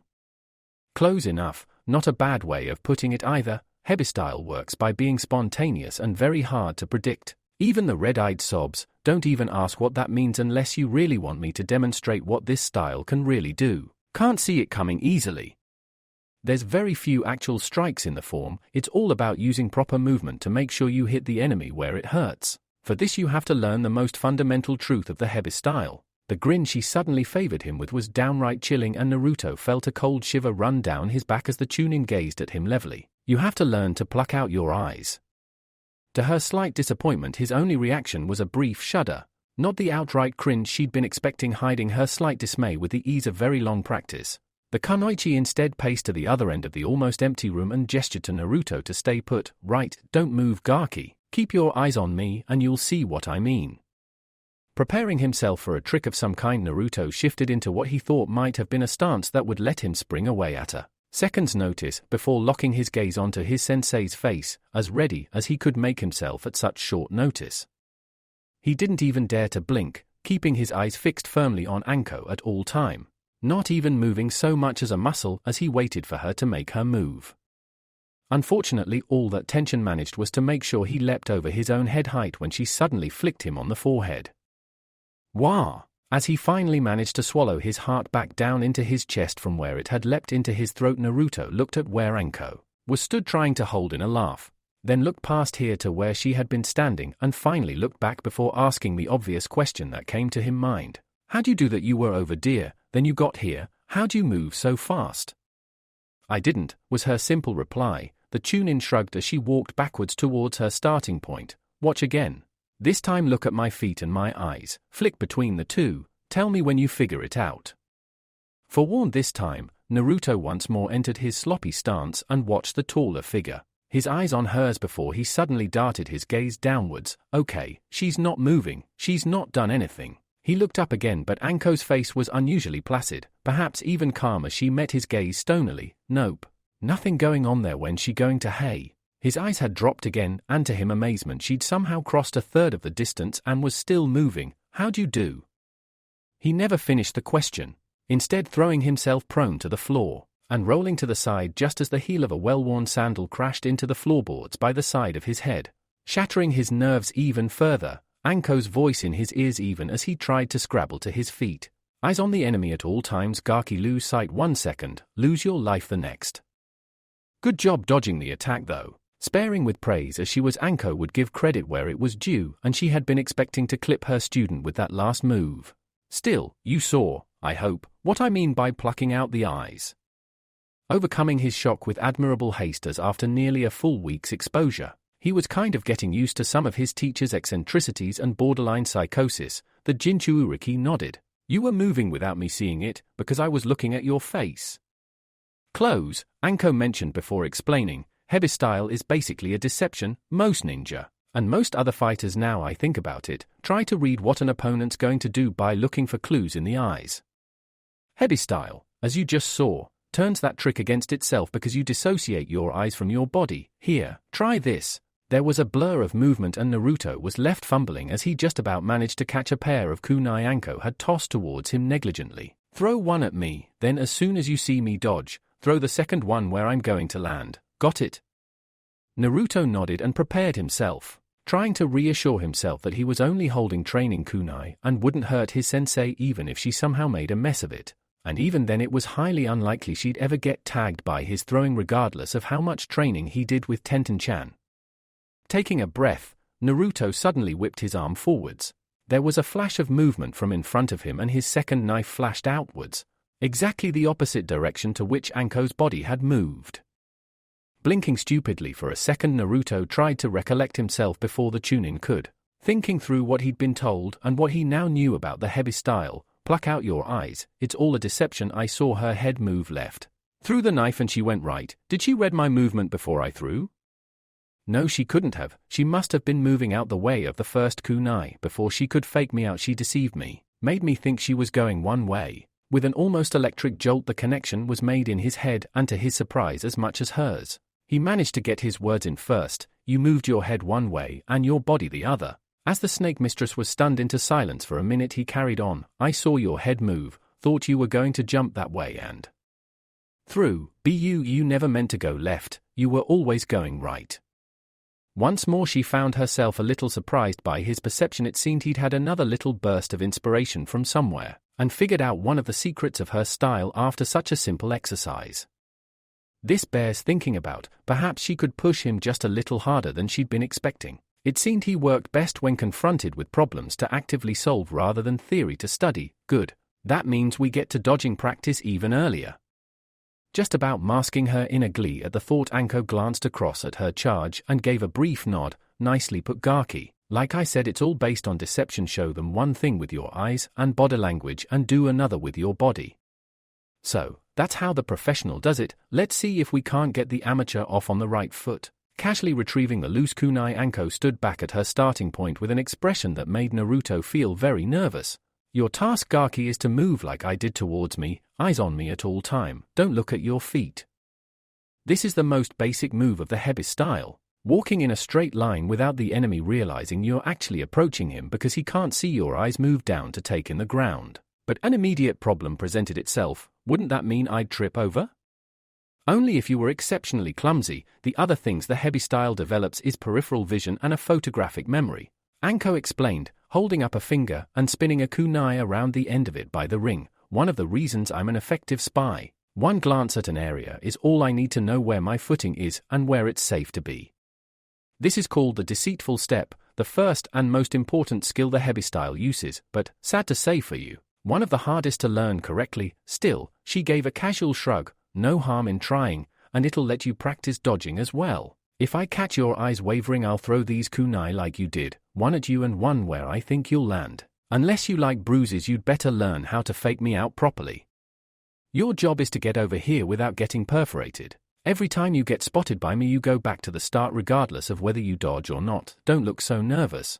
Somehow the snake mistress managed to sound reassuring and sinister at the same time as she belatedly noticed the sudden tremors running through her student. They're blunt and won't cut you, well, not unless you're completely incompetent, that is.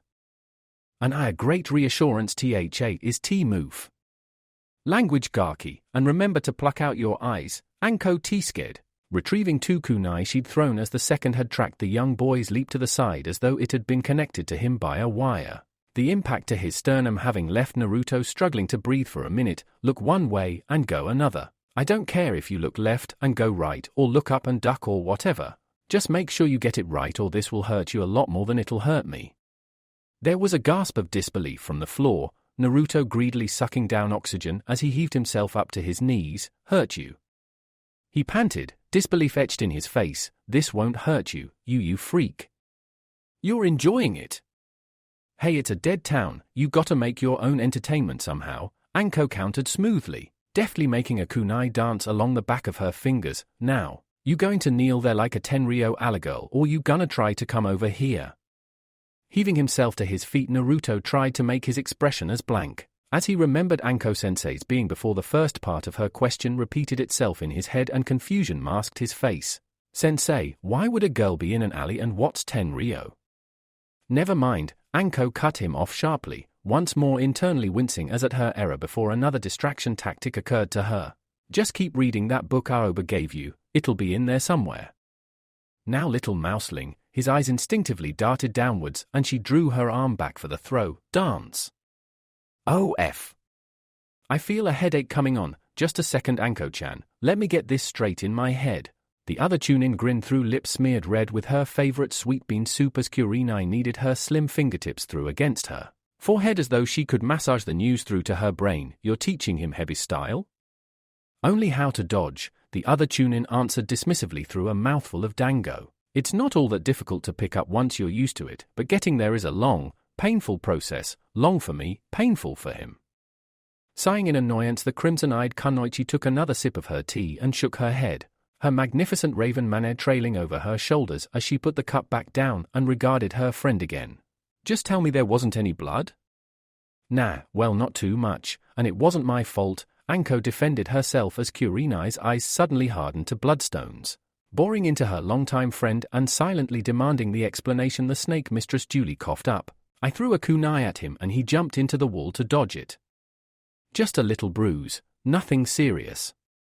I should hope not, you're already in enough hot water with Sarutobi-sama as it is, Kurenai countered, though her face softened as she realized that despite sounding barbaric, Anko's methods were relatively common in Konoha. Heck, even the academy sometimes used kunai dodging in its practical examinations on some of the more advanced students, such as Hyuga, who wished to further master their bloodline, just as long as he wasn't seriously hurt. On the contrary, the other Kunoichi grinned, the genjutsu specialist perking up to pay closer attention. He was ecstatic. It was the first one he'd managed to dodge all day. I left him practicing the movements before I came here. He'll master it, I'm sure. If only so he can piss me off by asking me to teach him something else. Interested despite herself, Kurenai probed for a little more intelligence, though she joked with the others, and even Anko herself about the horrors the snake mistress would unleash if Sarutobi was ever insane enough to assign her a team of genin. She couldn't help but feel a little curious about how Anko was actually adapting to having a student in her life, least of all one as green as Naruto, so she tried to sound casual as she fished for information, though as usual Anko was too busy mopping up the last of her soup to seem to notice. Apart from the fact that walls are more solid than he is, what other little pearls of wisdom have you bestowed on your pupil? And what have you got planned for the future? Oh, I don't know. Anko hefted her teacup negligently in one hand as she craned her neck to look at the ceiling. Drink an ocean of sake. Eat a mountain of dango. Skin my sensei alive and chuck him down a salt mine before he bleeds out. Have a couple of steamy nights after tracking down a shinobi with a katana-length porkswoo. You meant with the gaki? Only dint of long exposure kept Kurenai's face neutral and expectant until Anko cracked and grinned sheepishly. In all honesty, Nai-chan, I'm kind of flying blind on this one, she admitted, a little shamefaced as the genjutsu exponent softened her expression and tried to think if there was any way she could help her friend out. Before I nearly got the kids served up as a light snack to an opportunistic honey bear, the youngest person I ever spoke to on occasion was Itachi, and whatever else the gaki might be, he sure ain't Itachi.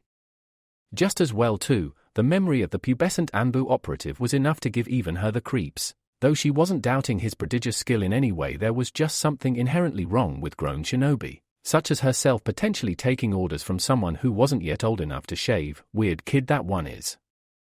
Anyway, regardless of the latest Ucha Saiyan, Naruto's just she gazed off into the middle distance for a minute, trying to think of the right word to say before giving up with a huff. Looking over the table at her oldest friend, she let a curious expression, something between bafflement and humility, as she shook her head.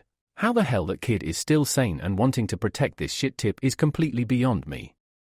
I know for a fact if it were me in his place there'd have been blood a long time ago, and Sarutobi would have been forced to do what my bastard of a sensei wasn't able to and finish me off. Despite herself, Kurenai shuddered. Anko very rarely mentioned her past and the skeletons that were resting unquietly in her closet, so for her to unearth them now was a sign. Something big was eating her. That bad? She queried in a neutral voice, knowing that rushing into her questioning headlong would be a mistake. This would take tact and delicacy to pull off right, and as she saw Anko snort in bitter laughter, Kurenai realized she'd made the right choice. Worse, if not worse than worse. Anko's voice was as dull as the cooking ladle she'd used to bludgeon a samurai general's retainer to death some years ago while spying on the deployment of armies in the land of tea. Sandaime stopped them, speaking of it, but he can't stop the whispers, he can't make them. From the way Anko fixed a terrible glare on the doorway of the Dango store, Kurenai was almost certain the snake mistress would have spat at the word had they been outside, hating him. I spent a half-day following him in Naichan, more than 3 hours, and I counted 2 people who even acknowledged he was there. Oh, they all saw him. Who couldn't see him in that orange get-up of his, but no one acted like he was there, like he'd just fade away if they pretend he doesn't exist. He taught himself to juggle, did you know that? Kurenai shook her head even as she had to force her hand to stay rooted firmly on the tabletop. For the first time in a long time that she could remember, there looked to be a watery film over Anko's eyes. Though that could have been a trick of the light, because it was that bad at the orphanage, no one would play catch with him. He taught himself that skill by accident. It's happened. Seeing her friend looking so uncharacteristically dismayed, Kurenai was forced to admit to herself that once more Ibisukuan's brain had gotten one over on her instincts. Didn't think it would happen quite this quick, but she has been with him pretty much all the time. The rest of us just bump into him every now and again. You've gotten attached. Anko's head whipped around so fast it was a miracle her neck didn't snap. What? You've gotten attached? Don't look so shocked, Kurenai explained after repeating herself. Her friend's jaw all but hanging loose by this point, as the statement all but blew a fuse in her mind. Naruto's got a habit of getting in under your skin and lodging there. He's managed it with most of us because of who he is. You said it yourself earlier, about his training. He's probably still practicing now. He's had nothing much in life, so when someone gives him or offers him something he latches onto it and won't let go from what me and the rest of my team can work out. The old monkey told him about the idea of his work, and he's never stopped it since because it gets him what he's always wanted, what every child needs. Attention, Anko finished for her, eyes narrowed in thought. Every lesson he's ever had he pays attention to and tried to master, because if he doesn't he's afraid that ninja won't teach him again. Damn it all to hell. All the crockery on the table rattled as Anko's fist crashed onto the tabletop at her curse. This was what I told the Sandaime. If the old man, or the ninja in general for that matter, aren't careful, we'll lose him to burn out. I know, and so does Hokage-sama. That admission made Anko look up again sharply, Kurenai meeting her astonishment with a rueful smile tugging at her pert lips. There was a reason he restricted what we could teach Naruto when we met him on the training grounds, least of all jutsu. We all figured it out when the gate guards told us what time he kept leaving the gates. I imagine that was a rude awakening for you.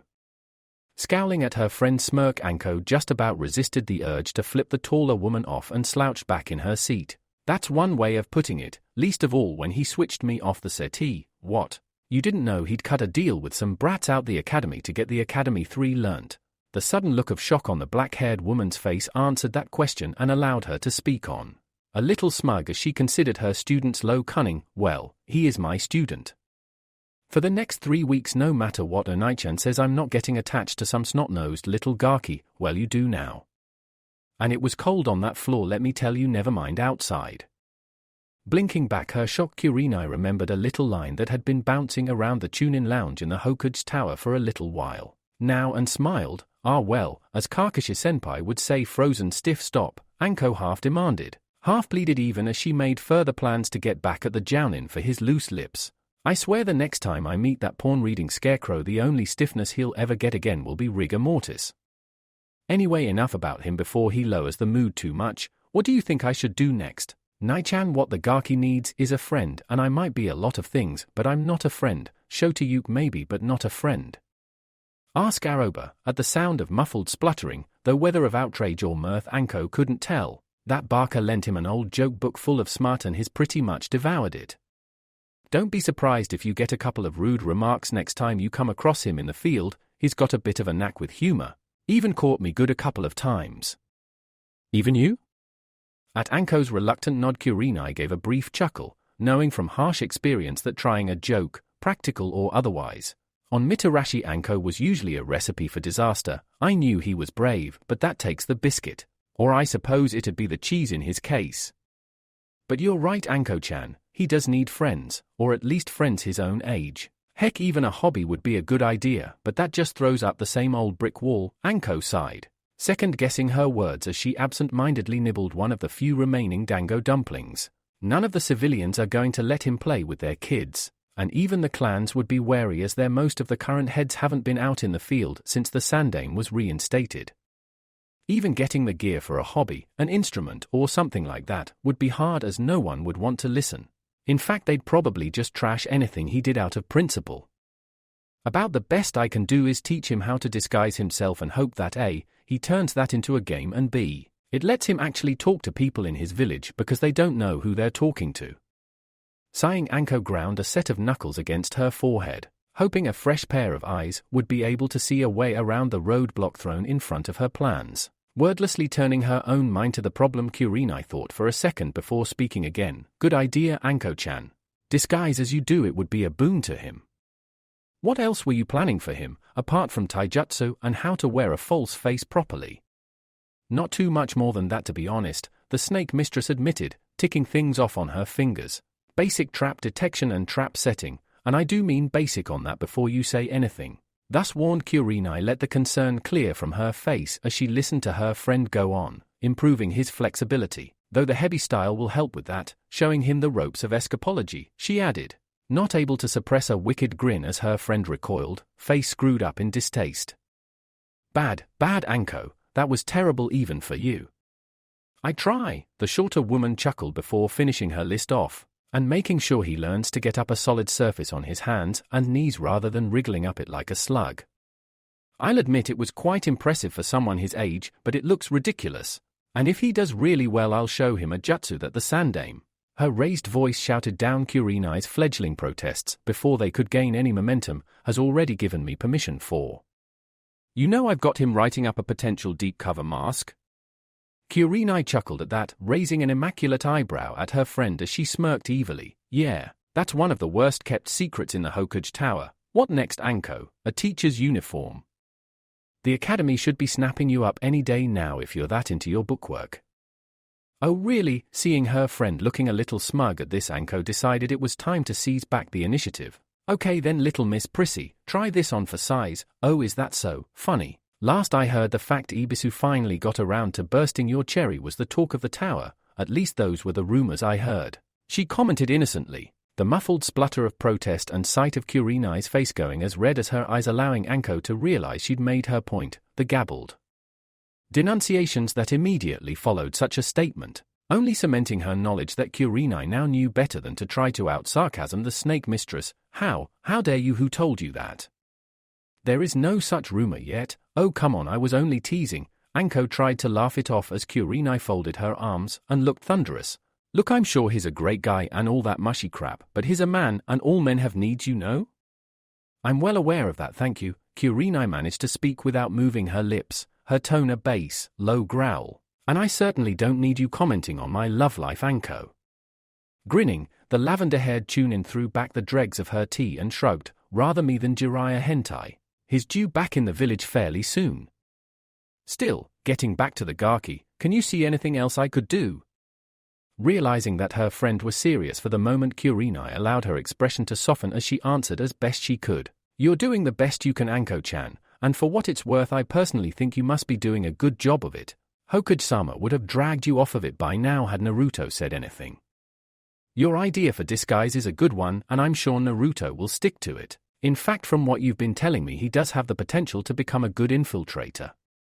Apart from that, the jutsu you were going to teach him, was it henge by any chance? Anko blinked, the only sign that her friend's clarity had surprised her at all, before she gave a brief snicker and nodded. Heh, should have known better than to try and pull a fast one on a genjutsu expert. Yeah, the idea is that once I've gotten his deep cover mask up to speed, I'll teach him that jutsu to let him see what his mask should look like. Then hammer home how important it is for us, ninja that is, to know how all disguise works and not just rely on that technique. You know as well as I do it's far from foolproof. Kurenai nodded before giving a chuckle of her own. Very true. Remember what happened when Hayate coughed just as Asumabaka was making the seals and he slipped up. I only hope the teacher didn't tell Sarutobi-sama what the resultant version of Emma-sama turned out. Lee Anko-chan. Seeing her friend's eyes glaze over for a second, the kunoichi leant forwards with concern in her tone. Everything all right? Anko didn't reply for a moment, instead blinking and giving a little shiver before muttering words under her breath that the genjutsu user only just managed to catch. Evil witch, I'd never be that cruel. Well, not all the time. Suddenly clearing her throat and raising her voice, the snake mistress looked over at her friend and looked regretful. Sorry, Nai-chan, but we'll have to leave it there for now. Something's come up and I'd better get back to the Gaki. That desperate to see him again? Okay, the sight of a kunai peeping into view from the edge of the table was enough to make Kurenai raise her hands. Now we're even. What's happened? Clone I left with the Gaki just popped. I left him with supervision. Can't practice the Hebi style without it after all. Fair point, and that was quite responsible, Anko-chan. Are you sure you're not getting just a little attached to your mark?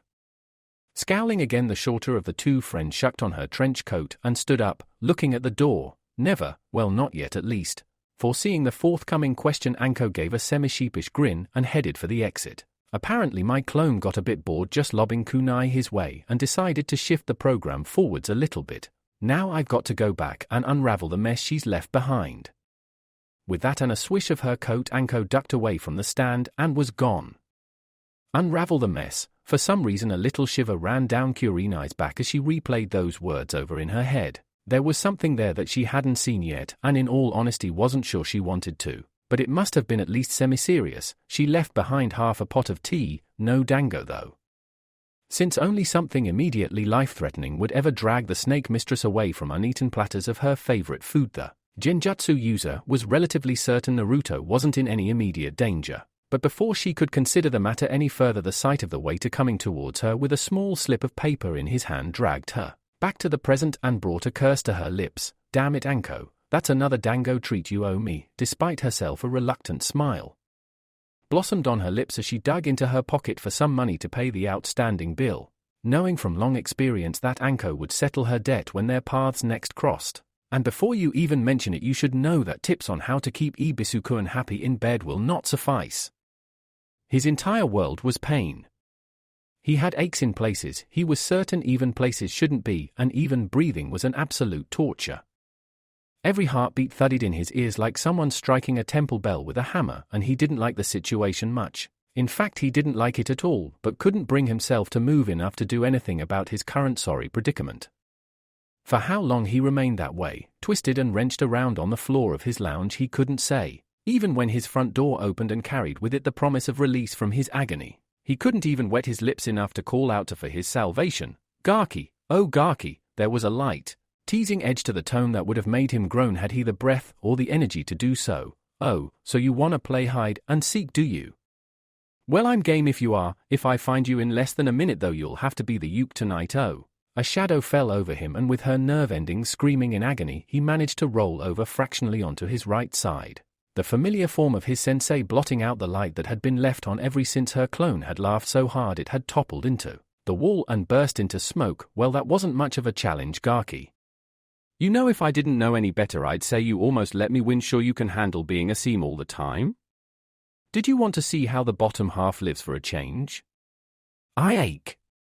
It wasn't much of a comeback to be sure, but it was all he could come up with, blinking out the worst of the light to see the taller kunoichi shaking her head at him while looking down, unfolding her arms as she saw the boy curled into the fetal position in front of her.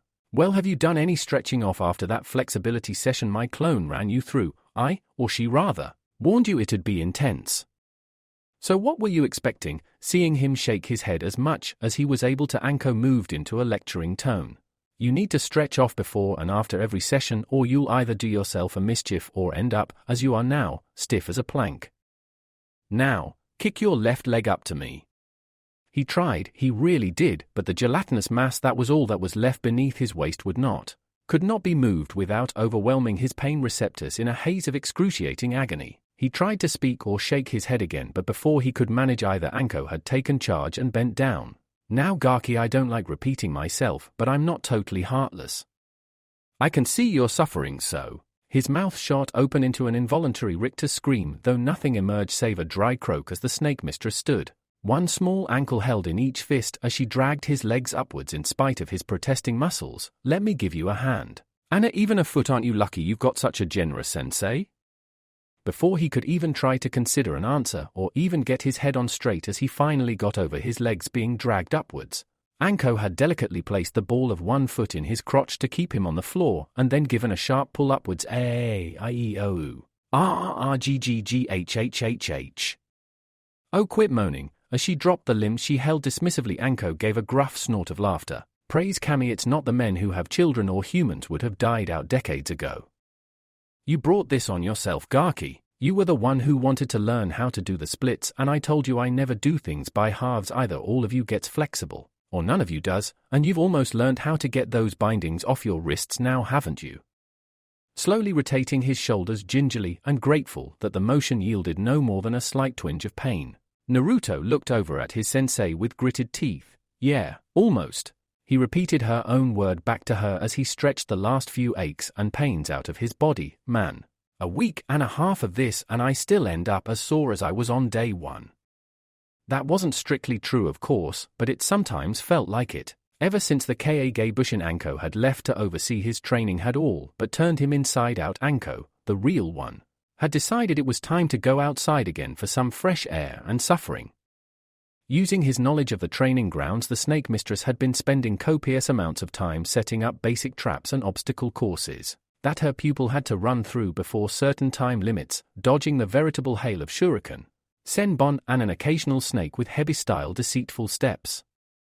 He was doing slightly better at this, now dodging only slightly less often than he was tagged by the projectiles, and his body movement improving to the point where Anko was trying to get him to visualize the next step of the heavy style. The ability to compartmentalize the body and use its movements to fool an opponent. For example, in their mock spars she could, and usually did, twitch her right hand only to bin him in the cheek with her left foot a split second later, his arm having moved to counter the punch he was certain had been coming. It was a frustrating thing to try and learn, made even worse by the fact Anko made it look so effortless. But he knew better than to voice his irritations out loud. If there was one thing Anko hated more than a foolish ninja, it was a bratty one. To his surprise, though, he found improvement had come slightly more quickly in the form of the deranged Chunin's flexibility training, coming after dodging and taijutsu practice every day. There hadn't been a single night where he'd been able to walk home in a straight line, due to the plethora of protests from various squeaking joints in his body. The snake mistress, of course, had no such problem tying herself into virtual knots, and, he now knew from bitter experience, trying to keep her restrained with anything other than a full-body cast of chakra-draining material was an exercise in tear-inducing frustration. Now she was trying to get the same to happen to him, starting with his shoulders more than anything though. In the interests of fairness, she had said, she'd worked on the rest of his body as well to make sure he could share the benefit and the pain. With a final groan and a soft click from his elbow, he let his arm drop, shaking it off as he faced his teacher again with a look of tired but not quite fully dimmed enthusiasm. Okay, sensei, about as good as I'm going to get, without ramen at least. Even as the thought crossed his mind, he knew better than to voice it, as Anko wasn't all that fond of his favorite dish, just like he wasn't hers, and mentioning it would be just the excuse she needed to deprive him of Kami's gift to man for another night. What's next? Up the tree again? Nah, you can do that in your own time. Just put a cushion under you when you go wall crawling just in case. The snake mistress replied with a slight shake of the head, inwardly a little proud of the fact that after a week's worth of supervised training and some extra practice when she hadn't been around, Naruto could now just about pull himself up nearly any vertical surface using chakra on his hands and knees, or, if he was feeling really adventurous and concentrated hard, his hands and feet. Instead, because you managed to finally get something right and I feel like a bit of a laugh, I'm going to teach you a jutsu. Once more, just as it had been prior to his first taijutsu lesson, the excitement that burned through him was almost impossible to stop completely. Only the memory of what had happened to him the last time Anko had shown him a jutsu stopped the celebration completely. Yes. Thank you, sensei, but not even his gregarious personality could deny a sudden shudder. Just one question, no snakes, right? That made Anko's shoulders shake. What's the matter, Gaki? I thought you liked my little friends. From a safe distance, yes, he replied carefully, his left arm once again tingling from the memory of the 6-foot figure wrapped around it, and giving a squeeze that was a fair bit harder than strictly platonic. You said that one was friendly and she almost hugged my hand off. No, I said she wasn't venomous, Anko corrected him, wagging a finger. Anyway, she didn't do any damage and she showed you the proper movements of the heavy style, didn't she? What are you moaning about? Naruto opened his mouth to answer and then closed it again, realizing there was very little chance he was going to come out on top in this one, and therefore deciding to quit while he was even. After all, she's right, when a snake moves the eyes never follow the body. They're always set right ahead as the rest of the snake moves like a wave behind it, never fully behind the head so it can move and strike in any direction. Nothing, sensei, you're right. And don't you forget it, she admonished lightly before turning a shade more serious. And apart from that, you can't summon any of the heavy techniques like I do without signing their contract and before you ask. She held up a finger at his look of interest, her eyes radiating dead seriousness as they sought to pin him to the floor. The answer is no. You are not getting anywhere even close to that contract, and not just because I know you're not ready for it. There's bad blood between the snakes and Konoha as a whole, and the last thing you need is another target between your shoulder blades. Sound fair enough? Despite his reputation for being a bit of a loudmouth, Naruto had learnt the lesson about when to speak out, and when to shut up and nod in the right places, so rather than argue his case he instead gave a slightly rueful smile before answering. Hi sensei, I understand they are cool jutsus though. Flattery will get you nowhere, Gaki, though it never hurts to try, Anko snickered before coughing and standing to her full height. Instead, what I'm going to show you now is to do with this. With a flourish, she drew something from the pocket of her trench coat, and as the sheaves of paper fell open, Naruto's eyebrows shot upwards. Hey, that's my mask. He looked up at her, equally accusing and confused. I thought you ripped that up. Anko drew the paper to her lips and, blowing out a carefully weighted stream of air, made a noise like parchment being ripped in half before lowering the written information down again. First rule of combat, Gaki: if you haven't seen the body, always assume they're still alive somewhere, she told him before flicking her gaze down to the paper again and skimming over it. Still, this isn't perfect yet, but going by what I've read so far, it should be by the time we're done, and it'd be pointless leaving you hanging with information and nothing to practice with. So, without further ado, she clapped her hands together, a plume of smoke appearing around her that left Naruto coughing for a minute, trying to wave the irritating veil away from him for a minute and peer through the thinning mist, only for his jaw to drop a second later at what he saw waiting for him where his sensei had once stood. So then, it was him, but couldn't be him because he was him. But it's my face, hell, even my voice. The doppelganger smirked in a way that almost broke the illusion, as it flashed up a peace sign. Let's get started. After his sensei reappeared with another rush of smoke, Naruto found himself feeling like a bit of a pillock. After all, he knew what the henge jutsu was and what it was meant to do. Anko alone had mentioned it often enough, but he'd still been fooled by it at least momentarily, and that was all it took, far longer than it took in most cases, for a skilled ninja to bury someone. Luckily for him, Anko didn't rub it in too much, instead moving swiftly on to what she hoped would be the last lesson of the day before she could call it a night, and leave a clone to do all the dirty work while she let her hair down in the evening. So then, the henge, pretty simple, cheap and cheerful jutsu that does what it says on the tin. Makes you look like someone or something else, but doesn't do anything for the voice or personality. You've got to come up with those on your own. Well, that's the basics of it. You know all about the hand seals, right? Naruto brightened at the question. Yep, Ibisu-san taught me them all, and what they all enough. A single word from the taller woman was enough to terminate that ramble as Anko waved a hand. You say you know. This'll prove it or not to me. The seals are sheep, monkey, snake. Gather chakra. Use chakra to alter something. Use chakra to alter something about yourself. Reading between the lines like all good ninja should be able to, Naruto realized the point behind the seals in time to pay attention. And the chakra should move over your body like a second skin. The clearer the picture, the better the henge will be. Well, what are you waiting for? She made a shooing motion with her hand. Give it a go. You've got your mask in your mind. Try to turn into him. Naruto nodded, tried to picture the face of Zaki Mamoru in his mind, flicked through the seals, gathered his courage and finally shouted the technique aloud, Henge no Jutsu. It was less than spectacular. Anko doubled over as though punched in the stomach, laughing out loud as the smoke cleared and the result could be seen clearly. You look. She managed to choke out over the giggles, Naruto looking down at his new body and recoiling. For the first time you look like something out of that rubbish cartoon show you like so much. Flushing, though it was impossible to see it under his henge.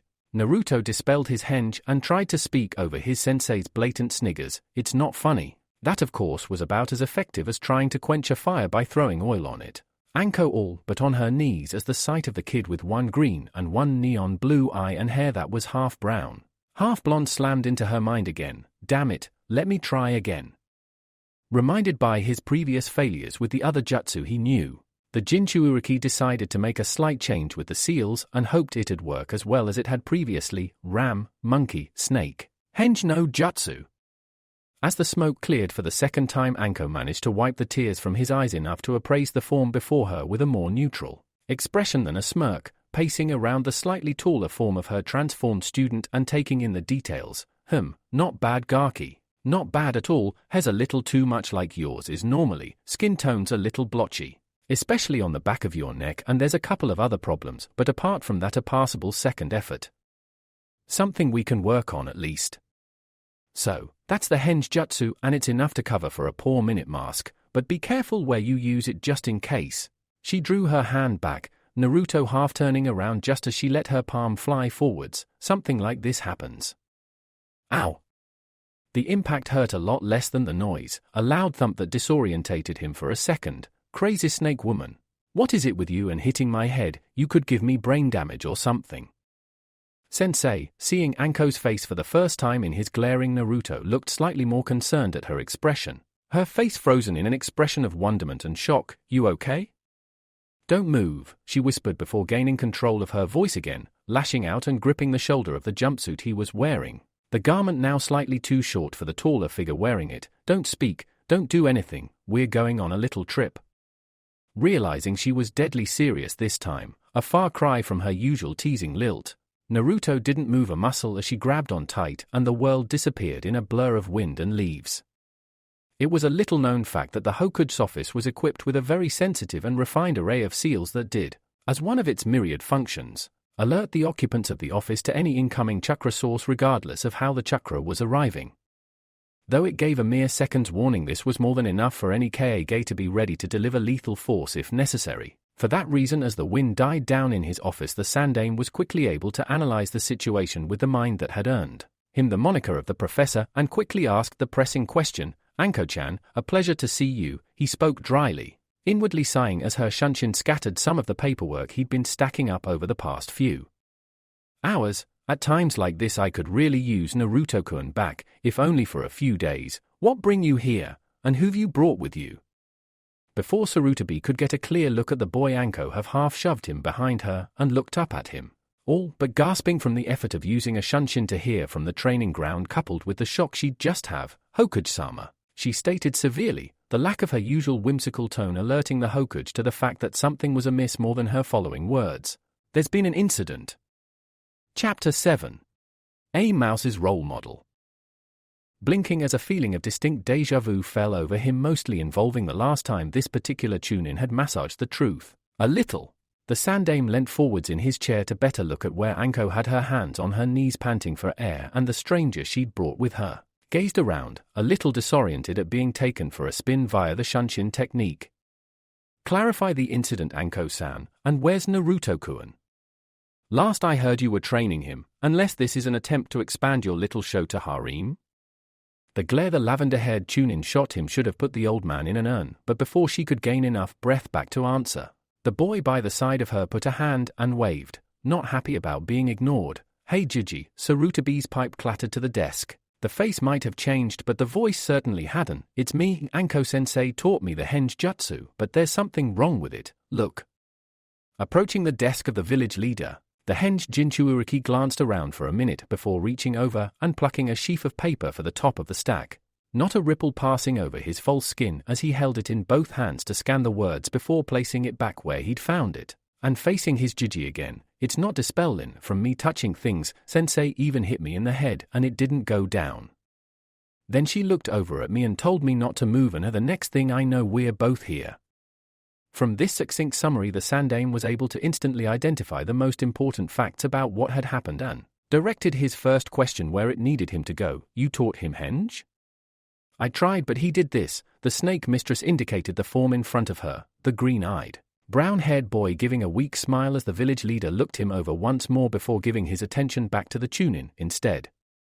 "I don't have a clue what he's done, Hokage-sama. I thought for a minute it was some kind of Kampakina henge, but..." Defeated by the apparent impossibility of what her student had done, the Chunin shook her head. "It's not that. And it's also not even close to a genjutsu. I don't have a bloody clue what this brat's done now."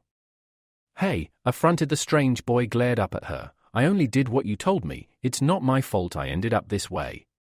"Oh, of course not. It was the magical little kappa that wove a spell on you and made you transform." Anko's voice was sarcastic enough to scour the Hokage monument clear of lichen, as she returned his volcanic glare with a sub-zero one of her own. "If it wasn't you, then who the hell did it?" As visions of that sad, dreadful night for his village flashed before his eyes, Sarutabi had cleared his throat almost before he'd realized it, the two squabbling occupants of his office looking over at him as he banished the visions of hellfire and brimstone from behind his eyes, and refocused on the conversation. I see, Naruto-kun, could you please dispel your henge for a moment? Perhaps if we can see the process from the ground up, it'll give an idea of what's gone wrong." "Hi Gigi, Naruto," or the boy Sarutabi had been told was Naruto, made to move him hand before a question seemed to occur to him. Dispel? Just think about how you usually look and flare your chakra." Anko filled him in hastily, hoping against hope that the Hokage didn't ask awkward questions about her teaching method of not telling her student how to end a technique before he used it and make it snappy. "I've got better things to do with my day." The henge Jinchuuriki snorted. "Yeah right, the bars don't open for not her hour yet," he commented waspishly, though before the Chunin could clip his ears for him there was a puff of smoke and Naruto, for it was unmistakably the blonde-haired, blue-eyed boy who emerged spluttering from the chakra-laden mist, reappeared. "Wow," he coughed, wafting his hand around to disperse the smoke of his technique. "Little less chakra next time? You think? Anyway, get one with the seals like I showed you. The Hokage is a busy man. Just make sure you get them right. I don't want you turning into a jellyfish or something actually." A smirk played about her lips suddenly as she cupped a hand to her cheek, thinking hard. That would be quite funny. Emboldened by the presence of his grandfather, Naruto stuck his tongue out before shifting his hand slowly through the required seals. However, as his fingers twitched into the snake seal, a sudden voice made him stop dead. "Wait a minute." Half-standing Sarutabi peered over his desk. Eyes narrowed as he looked over the seals his surrogate grandson had made. "The sheep seal, Naruto-kun. It wasn't now, it was ram. Every time I tried sheep with Kawarimi it never worked, so I used ram instead." Watch. Quick as a flash he flicked his fingers into the ram seal and with a second puff of smoke replaced himself with Anko, the Chunin looking disorientated for a second before straightening up and, out of habit it seemed, cuffing her charge lightly around the head. "Bit of warning next time?" But that had ruined the surprise. He shot back cheekily, ducking the return swing as the Hokage quickly masked his surprise. No bird seal either. Has he developed his chakra memory so much already? Even if he only has one jutsu to practice, to come so close to mastering after a mere 4 to 6 months would show great promise in a genin, never mind someone Naruto's age. Anyway, I do the same thing with henge now. After the first attempt didn't work and he made the appropriate seals, called the technique aloud, and his new alias appeared, though the voice that spoke was still definitely Naruto's. "This happens. Any idea, Gigi? Far as I can tell it just means a punch won't make me change back to me." "That's a good thing, right?" Sarutabi didn't answer immediately, instead reminding himself of the seals for a jutsu he had been taught by one of his own students that would suffice for this situation. As he stood up, his eyes on Naruto's new form at all time as he stepped out from behind his desk. For their parts, Naruto didn't flinch and Anko shuffled back as the venerable god of shinobi stepped forwards and, with a barely audible hiss of effort, lowered himself to one knee before the child. "It appears to be Naruto-kun, but as a ninja one must always look underneath what appears to be a blessing at first. May have aspects that appear to be a curse, as I fear you will one day discover, Naruto-kun." forcibly keeping thoughts of the nine-tailed monster the boy held at bay off his wrinkled visage. The Hokage gently patted each of the henge child's legs and arms, confirming them to be solid. However, from what I can see and feel, this does appear to be a Campakina henge of some kind. A now brown eyebrow squinted down, confused. What's a perfect henge when it's at home? Sarutobi opening his mouth to answer, but, seeing Anko take half a step forwards, wisely closed it again soundlessly to allow the infiltrator to answer. It's a B-ranked jutsu that most nin get taught when they reach Chunin. As the name suggests, it's a proper transformation of the body. Can't be disrupted like henge, which relies partially on genjutsu to deceive the senses. Here, after pulling her trench coat tight around her as she knew from past experience, this jutsu only changed the user's body, not the clothes they were wearing, and inadvertently flashing the entire Chunin lounge was more than enough indecent exposure for even her for a while. Anko's hands flashed through seals at a speed magnitudes greater than her pupil could have managed, ending on the snake seal before. With a much smaller cloud of chakra smoke, Zaki Mamoru found himself facing a replica. Uzumaki Naruto, that horror of horrors, spoke with his voice from within the folds of the coat swaddled around him. This is Campakina henge, see, she pinched her own cheek before sticking out her tongue, no fading or rippling effects. This baby is built to last. It was a slightly disturbing thing to be looking at another copy of his own face, but as he took in the 6 whisker marks and bright blue eyes, he realized this really was the real deal. Wow. He breathed before a second realization sent tingles of excitement racing around his system, and that's a B rank. I can do a B rank jutsu. Not even he could contain a leap of excitement this time, though to his credit he calmed down upon hearing a chuckle from his Jiji. Sarutobi smiling as he held up a hand now flickering with a corona of what looked like pearly white energy. Not quite, Naruto-kun. I'm not sure what you've done yet, but we'll soon see. This, noticing the boy's trepidation as he took in the glowing hand, the aged professor briefly explained the jutsu he was using. Is a jutsu created by one of my students when she was a Chunin, just as she set out on the road to becoming arguably the greatest medical ninja in history. It's a technique that mimics the Byakugan of the Hyuga clan somewhat and allows the user to feel, rather than see, the chakra pathways of someone they touch. Don't worry, he soothed the slight look of panic on the boy's face, no longer striated with the whiskers he knew so well in this unfamiliar form. I've felt its effects myself many times and felt no ill effects. Now, he moved his hand forwards, the glow illuminating Naruto's new face in a ghostly opalescence before coming to rest on his shoulder. Sarutobi focusing on his jutsu as he felt the information coming in. Let's have a closer look at what you've done to yourself. Despite her outwards composure, Anko was slightly nervous about the outcome of this, so much so that she'd neglected to drop her henge. What if the Hokage blamed her for all this?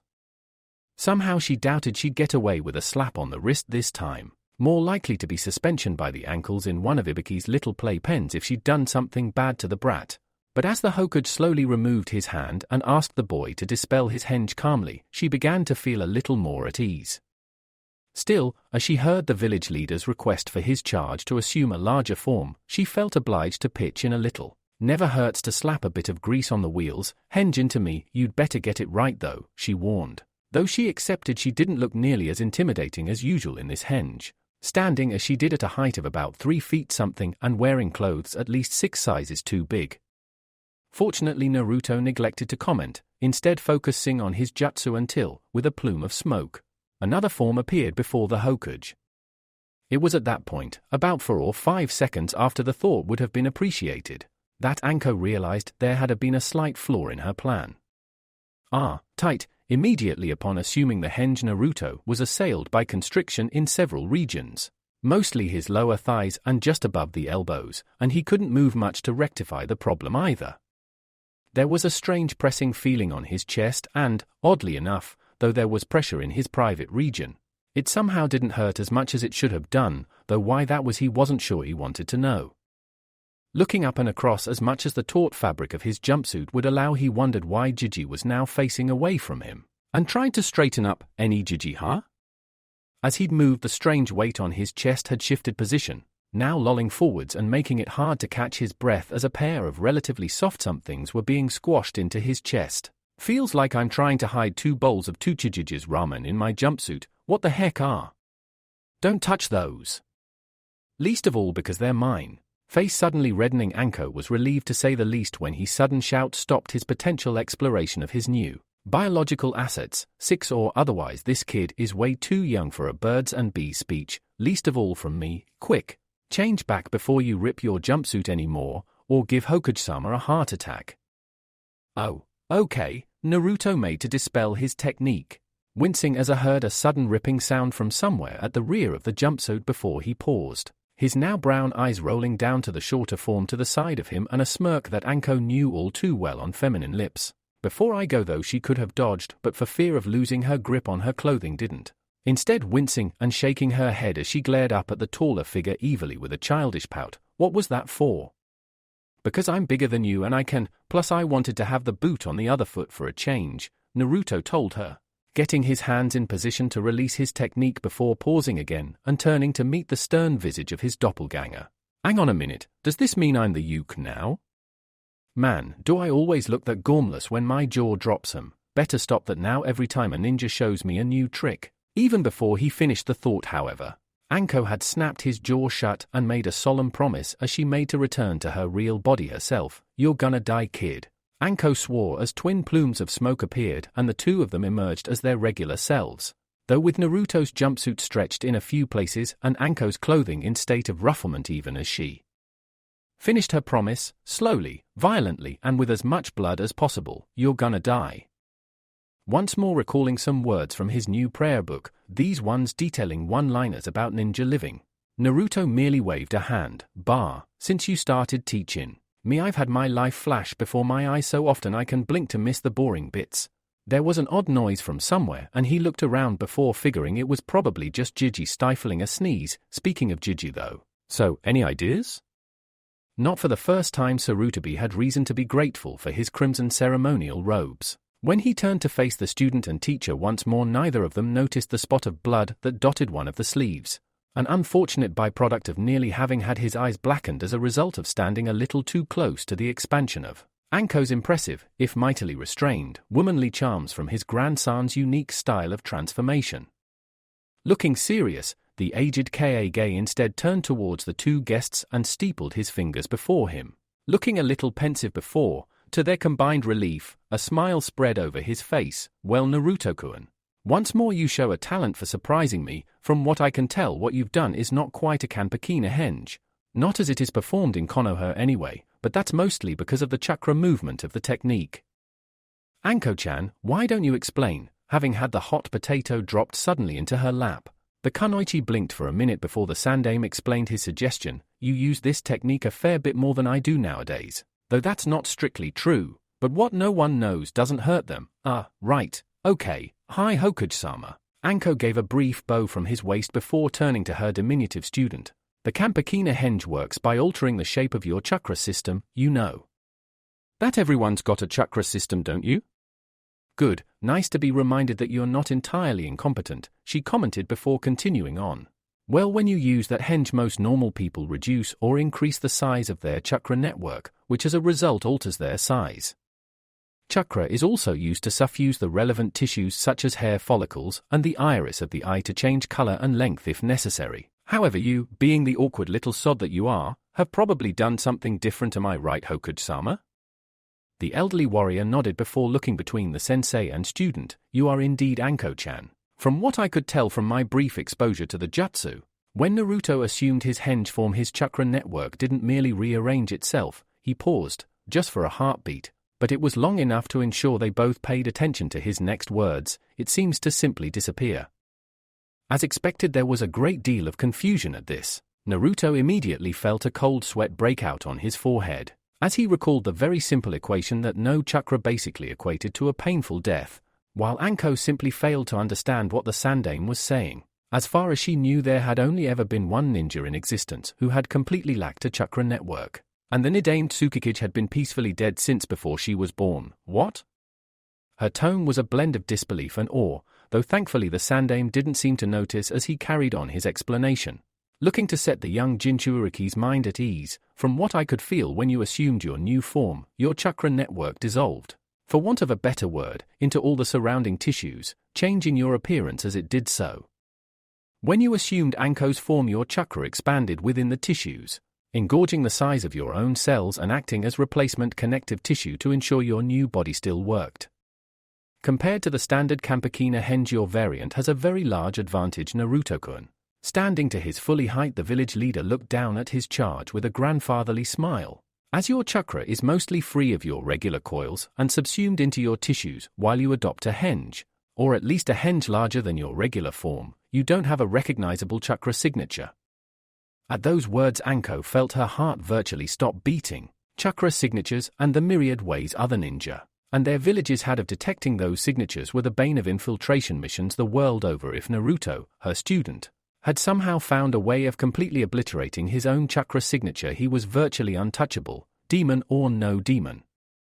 No chakra, a way around about 99% of most ninja detection methods. The thought was enough to make her seriously consider that having a Shotokan might not be that bad. With practice and a little experience in the field, he could become the second Invisible Man. Konoha's answer to Iware's Nadame. So, not having a chakra signature, Naruto rolled the idea around in his head as much as he rolled the words around his tongue before looking up at his Jiji again.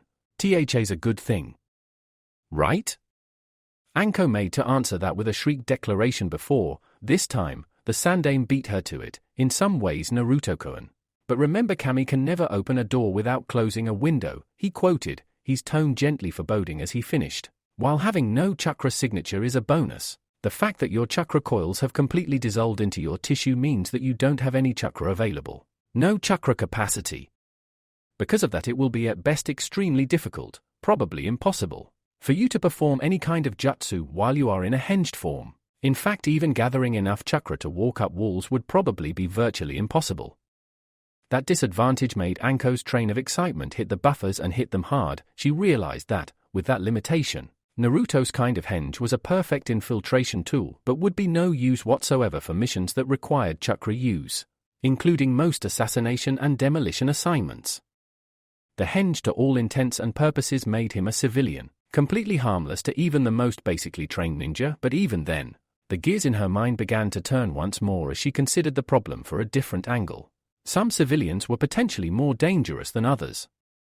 After all, an idea from one of her previous missions flitted to the front of her mind, and made her crack a devious little grin as she realized how much more devastating her short-term infiltration could have been had she had access to Naruto's henge in a hospital. Who's going to notice if a few ninja die occasionally? Relapses aren't uncommon, and who would suspect one of the food suppliers slipping something a little stronger than a pinch of extra salt into the hospital food? Not like anyone would taste it. That gloop's always bad no matter where you end up. Oh yes, this definitely had a lot of potential. Man, that sucks. Of course Naruto didn't quite see it that way, so this henge isn't that useful then? Can I still learn the usual one Jiji? I doubt it, Naruto-kun. You were using all the right-hand seals aside from the ram, which you also use for your kawarimi technique. So this must just be something about you, and unless I'm very much mistaken, that something is the size of a warehouse with 9 large tails and answers to the name Kyubi. However, there are a few other things I'd like to find out about your new little trick. The venerable village leader smiled as he made a few seals and restarted his chakra-sensing jutsu again. It's not every day I get to see something new after all. Could you please henge something smaller than you are? Naruto gave a small affirmative and a jaunty salute before a brief laugh broke in on the conversation, and both looked over to see Anko snickering with folded arms. Are you sure that's possible, Hokage-sama? Not sure there's anyone in Konoha smaller than him. Naruto stuck his tongue out again even as Sarutobi indulged the kunoichi with a smile before another puff of smoke signaled the arrival of Naruto's latest transformation. The old man had just enough time to see a small flash of grey nestled in his orange jumpsuit, before there was a sudden high-pitched whine and Naruto suddenly reappeared, face white and tottering on unsteady legs. Naruto! The boy tried to look up at his Jiji, but even as he did the pressure became too much. Falling forwards, his mouth flopped open of its own accord and the floorboards of the Hokage office, pristine since the Shodaime had used his own jutsu to grow the trees they'd been cut from, were splattered with the remains of his breakfast. Only Anko's hand fisted into the collar of his jumpsuit saved him from collapsing face-first into the mess he'd just made. In the face of the crippling pain that had speared straight through every inch of his body at the transformation, his entire skeleton seemed to have turned from bone to jelly and all the strength had gone from his limbs. Hanging limp with his heartbeat tolling in his ears like a funeral gong, Naruto fought down the last of his nausea, and tried to focus on the buzzing noise coming from somewhere. Looking up through tear-stained vision, he could just about pick out the fractured visage of Jiji looking at his collapsed form with distinct alarm. Another jutsu, this one surrounding his hand with green chakra, already in place and apparently tracing over his body, seems normal. It was so hard to hear anything. Maybe if he tried a little harder, expecting chakra contraction, no idea cause of pain at that point. A sudden shake broke his concentration and, still with the taste of his own gastric juices on his lips, he managed to get his feet underneath him and take some of the pressure off Anko's shoulder. Naruto-kun, noticing the movement Sarutobi was in before the Jinchuuriki in an instant, the vomit already disposed of by the timely use of some low-level Doton and Kaiten jutsu. What in the kami's name happened? Hurt Jiji, he managed to whisper, even Anko looking on with something that might have been concern, or, knowing her, the hope she'll get a good laugh out of this. Soon as I changed, everything started hurting, everything inside. Like someone had hold of all my insides and was squeezing. I didn't even mean to dispel the henge, my body reacted on its own and I wound up big again. Recalling what had happened immediately following his re-emergence, he managed a tepid smile. Sorry about the flaw. Praise the kami. Though he hadn't been certain in the heartbeat his ward had adopted the technique, his immediate fear had been his prisoner rebelling, but as there was no evidence of a murderous kitsune gearing up to go on another rampage through his village, the Sandaime was content to let sleeping foxes lie and try to determine any other potential causes of Naruto's mishap. Never mind that Naruto-kun, one doesn't get to become Hokage without learning a couple of shortcuts. The old man winked conspiratorially as he briefly pointed out the once again pristine floorboards before he became more serious. But apart from the sensations, can you tell us anything else about what happened? A henge that can only turn you into a bigger form is far from ideal. Sometimes those who look for giants can be best toppled by ants. Making a little mental note of the saying, Naruto tried to think back to before the pain and spoke again, trying to logically build up a picture for his sensei and Jiji to follow. Well, you asked for something small and the only thing that came to mind were the Haimaru. I pictured one of them in my head, really clearly as well. Then started forming the seals and added the chakra hold up. Anko, having only just released the collar of his jumpsuit, found one of his words was unfamiliar to her. Though I've got a feeling he's mentioned it before. Who's Haimaru when he's at home? Naruto looked up at her with an odd expression, hands on hips as though he wasn't sure he was hearing her right. Not he, they. The Haimaru triplets, Hana-san's partners. One of them bit me once. Well, he was just tracking me down. That was as far as he got before two things happened virtually simultaneously. Anko put the pieces together and exploded rather violently, and he ended up nursing yet another sore spot on his cranium. As she immediately turned her wrath on him, Ninken, you barker, she screeched, adding another blow for emphasis as her student cradled his abused brainpan. You can't use a Kampakina henge to transform into an animal, not unless you literally know that animal inside out. Look, realizing screaming and shouting wasn't going to help, she took a deep breath and explained as best she could. When you use a henge like that, you literally have to change your body to the form you adopt. That means all those little organs, bones, blood vessels, and other assorted viscera have to either be shrunk, moved around, or otherwise disturbed by your chakra. When doing a human transformation, it's simple because it's just a matter of resizing. On the inside, pretty much all humans are basically alike in where everything is and how it all works. But with animals, it's a whole different bag of kunai. To turn into a Ninken, you'd have to reshape your skeleton, contract and reposition all your major internal organs including the heart and brain, alter your center of gravity and reformulate most of your senses, regrow teeth and reroute most of your major blood vessels. You trying to do all that without having any idea of canine physiology was like trying to squash a watermelon through a cat flap. You were lucky you didn't turn yourself inside out with that stunt. Though he knew the tune-in was correct, Sarutobi had to take this moment to interject. He didn't want to have to clean his office floor again, and though he wasn't a mednin on the scale of his only female student, he was fairly certain that someone with a face turning as green as his would-be grandson's was at the moment would be finding it difficult to keep it all in. Be that as it may, Anko-chan, at least he managed to correct his mistake in time. The professor pointed out gently before looking down at Naruto again, the boy still appearing a little peaky but otherwise fine. However, I have a suspicion about something, and if you're feeling up to it, Naruto-kun, I'd like to see if I can confirm it or not.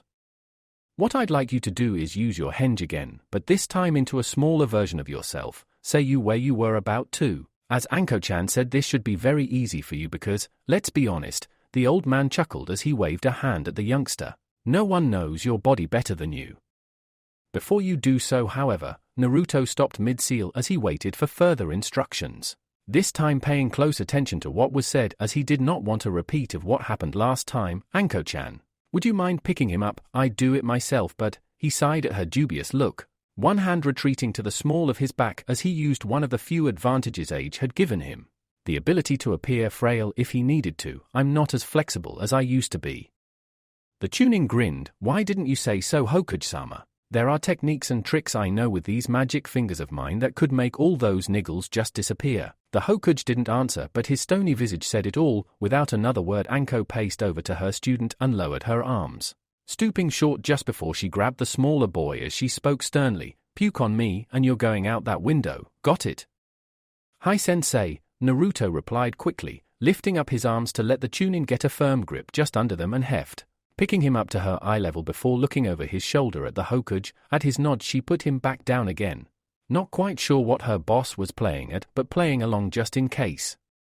The old man for his part said nothing for a moment before he looked at the smaller of the two figures. Very well, Naruto-kun. Please use your henge. The boy nodded, molded his chakra and, as the smoke cleared, all that could be seen was the collapsed form of his jumpsuit, a small bump from somewhere in the middle of it wriggling around and trying to find a convenient exit hole. Would you mind, Anko-chan? With a sigh the snake mistress stooped down, plunged her hand into the neck of the jumpsuit and, after a minute of fishing around, snagged her catch. Dragging the now tiny figure into the open, Anko had to suppress a laugh. Obviously the boxers Naruto was wearing had never been designed for a child so young, and he had to use both hands to hold them up around his diaphragm. Man, he's heavy for a kid. With a grunt of effort she shifted his position to hold him in both hands. Still, I guess all that ramen had to go somewhere. Cute, she snorted dismissively, not reacting as the child in her hand suddenly flashed a giant grin and, after clamping his legs together, brought up one hand in a peace sign. Guess you were a bouncing baby, ahem. Her eyes flickered downwards, his beaming grin suddenly matched by her evil one. There's a thought, how well would a baby like you actually bounce? There was suddenly panic in those blue eyes before an older, sterner voice broke in to ruin her fun. Forgive an old man his foibles, Anko-chan, but I've already had to clean this office once and blood stains would rather worse than vomit does. Sarutobi explained gently before continuing, put him down, gently. Ah, she pouted, but, seeing the Hokage would not be swayed, she complied with a huff of annoyance, putting the now tiny Jinchuriki down by her feet, Naruto tottering unsteadily for a second as she removed her hands and stood up. In all honesty, she would eventually admit to herself years after the event, it was a mistake to let her guard down so easily. Naruto might have looked like a 2-year-old in his current state, but behind those innocent blue eyes was the budding mind of a future legendary prankster who didn't take kindly to threats against his person. As a result of this, Anko almost jumped in shock when she felt a sudden tight grip clamp around her left shin, a pressure on her knee that, as she looked down, realized was being caused by her student's fluffy little head being rested against it. Overwhelmed and almost physically sickened by the sensation of being glomped by a toddler, Anko was helpless to react as that massive grin turned up towards her. Mommy! There was a second snort that echoed around the office, though luckily for the one who'd inadvertently initiated it, the snake mistress was in no fit state to take action. Instead, her face was white, hair all but stood up on end as the sheer horror of that word struck outright revulsion deep within her soul. Visions of her being forced to abandon her missions, her lifestyle, Kami damn it all, her life, as she knew it, to look after some gurgling little speck of humanity that wouldn't even be able to hold a kunai for several years, were enough to make her go green as Naruto had been minutes before. She was so caught up in the grip of a nightmare, strong enough to make even Itachi raise a complimentary eyebrow, that it was only when the Hokage cleared his throat that she managed to shake herself free and realize the purveyor of such a perversion against the natural order of things, me, a mother, yeah, and a Roichiti might win Citizen of the Year, was still clinging to her thigh like a leech. Let go. Or die. She spoke without moving her lips, the toddler's grin falling off his face for a moment before he burst into noisy tears. backing away as he moved towards the Hokage with a complaint on his lips, "Meanie mommy, meanie mommy." Only decades of experience kept the smirk off the Hokage's face as he looked down at the tiny figure before pointing to his jumpsuit. "I know, Naruto-kun, however before this all ends in tears, please transform back and get changed."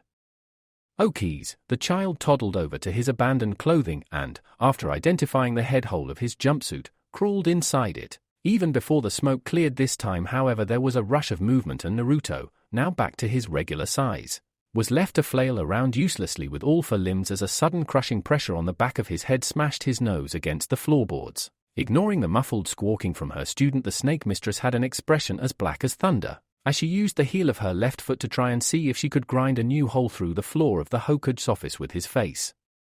"Squish, squish you bass Anko." The shout from the Hokage made her look up, but didn't lift the pressure of her foot off Naruto's skull. "I can't apologize for Naruto-kun's humor, but please don't damage him."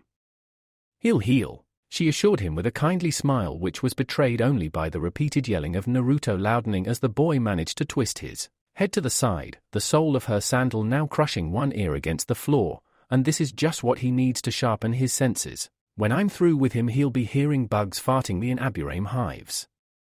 Though he was all for a laugh and a joke when the situation allowed it, Sarutobi realized he was a little pressed for time at the minute, and couldn't stand for too much more time wasting, however amusing it might have been to watch. "Mitarashi Anko, desist or I will slap a 300% tax hike on all imported sake greater than 30% proof."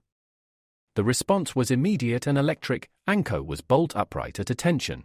Every inch the perfect ninja as Naruto groggily hauled himself upright. "Ow." He shook his head like a bear waking up after winter and shot his sensei a nasty look, temper like a snake wi toothache. Insane cravings for dango and occasional outbursts of hurting a people. "You sure you're not gonna be a mum anytime soon?" Naruto-kun, once more the Hokage seized the reins, though this time it was as much for Naruto's safety as his sense of good timekeeping. He'd seen that look in Anko's eyes a few times before, and each one had resulted in someone getting hurt. A wise man once said, "Never step on a sleeping adder." Keep that in mind over the next few minutes. That aside, I believe now my earlier guesses were correct regarding your unique use of the henge jutsu. As expected, this brought Naruto snapping to attention beside his teacher and, with one eye still on the time, the Sandaime decided to make this brief. "As far as I can tell, your henge is, and please don't use this word in the future, Naruto-kun, a bastardized cross between the henge and the Kampakina henge. By that," he moved to explain as the boy looked perplexed by his vocabulary, "I mean it has similarities to both those techniques, but is in fact unique. It uses almost the same hand seals for henge, but the result is similar to the Kampakina. From Anko-chan's expressions, I could tell you weigh the same regardless of your form. You were as heavy in the small form as you are now due to the compression of your tissues. Added to that though, you've replaced the Oni of the Kampakina technique, still having a ninja's chakra signature, with the Akuma of not having any usable chakra at all. It's an odd case, not one even I've ever heard of before, so I must leave it the hands of both you and your teacher to see the limits of your new technique. Anko-chan, I want a report from you first thing tomorrow. For now though, I'm afraid you'll both have to depart." Stooping over his desk, the Hokage began shuffling the paper he'd need for the impending council meeting. "I have business with the elders and I'm already running late. I'll see if I can catch up with you for a bowl of ramen or two sometime next week, Naruto-kun, a celebration for a month's hard work." As always ecstatic with the lure of his favorite dish, the Jinchuuriki smiled and raised a hand in farewell. "Fine by me, Jiji. Look forwards to it."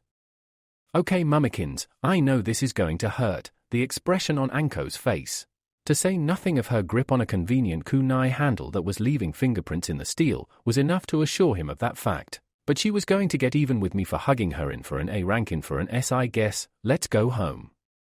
The snake mistress said nothing, merely lashed out and grabbed part of his jumpsuit shoulder and then vanished, dragging her apprentice off to a training session that Sarutobi was quite grateful he wasn't going to accidentally oversee in his scrying orb.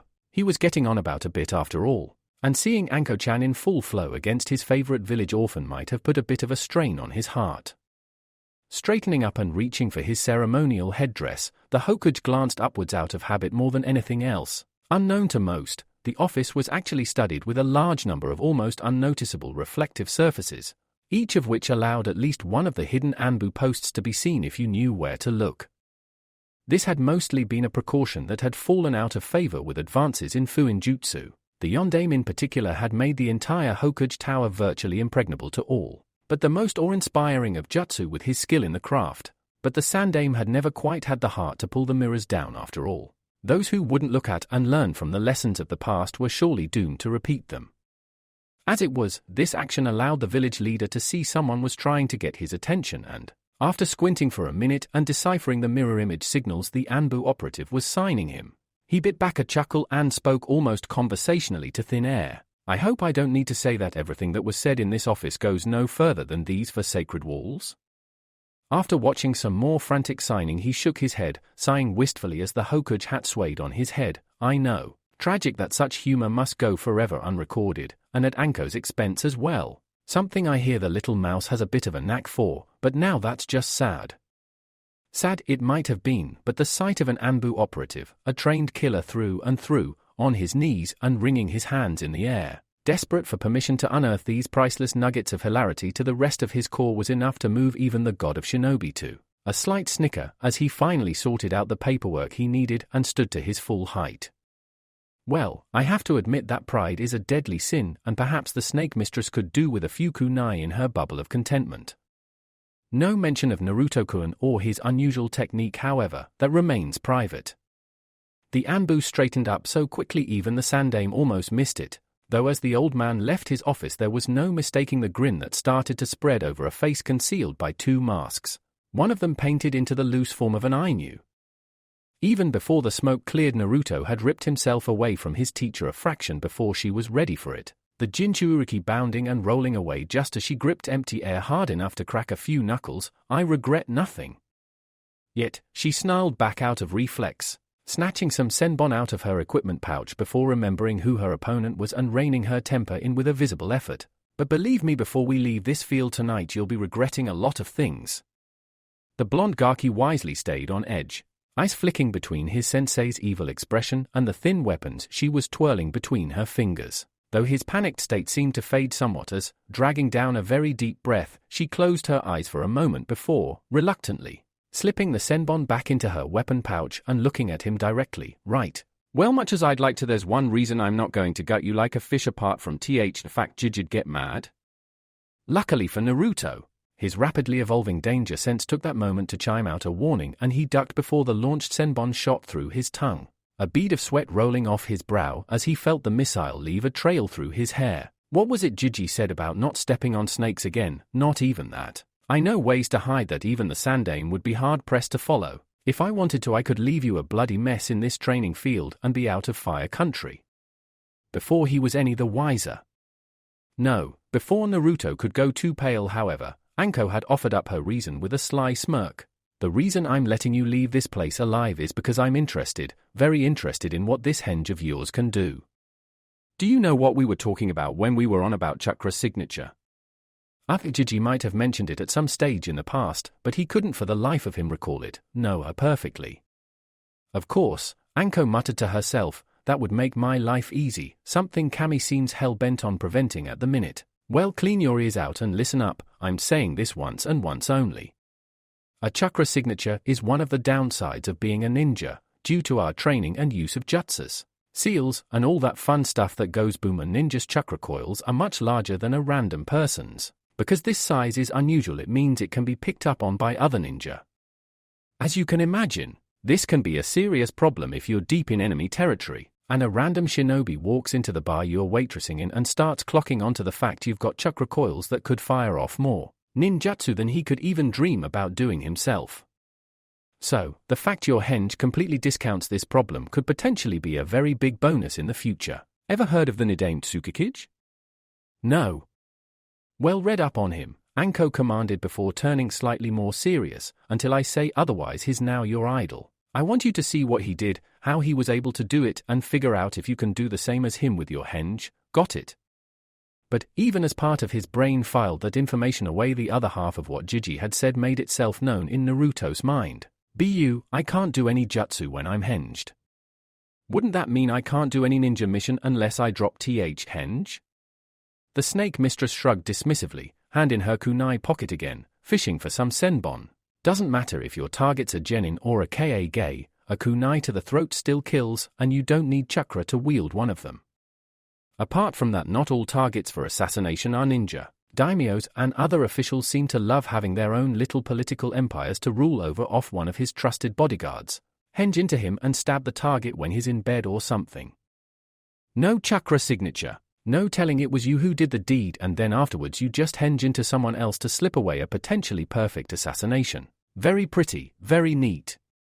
The example, even as hasty as it was enough to make Naruto sweat a little before her next words really brought the perspiration out in a drenching sheen over his body. If there was one thing he'd learnt in the 2 and something weeks he'd been studying under the Snake Mistress, it was that her laughter was usually something to be feared than joined in with. Kami, damn it, the higher kingdoms must be having a secret joke at my expense. She spoke mostly to herself as she calmed down. Naruto, not daring to move a muscle or say a word as she carried on, get busted into teaching some orphan punk only for him to turn out to be a potential infiltration and assassination expert. Right, apart from that, Naruto, her demeanor immediately flipped completely around. Where once there was flippancy and jest, now only business and killing intent remained. The aforementioned orphan punk springing to attention as she impaled him with a forceful stare. Because of this new information, there's been a change of plan in your teaching schedule. The nature of your henge is as of this second a secret that only you, I, and Sandame-sama know, until you are given explicit permission otherwise. That is to remain the case. Am I clear? Hi, why though? Read up on Mu, that's the Nidaime Tsukikage. When you've read his background and why he was so damn dangerous, you'll understand, Anko assured him before moving on, the killing edge taken off her formerly sharp voice as she carried on. Apart from that though, because of your henge, and the fact it's virtually undetectable, I'm going to use whatever time I have left with you to train you in espionage, demolitions and, though you're young, assassination as well. I won't mess around here, brat. That henge is something I've never heard of, and because of that it's a surprise for most ninja. What do surprises mean in shinobi terms? Death, Naruto answered instinctively, having heard enough speeches and lessons on shinobi fighting to last him a lifetime. But because I'd be a surprise, that would mean I'd sneak in and kill people before they knew I was there. Th's what you're wanting me to learn to do, isn't it?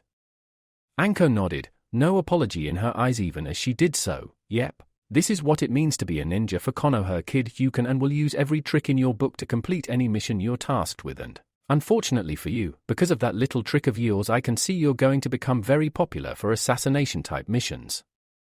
I won't lie, I've done them before and they're not glamorous.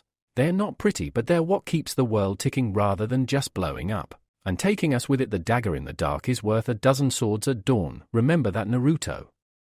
Because of that, I'm going to change what I was planning to teach you. Don't worry. I'll put in a good word with the Sandame to make sure that when you start trading scrap again, the others on the field will run you through how to set and detect traps and live out there. But to train an assassin takes an assassin, and as luck would have it, you've got me. Assassin, there was a kind of dark glamour to the word, a slinky, dangerous feel that simultaneously excited and terrified the child. What Anko was describing sounded dark and disturbing, but also oddly seductive. A ninja who no one had seen but everyone had heard of. A nameless terror talked about in hushed whispers everywhere, from taverns to the courts of the fire daimyo. Never caught, never seen. The shadow with a razor edge whose knife was ever even as his mind was preoccupied with his daydream. His body responded, and almost got him out the way of the senbon, though the flare of pain from his shoulder told him that he'd been hit, and his free left hand immediately clasped his right shoulder, the senbon protruding even as he glared at his teacher. Not bad, you almost made it. Then again, in the field, almost usually means you're bleeding out rather than immediately dead, Anko told him, her underlying message of not getting distracted not lost on her pupil even as he gingerly tugged the senbon out of his shoulder. So, here's the deal, early day for you, kid. I'm going to get a few things of my own, but before I get back this evening I want you to have information on the Nidaime Tsukikage. The village library might not have much, but it's a start. But Anko-sensei, seeing a flaw in this plan, Naruto had to point something out. I don't have a library card, they won't loan to Hey. What was that? Are you completely stupid? Having thrown the kunai he'd just leapt aside from, Anko reminded herself that he was young, dumb, and therefore had an excuse to be this annoyingly dense. What have I spent the last 2 weeks teaching you? Everyone in Konoha hates your guts, so turn into someone else, you moron. Kami, damn it, what did I do to deserve this? Oops, The sight of his teacher's obvious frustration made a cold worm of contrition thrash around slowly in Naruto's gut, and he mentally berated himself for opening his mouth before thinking of course he could just disguise himself to get what he wanted, though since he didn't have a library card he'd probably have to take a pen and paper to take notes. Sorry sensei, it sounded hollow and heavy even to his own ears, but it was all he could manage by way of apology, wasn't thinking. That's obvious, she shot back acerbically, still looking disgruntled as she hooked out a kunai before turning back to him, still looking slightly disgusted at her student's apparent lack of brains. Right, just for that display of idiocy I'm carrying out my mission now. Get henged Gaki. The Sandame wants to know exactly what your screwed up little stunt is capable of and I owe you one for the cracks you took in his office. Start running, sweet little child of mine. Her smile could have made the legendary Kyuubi itself run a mile and certainly got Naruto moving. With a terrified squeak he hinged into his deep cover mask, and a split second after that Zaki Mamoru was hurtling all over the clearing pell-mell, inches ahead of the deranged lavender-haired Chunin, taking leisurely swipes with her weapon as she sang out threateningly, "We've got all morning to practice and this'll help your dodging ability, just remember to dodge occasionally though, I don't want to get too much blood on my uniform." Wincing as he sat back down, and cursing Mitarashi Anko to the deepest pits of Makai for the 1000th time as it appeared bruises and cuts did not disappear when he dropped or adopted a henge, the Jinchuuriki had to admit that she had been right in one regard.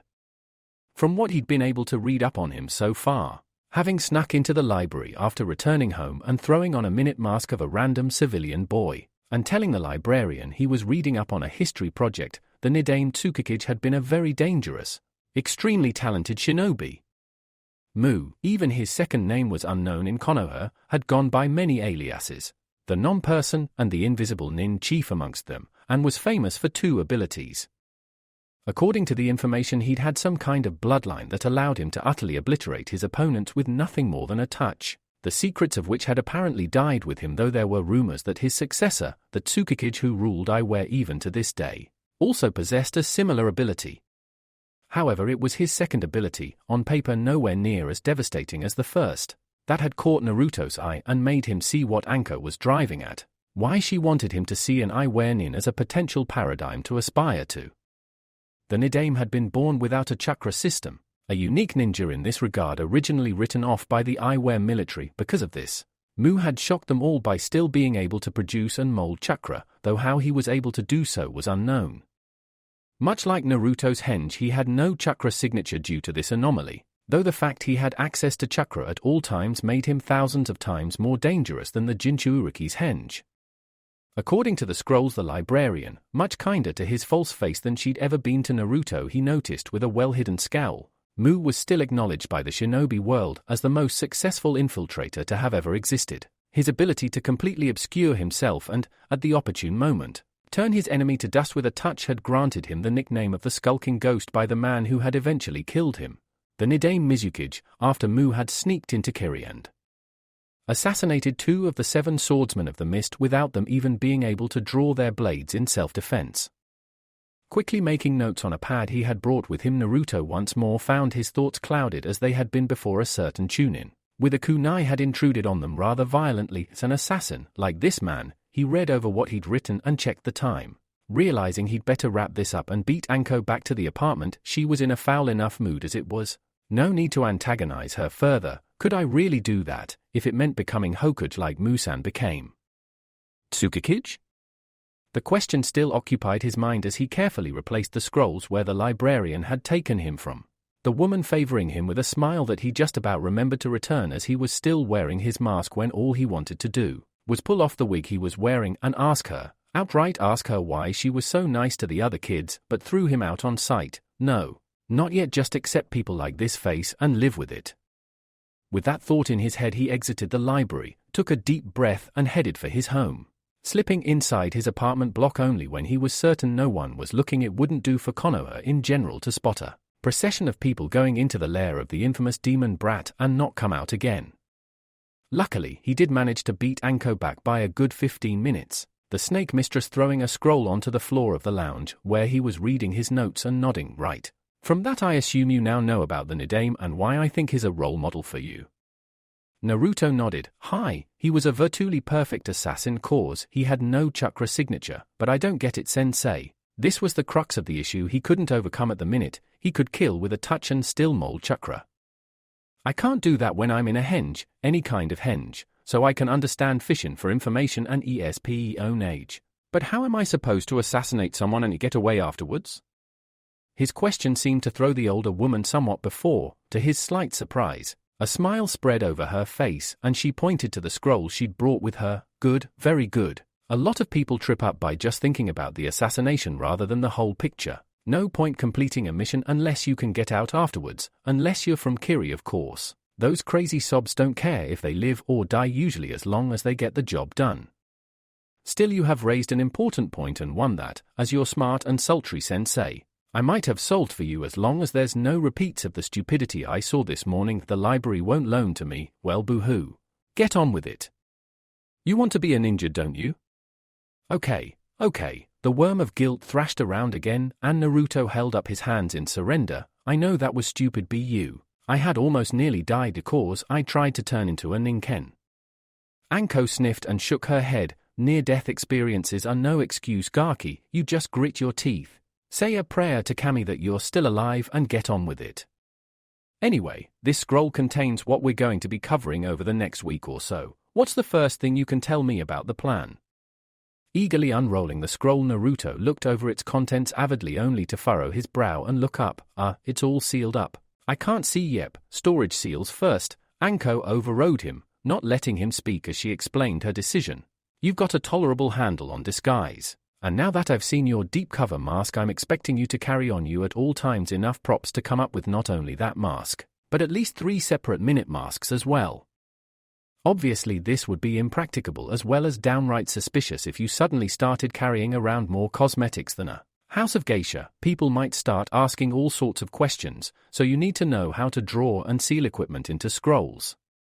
Also, with your henge you may well have the options in the future to have 2 separate masks on. Get where I'm coming from? A disguise on top of a henge? Cool. The idea hadn't in all honesty occurred to Naruto, but he was grateful that it had been pointed out. That way I can drop one while keeping the other. They'll never know what I really look like.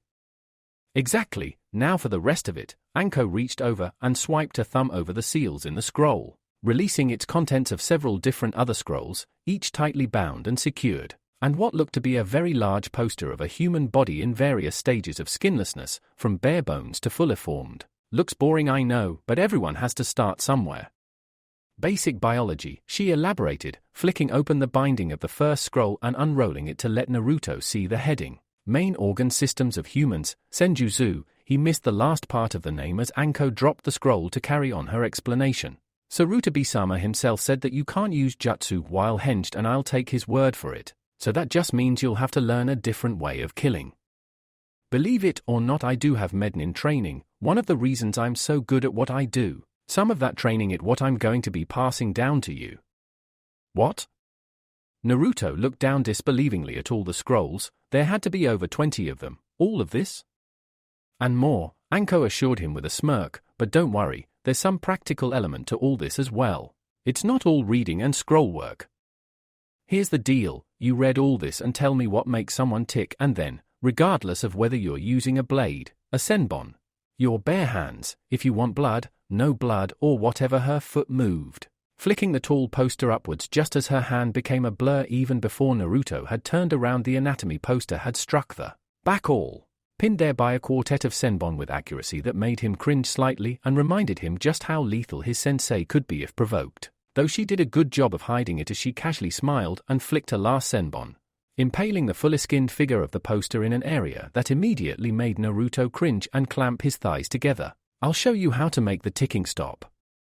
Oh yes, she gave a smile, eyes delighted as she watched the last senbon slowly stop quivering where it had embedded itself in the wall. You need to learn assassination, concealment and espionage like Panichon needs to get laid. By the end of next week I'll have laid the groundwork for this kind of training, and get the word out on the training fields to you up to speed on the rest of it. Any questions? What's getting laid? Kurinai-san's not sick, is she? No, she's not, and never mind. Look, just get ready to read a lot and work even more, because by the end of next week, If you can look at me without screaming in fear or flying into a violent rage, I'm not doing my job right. Though perhaps understandable due to his age and, despite his unfortunate circumstances in being generally disliked by pretty much everyone in his home village, it had never really occurred to Naruto, until he started reading up on even basic anatomy, just how complicated and integrated his body actually was. Everything from cellular structure to neural impulses had to work together in seamless synchronicity for him just to breathe and stay alive. When it came to walking and talking, never mind fighting, it appeared to him to be a minor miracle that he was even able to function at all without devoting extraordinary brainpower just to keep his heart beating and his lungs inflating, the basic things his body needed to keep itself ticking over. He'd never known, never even considered just how amazing every human body was and how many different parts it was made up of until Anko-sensei had introduced him to the elementary medical ninja training scrolls. Unfortunately, he also hadn't given much thought to the myriad ways there were of making such a marvel of biochemical ingenuity stop working. Luckily for him though, Anko-sensei took her time to point at least some of these ways out to him. Personally, Yo, I need that Ri-Ri-I-E-O whoosh. See, the Chunin spoke calmly over the row of her flailing student, the palm of one hand locking his elbow straight while the other had hold of the back of his hand, and appeared to be attempting to twist it around like a corkscrew, with a reasonable amount of success if the volume of the shrieking was anything to go by. Twist the wrist both ways. Doesn't matter in which order, to break it properly and stop them using that hand again unless they can get seen by a competent doctor. But if they're a lot stronger than you, go for the fiddly bits. She dropped his hand like a puppy Ninken fetching its owner's slipper before seizing hold of her student's thumb. Dislocation of the thumb, for instance, stops most hand seals right off the bat. Grateful he couldn't see her vindictive smirk, she gave a gentle tug on the captive digit, Naruto immediately screaming and swearing up a storm as she did so. Such is the way of the world, brat. You call me mummy one day, I make you scream uncle the next. Gah, I give, Naruto squealed, doing a great impression of a worm on a hook as he attempted to squirm his way out of his sensei's tenacious grasp. I bet Musan never had to go through this. The complaint made Anko have to bite down on a sudden chuckle as she finally dropped the 6-year-old's arm, standing up and brushing her skirt down as Naruto immediately hugged his abused arm, moaning and gasping broken thanks that it was still attached to the rest of him. I'd bet he didn't, but that's probably because he was competent rather than a snot-nosed little bug like you, Anko informed him, eyes crinkling in mirth as Naruto flopped onto his back and shot an evil glare up at her. Besides, look on the bright side, at least because of this you're getting exercises in suppleness at the same time as learning the textbooks. You can dislocate your index fingers now, can't you? Only of course you pulled them out their sockets. Never one to let facts take the shine off a stroke of good fortune, Anko merely shrugged, wafting the point away like a cloud of midges. Can you blame me for having a sneezing attack at just the wrong moment? Besides, it happened, you snapped them back in, everyone's happy. Get over it. Wincing as he gingerly rotated his wrist a touch and wiggled his fingers individually, the Jinchuriki slowly stood up from where he'd been thrown onto his side in his living room and faced down his sensei once more. This is about what happened in the Sandame's office, isn't it? I said sorry, hell, even you said it was a good line. True, but take it from me, there's nothing worse than a student with a huge ego. What happens in the Hokage office stays in the Hokage office, but I thought it prudent to remind my student, i.e. you, of a basic truth in life. She favored him with a smile as she ran a calloused hand through his tangled hair, ignoring his shout of protest at the gesture of rough affection. She who laughs last and loudest is usually your sensei. Naruto opened his mouth to argue the toss before closing it again, realizing it probably wasn't worth the aggravation and, though he wouldn't admit it out loud, she was probably right. His apartment block was deserted, so there was no one to hear his screams of pain or pleas for mercy. These past few days had taught him much, and, with only 1 week to go until Liberation Day, as Anko had dubbed the day when her month of tutoring was over, he found himself oddly looking forwards to learning even more about the best way to slice a throat to make sure no blood sprayed on your clothes, or how to cripple an enemy ninja without killing him so he could be interrogated earlier.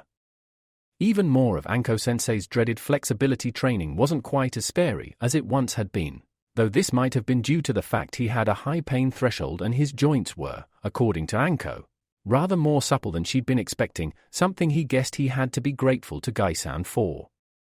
Still, He winced as another twinge shot through his shoulders. Try as he might, he couldn't do the handcuff trick with them just yet, though he was close. Another week should more than do it, and ensure even as a civilian he should be able to slip out of normal police restraints. After this even I could use an early night. Oh come on. The sight of a second sensei appearing in his lounge was enough to make his body start protesting in aches and pains all over again. This is so not fair. Don't worry, Brat, reading his face like an open book, though to his meager credit such an action was a little harder than it had been in the past.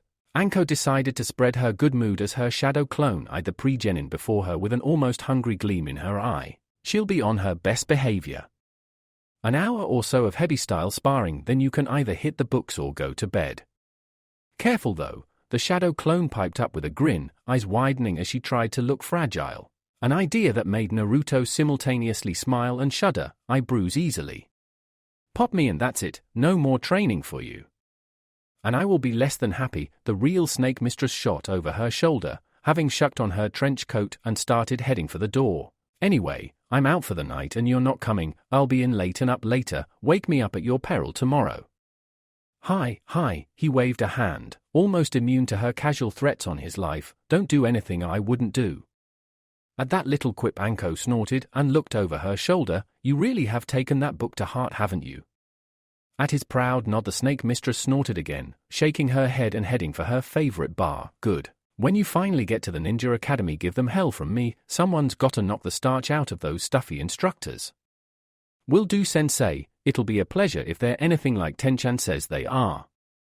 Take it from me, they're worse, Anko informed him, waving over her shoulder as she left the lounge. The slam formed the front door a second later lost on him as he leapt back from the shadow clone's first attack, eyes front minion. The Bushin barked, Naruto immediately assuming his own stance. Slightly different to her as the Hebi style allowed such freeform rather than rigidity. You're on touch contact only unless you want me to pop, but if I can hit you you'll know about it right then. She swung forwards, eyes as blank and showing as much as a doll's eyes as she plucked them out and let her body move on its own. Dance, brat, dance.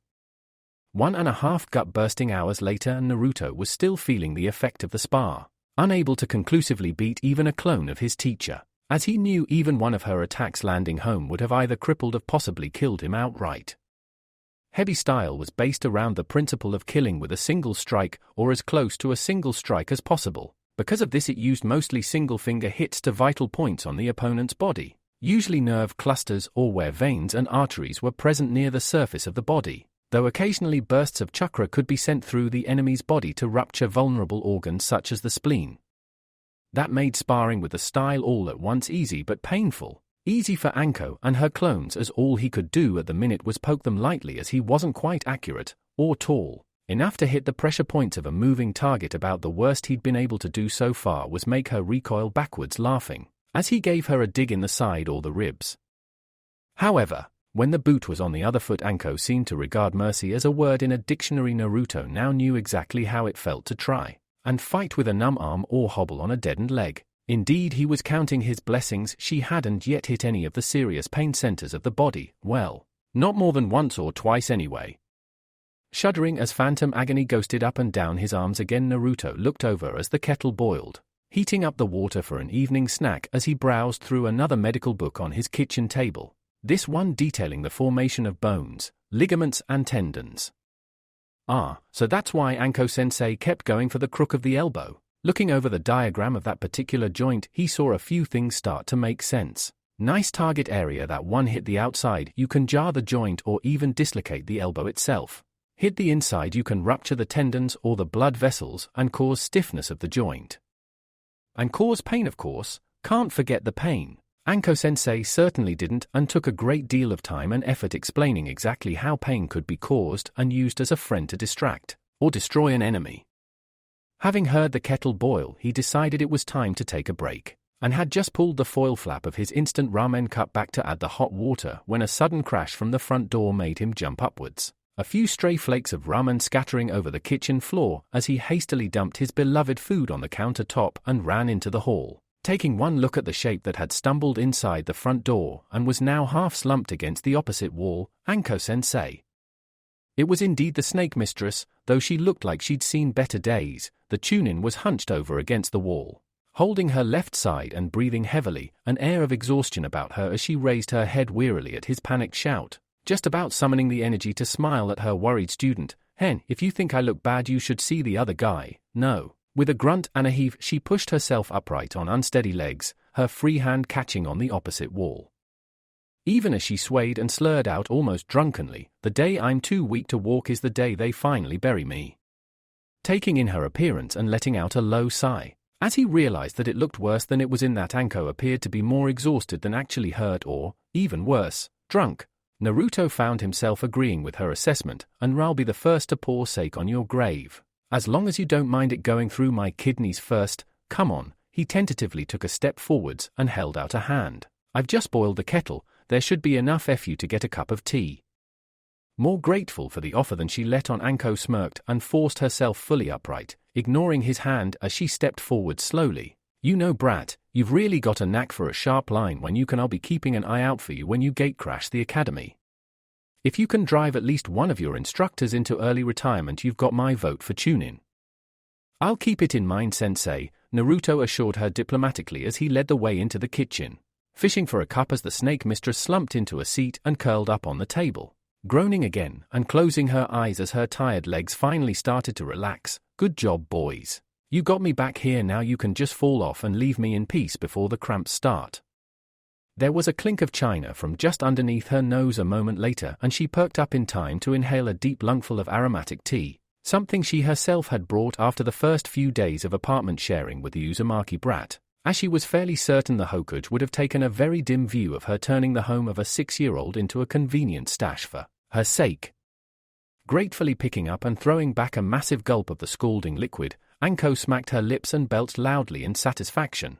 "Ah, that's the stuff. You're a long way from holding a tea ceremony, kid, but you're not actually that bad at making the stuff."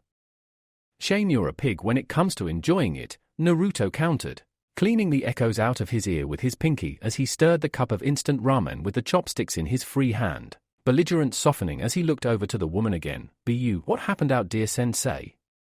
Anko's eyes narrowed and her nostrils flared. For a second she considered taking out her righteous vengeance on the one before her. After all, it was ultimately his fault why her night had gone so disastrously wrong. But caution and the aches from over her body were just enough to dissuade her from violence and let her tongue do the explaining rather than her fists. What happened is that someone opened their big mouth and because of that, she shuddered, the idea that had plagued her earlier in the day returned with a vengeance and, even worse, now firmly rooted in the minds of some of her closest friends, planting poisonous seeds in their expectations until she was able to tear them out and purge them with fire. "Several people now think I'm now something even worse than just your Yuke," she knew. Call it feminine intuition, call it gut instinct or whatever, but she just knew the second she walked into one of her regular haunts and saw a smile slide greasily onto the face of someone who was usually too bowel-looseningly terrified of her reputation to even look in her direction that some kind of fix was in. "Okay, Naichan," ignoring her best friend's significant other and moving on to the easier of the two targets,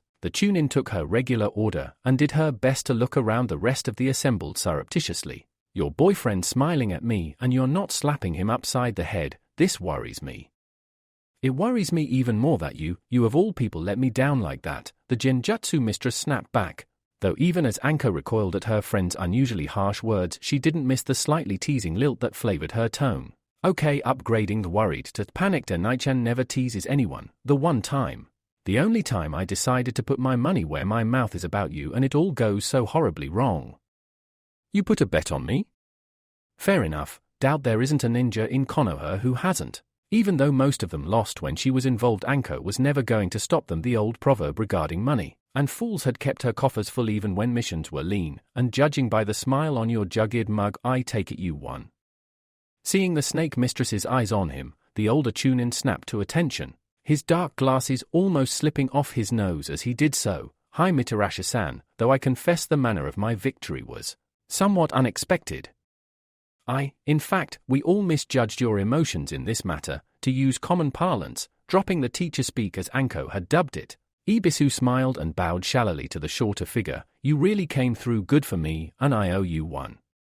"Not a problem, just let me sit in on the lap dance Naichan gives you. That was the wager, wasn't it?" Seeing both partners suddenly crimson, Kurenai almost choking on her drink, Anko once more found herself groaning at their ineptitude. Oh, for Kami's sake, just stop dancing around each other. And do the horizontal dance a good lay for the pair of yous about the only thing I haven't tried to loosen you both up. You especially, Nai-chan. Spluttering and coughing as she swallowed fresh air, Anko's brazenness once more catching even her on the fly. The red-eyed woman looked over at her friend as though she'd just crawled out from under a rock and started sunbathing nude. You are, she began. Flames of outrage fanning around her raven mane of hair as the tirade went on, the most obnoxious, self-absorbed, sadistic nymphomaniac I have ever had the displeasure to cross paths with. How Mouse-chan is going to survive when that paperwork goes through, I have no idea. He'll be going out the training grounds just to stay sane after about a month with you. You give her too much credit, Kurinai-chan, as she felt a strong, if somewhat thin, arm wrap around her shoulders. The woman let the frustration steam out on her breath. Anko is always trying to pull herself together from the sniggers of hearing her friend's condemnations. Damn it, every time she manages to wind me up enough to get me to snap. Sometimes I think the only reason I got those Ice Maiden nicknames was so there was a big tempting target nailed to my forehead so Anko would leave everyone else alone. I give the poor rodent a fortnight tops before he starts pitching a tent in the forest of death. Oh, don't you flatter me too much, Anko grinned, miming coyness before the second part of both speeches caught up with her, and her expression morphed into quizzicalness. Wait, what's the Gaki got to do with this? Don't tell me you bet on him too. He was part of it, Ibisu admitted, rather perceptively taking half a step back in case Anko truly blew her top. As friend of Nai-chan's or otherwise, the snake mistress outright terrified him at times. The wager was to see if he could even without trying force you to get attached to him. Though I must say I never expected things to go quite this smoothly, or this far. Seeing where this was going, Anko unusually decided it was too nice a night to ruin by getting irritated and instead simply shrugged, slipping into a seat just along from the bar as she perused the drinks list. Give the brat his due, he's got a way of getting the best out of a situation and making situations work for him, she commented offhandedly, her mind resetting itself slightly to the sudden shock of feeling contact under her hand where she'd expected there to be nothing but air and chakra. Naruto's deep cover alter ego starting back at her affronted as he rubbed the bruise on his head. Hell, it's got to the stage now where I'm sure I wouldn't tie him up and leave him in the forest of death as a bear snack, unless he did something stupid like try to smile near me. Nice try, Anko-chan, eh? She'd expected that to be the end of the matter as she'd virtually admitted she had grown a little closer to her temporary student over the month she'd been with him, but obviously Kurinai had different ideas if the grin on her full red lips was anything to go by. You say those things but you don't mean them, I know you better than that. Besides, the grin only increased in length as Anko felt the nape of her neck start to itch, a sure sign in her book that something she was not going to like was lurking just around the corner waiting for her to walk into it. The Sandame will never sign off the paperwork with that kind of attitude. Paperwork? The snake mistress parroted, fighting off the urge to reach for a kunai. What are you going on about? Oh, for Kami's sake, stop being so stubborn. The itching only intensified as a bite of impatience entered Kurinai's voice. I know you've got the whole loner who doesn't he give a damn act, but you of all people should be able to drop a mask. You just don't want to admit that Naruto broke you down, got his hooks in you and made you put your sign on the dotted line. What? Okay, now officially confused here. Contrary to popular opinion, Anko could keep her temper when she could see getting angry wouldn't help the situation. What the hell was I supposed to have signed this time? If I can't remember it, it's because I was drunk and therefore any contract is null and void. For the first time her words seemed to throw her friends off, Ibisu and Kurinai sharing a glance before apparently being elected as spokesperson. Ibisu spoke a little more delicately. According to reasonably reliable sources, you were observed with your charge in the Hokuge's office earlier today. According to these sources, the reason for this visit was to he immediately clammed up and started perspiring hard as Anko suddenly slammed her fist down onto the bar and glared around at him. Expression murderous as she saw, or at least thought she saw, exactly where this was going. If you, either of you, so much as imply that I asked the Hokuge to marry my so-called Shotokan, only one of us will be leaving this bar alive in the future. And I swear it won't be either of you too. Speak, Ibisu, she requested, not giving the other Chunin a chance to sneak his way out of this. What did your so-called source say went on in the office, where there were only the three of us there? Well, once more Ibisu was forced to screw up his courage as much as he was able to and, with a rush, got it all out in the open. He said that you were there to request guardianship of Uzumaki-san. The temperature of the bar dropped so quickly the glasses-wearing Chunin was half tempted to check if the snake mistress was using a Hayaten jutsu of some kind. She was so angry she actually looked calm, the paled face and blank expression belied by the raw intent to maim someone, or something in the very immediate future that was boiling beneath her calm veneer, a school of blood-maddened piranha thrashing just below the surface of a tranquil lake. She took a deep breath, then another, both her fellow Chunin looking on with trepidation, ready to hurdle the table and use it for cover at the sight of the first flicker of fire on the snake mistress's breath. Which person? Her voice was frozen malice, eyes snapping open and glaring with a force that could have put a weak-hearted man in his grave. Which soon-to-be rotting corpse put about the rumor that I would ever want to adopt. Even the word made her skin crawl. And how the hell did? The eyes had it. The second Kurinai's eyes had moved, Anko had followed them, and a streak of silver flickered across the room. As always, dodging without apparently meaning to, Kakashi glanced up at the shuriken quivering in the wall by the side of his head before eye-smiling over the top of his book at the now furious Chunin. Evening, Anko-chan. Apparently immune to the killing intent that had suffused the atmosphere, the copper ninja returned to his book. Anything you were after? Your testicles, on a skewer, the snake mistress hissed back, plucking more shuriken out her equipment pouch and readying them for the fight that was about to happen. What the hell did you say? And who did you say it to? Oh, just a few people, here and there, he shrugged carelessly, unconcerned about the death that was stalking him across the barroom floor. What? I thought you'd be grateful he's already calling you his mother, and I'm sure you can get dango for a baby shower. He swatted a brace of kunai out the air with the spine of his itcha, taking in Anko's now brilliantly red face and bared fang snarl with a second eye smile. I thought it looked rather cute myself. You, me, forest of death, right now. His plan having come to fruition, the Jounin snapped his book closed and replaced it away in his pocket, gesturing towards the door. As you command, Anko-chan, though it pains me to say this will just have to be a spar, nothing more. Just before he disappeared into a cloud of smoke, he gave his final cutting line, I'm not looking to be a family man just yet. Just as Anko screamed in rage and activated her own technique to arrive in the place she considered her second home, Kurinai finally let go of her laughter and, ordering another drink, turned to her boyfriend and immediately offered him a double, or quits on their previous wager as to what state the two combatants would be in by the end of the night. The memory of that spar, fun as it had been, was now etched into the aches of her skin and bones as she slumped at the kitchen table, drinking cooling tea as her explanation finished, and she sat back with a sigh, feeling her chakra slowly replenishing itself as she'd burned through most of it in her training. Kakashi was a true professional and never held back in a spar like most Anbu. His philosophy was train hard and fight easy, and he'd been a Jounin almost since before she'd joined the academy. But how did Kakashi-senpai know we were with Jiji? He's in Anbu, kid, she replied as she stretched her legs out and groaned as the stressed muscles pinged in pain. He must have been in the Hokage office when you pulled that little stunt of yours. Remind me, I need to kick your ass for that tomorrow. Trying to avoid the cold sweat that broke out over his forehead at those words, Naruto tried to steer the conversation into safer waters. So, did you get him? I can dream. I tagged him a couple of times, but if Kakashi was being serious I'd be dead 10 times over before I got close. The snake mistress grudgingly admitted, stretching off her neck and arms. He's one of our best for a reason. One of the reasons I'm always trying to catch training off him. By throwing kunai at him?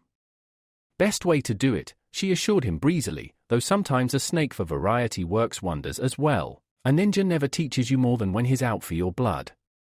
Also helps that Kakashi's mask has an allure all of its own. There's a standing reward for the kunoichi who manages to pull it off his face. At last. Thinking on this, Naruto decided to ask, any idea why he wears that mask? Anko shrugged, none whatsoever. He's worn it ever since I've known him, and before that as well, as far as I know. Still, he grew up in war, right out on the front line, and it's changed him a lot, made him a damn good ninja though.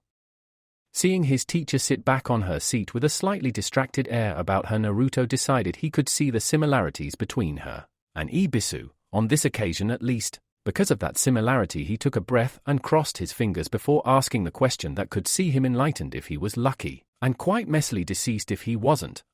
Anko-sensei. She looked over just as he managed to dredge up a sickler-looking smile from somewhere. Do you like Sharingan, Kakashi?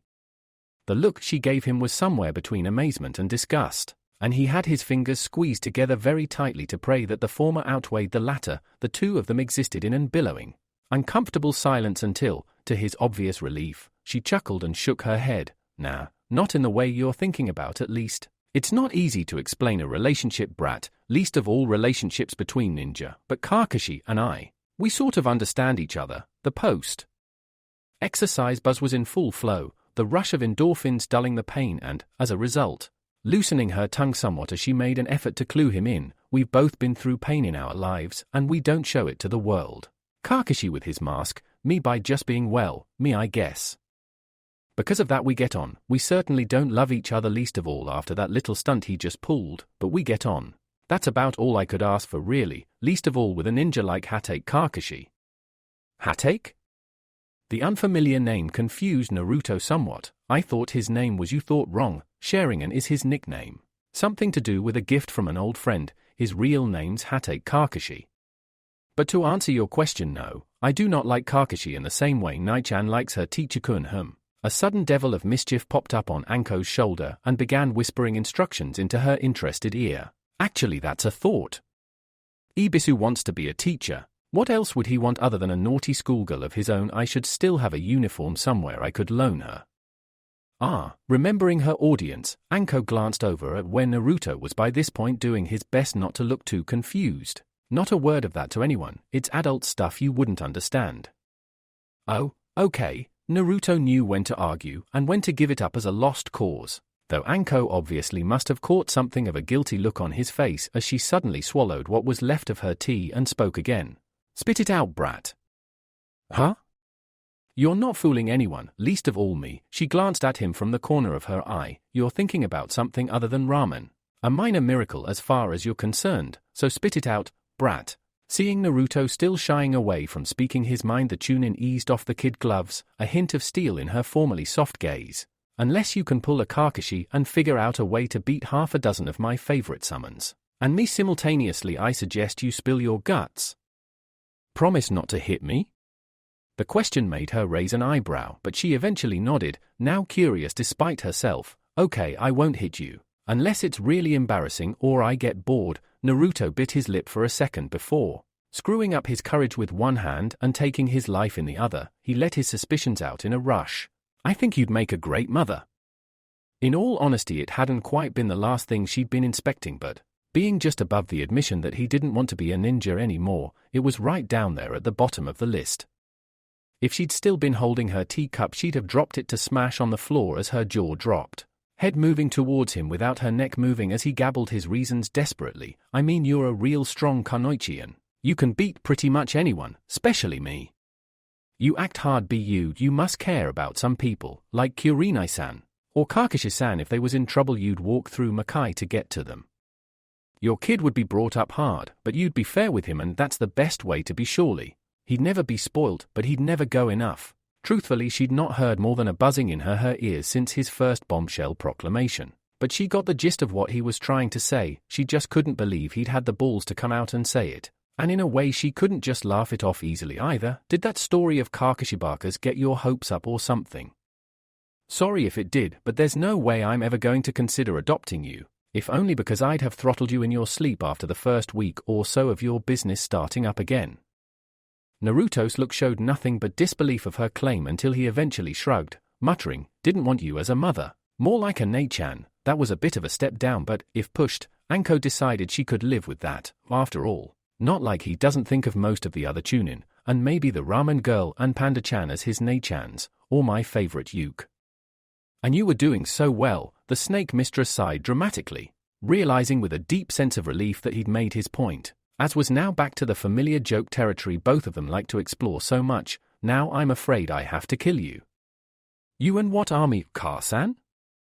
Uh-oh, he knew that look, and, as Anko bit her thumb enough for a tiny little bead of blood to show, bright red and liquid against her skin, he realized he'd said something very, very silly indeed. Word to the wise, my beloved little Sochi. The sarcasm dripped off the word like the blood dripped off her thumb. One explosion of smoke later, and Naruto found himself vaulting onto the table as the floor of his kitchen suddenly started wriggling, every inch covered by a serpent of some sort gazing up at him hungrily. Never ask a ninja with a summoning contract that question.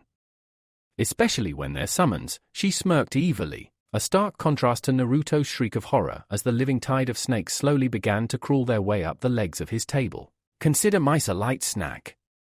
Even years after that night's activities eventually ended, it would be a long time before Naruto could even look at anything even resembling a snake without shrieking in fear, or throwing the nearest sharp object at it. Needless to say, this caused a fair few issues during his first few D-rank missions. Kunai and hosepipes tend not to mix very well. I laughed when I heard of his dream to become Hokage. As she began her debrief, she felt a sense of déjà vu sweep over her as Sarutobi listened to her words without judgment. Without comment, I'm not laughing now. You said he'd one day sit on that vaunted seat. I just hope I'm there to see it, if only so I can hide an explosive tag under the cushion. He does have that effect on people, Anko-chan, you more than most from what I hear. The Sandaime agreed with a slight chuckle before he began slightly more serious. So what have you taught young Naruto-kun? How has he progressed? Recommendations for the future and any other information you find relevant? Anko nodded and said, her first word, itself an acronym of the rarest type of ninja, was enough even to make the old man's eyes widen. Sabotage, assassination, infiltration, and demolition. He must have made quite the impression on you. Took the kid 2 weeks, maybe 3 to pick up how to come up with and put together a minute mask. Okay, it still needs work, but he'll do that in his own time. Chakra control's nothing to write home about, but he is getting slightly better. That may be due to his tenant. Sarutobi broke in, not wanting the youngster to take the blame for something he had no control over. His reserves are much larger than they should be, making it hard for him to control them. Anko nodded. Yeah, I heard from Naichan's team. Well, he'll get it down through pig-headed stubbornness to give in if nothing else. Apart from that though, his henge, she tailed off, shaking her head as even now she couldn't quite believe what she'd seen. It might have been a bit of a bad influence, but I had him read up on Mu, the Nidaime Tsukikage. He might have a new idol now. And not a bad one to have if truth be told. I saw similar promise through the eyes of the student's jutsu. Still, recommendations? For the most part let him get on with it. Interesting. I gave him the absolute bare bones of heavy style and he's figuring the rest out himself. Then over the past week, to complement his chakra-less henge, I've had him running on how to hide a chakra signature. Also because he couldn't do a genjutsu to save his life because of his chakra control. I spoke about how a ninja can escape genjutsu. Was too scared to go through the pain option, so I explained how to flare his chakra. 3 guesses what he did next, Hokage-sama? He mastered them already, or, natural caution reared its head, he has a tolerable skill in both. Anko shook her head. No, not yet. His chakra's too large for him to compress or explode easily. At least it is with his current level of control. No, what he's doing now is combining the 2 techniques. He shrinks his chakra down, then releases it, then shrinks it down again, trying to get faster each time. He calls it the heartbeat method. He's got a handle on biology, human biology that is, and I'm confident that, if he had to, he could hit and kill someone. Though of course, she hastily amended her last words as the Sandaime raised an eyebrow. I'm certain he won't put those lessons into practice until he's at least passed out of the academy.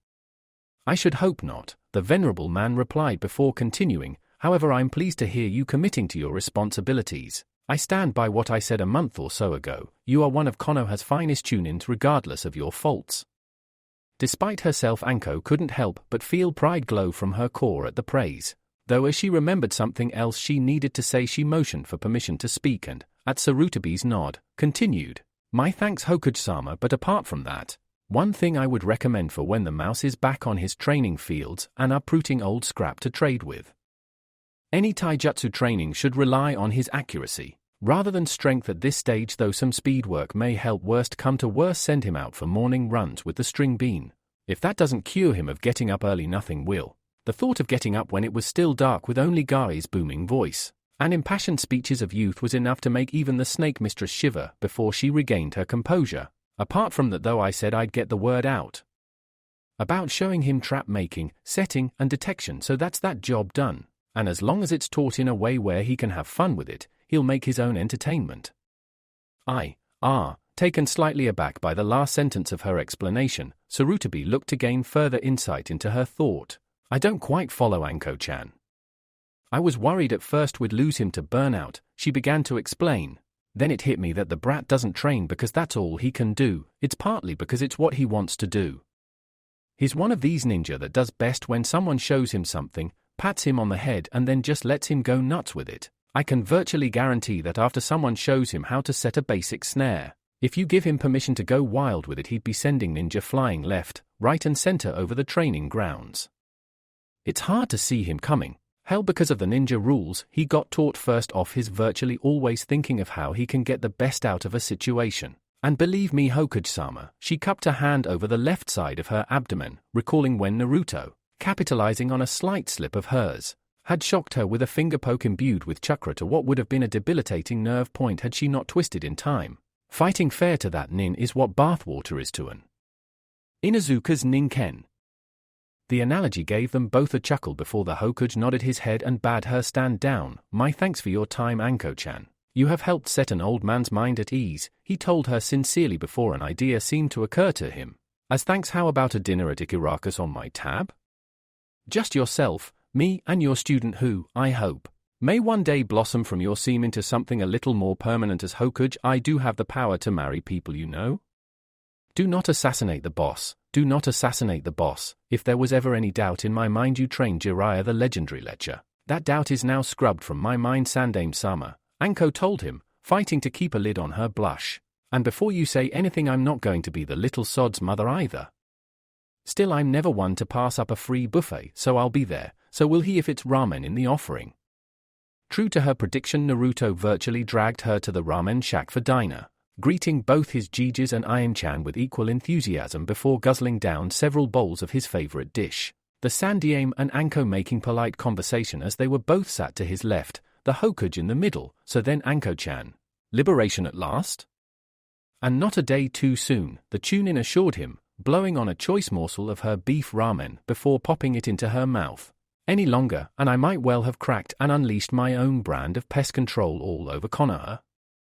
Hey, having drained his latest bowl and passed it back for a refill, Naruto defended his good name. I'm not a pest. Wanna bet? Yeah, I do. Until midnight tonight you're still my teacher, Anko-sensei, Naruto reminded her. The last few syllables drawled out as he plotted his next move and went for it. It's not like you did all a much teaching. Either, I didn't get most of the things you were saying. Maybe you'd know, Jiji. The Hokage looked across as Anko suddenly felt suspicious, only for her blood to turn to ice a second later at his next question. A lot of the time Anko-sensei was telling me to not ask or never mind. Maybe you know what she meant. The Hokage would forever be grateful he was faced away from the aforementioned Chunin. He could virtually feel the frost that had sprung up around her in shock and could only guess at the frantic shut up signs she was making behind his back even as he played along. Well, Naruto-kun, I'm not the professor for nothing. His voice betrayed nothing but mild curiosity as he peered at his grandson again. What terms did you not understand?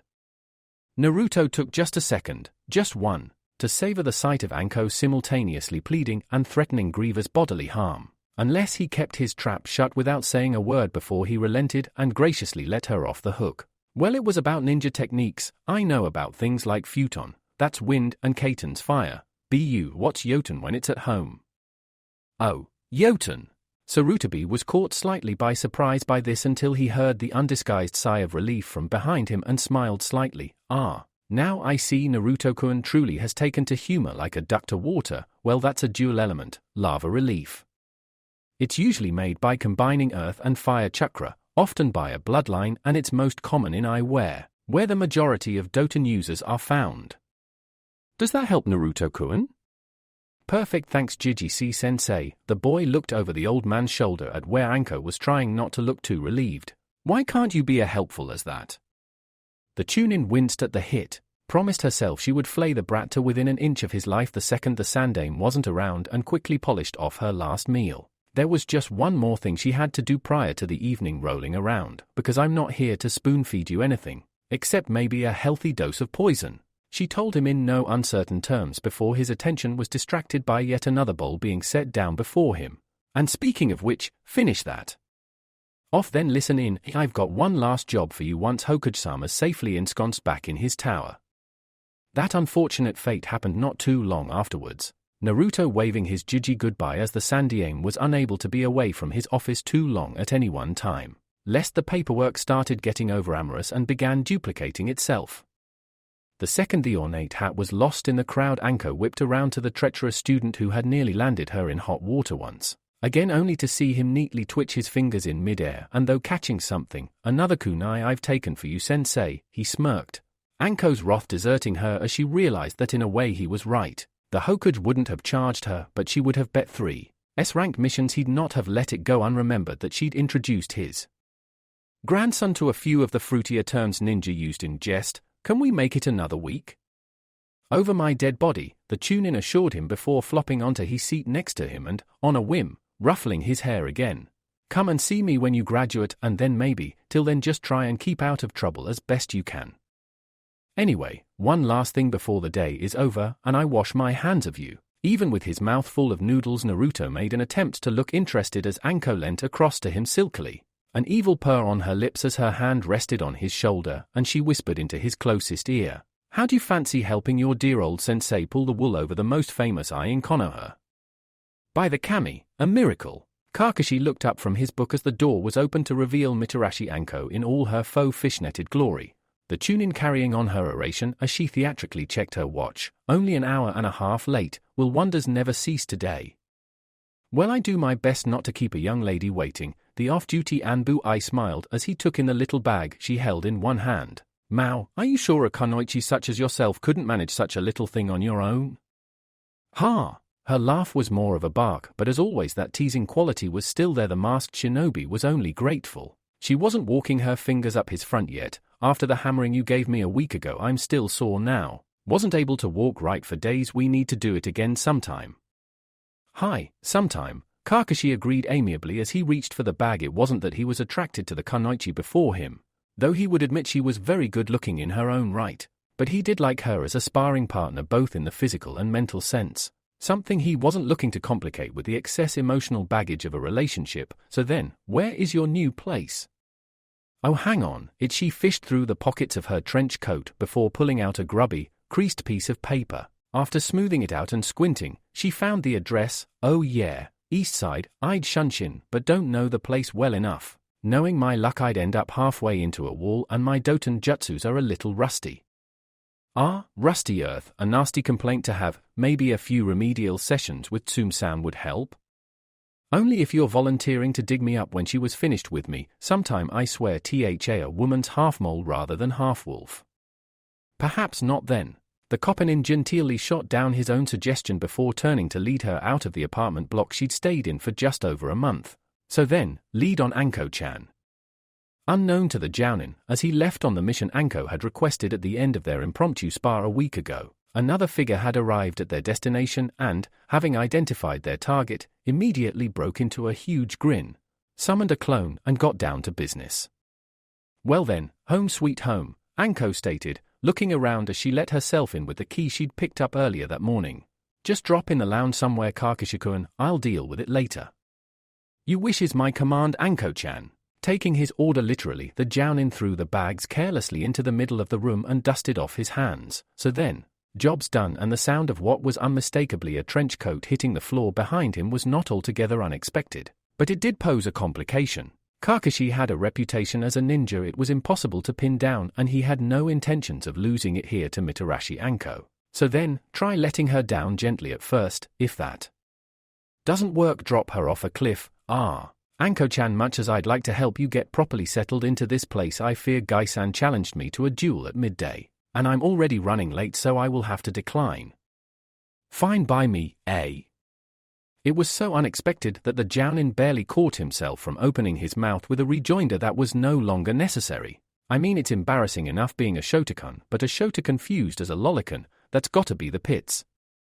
Kakashi span on his heel just in time for a cloud of smoke to disperse and Uzumaki Naruto to appear, bedecked in one of his sensei's spare shirts and chafing to redness because of it, his customary jumpsuit sealed in a scroll he'd taken out of one of the pockets of Anko's trench coat. "Praise the kami to be rid of that thing," he muttered, stepping out of the uncomfortable garment and kicking it away before activating his scroll, and a second later stepping into the comforting embrace of his usual attire. Kakashi looking absolutely stunned by this transformation. and hastily trying to reorientate himself before a sudden thought made itself very clear in his mind regardless of how he'd been duped. All that mattered was that because he had been caught unawares, Anko was who knew where and undoubtedly up to some kind of mayhem and mischief.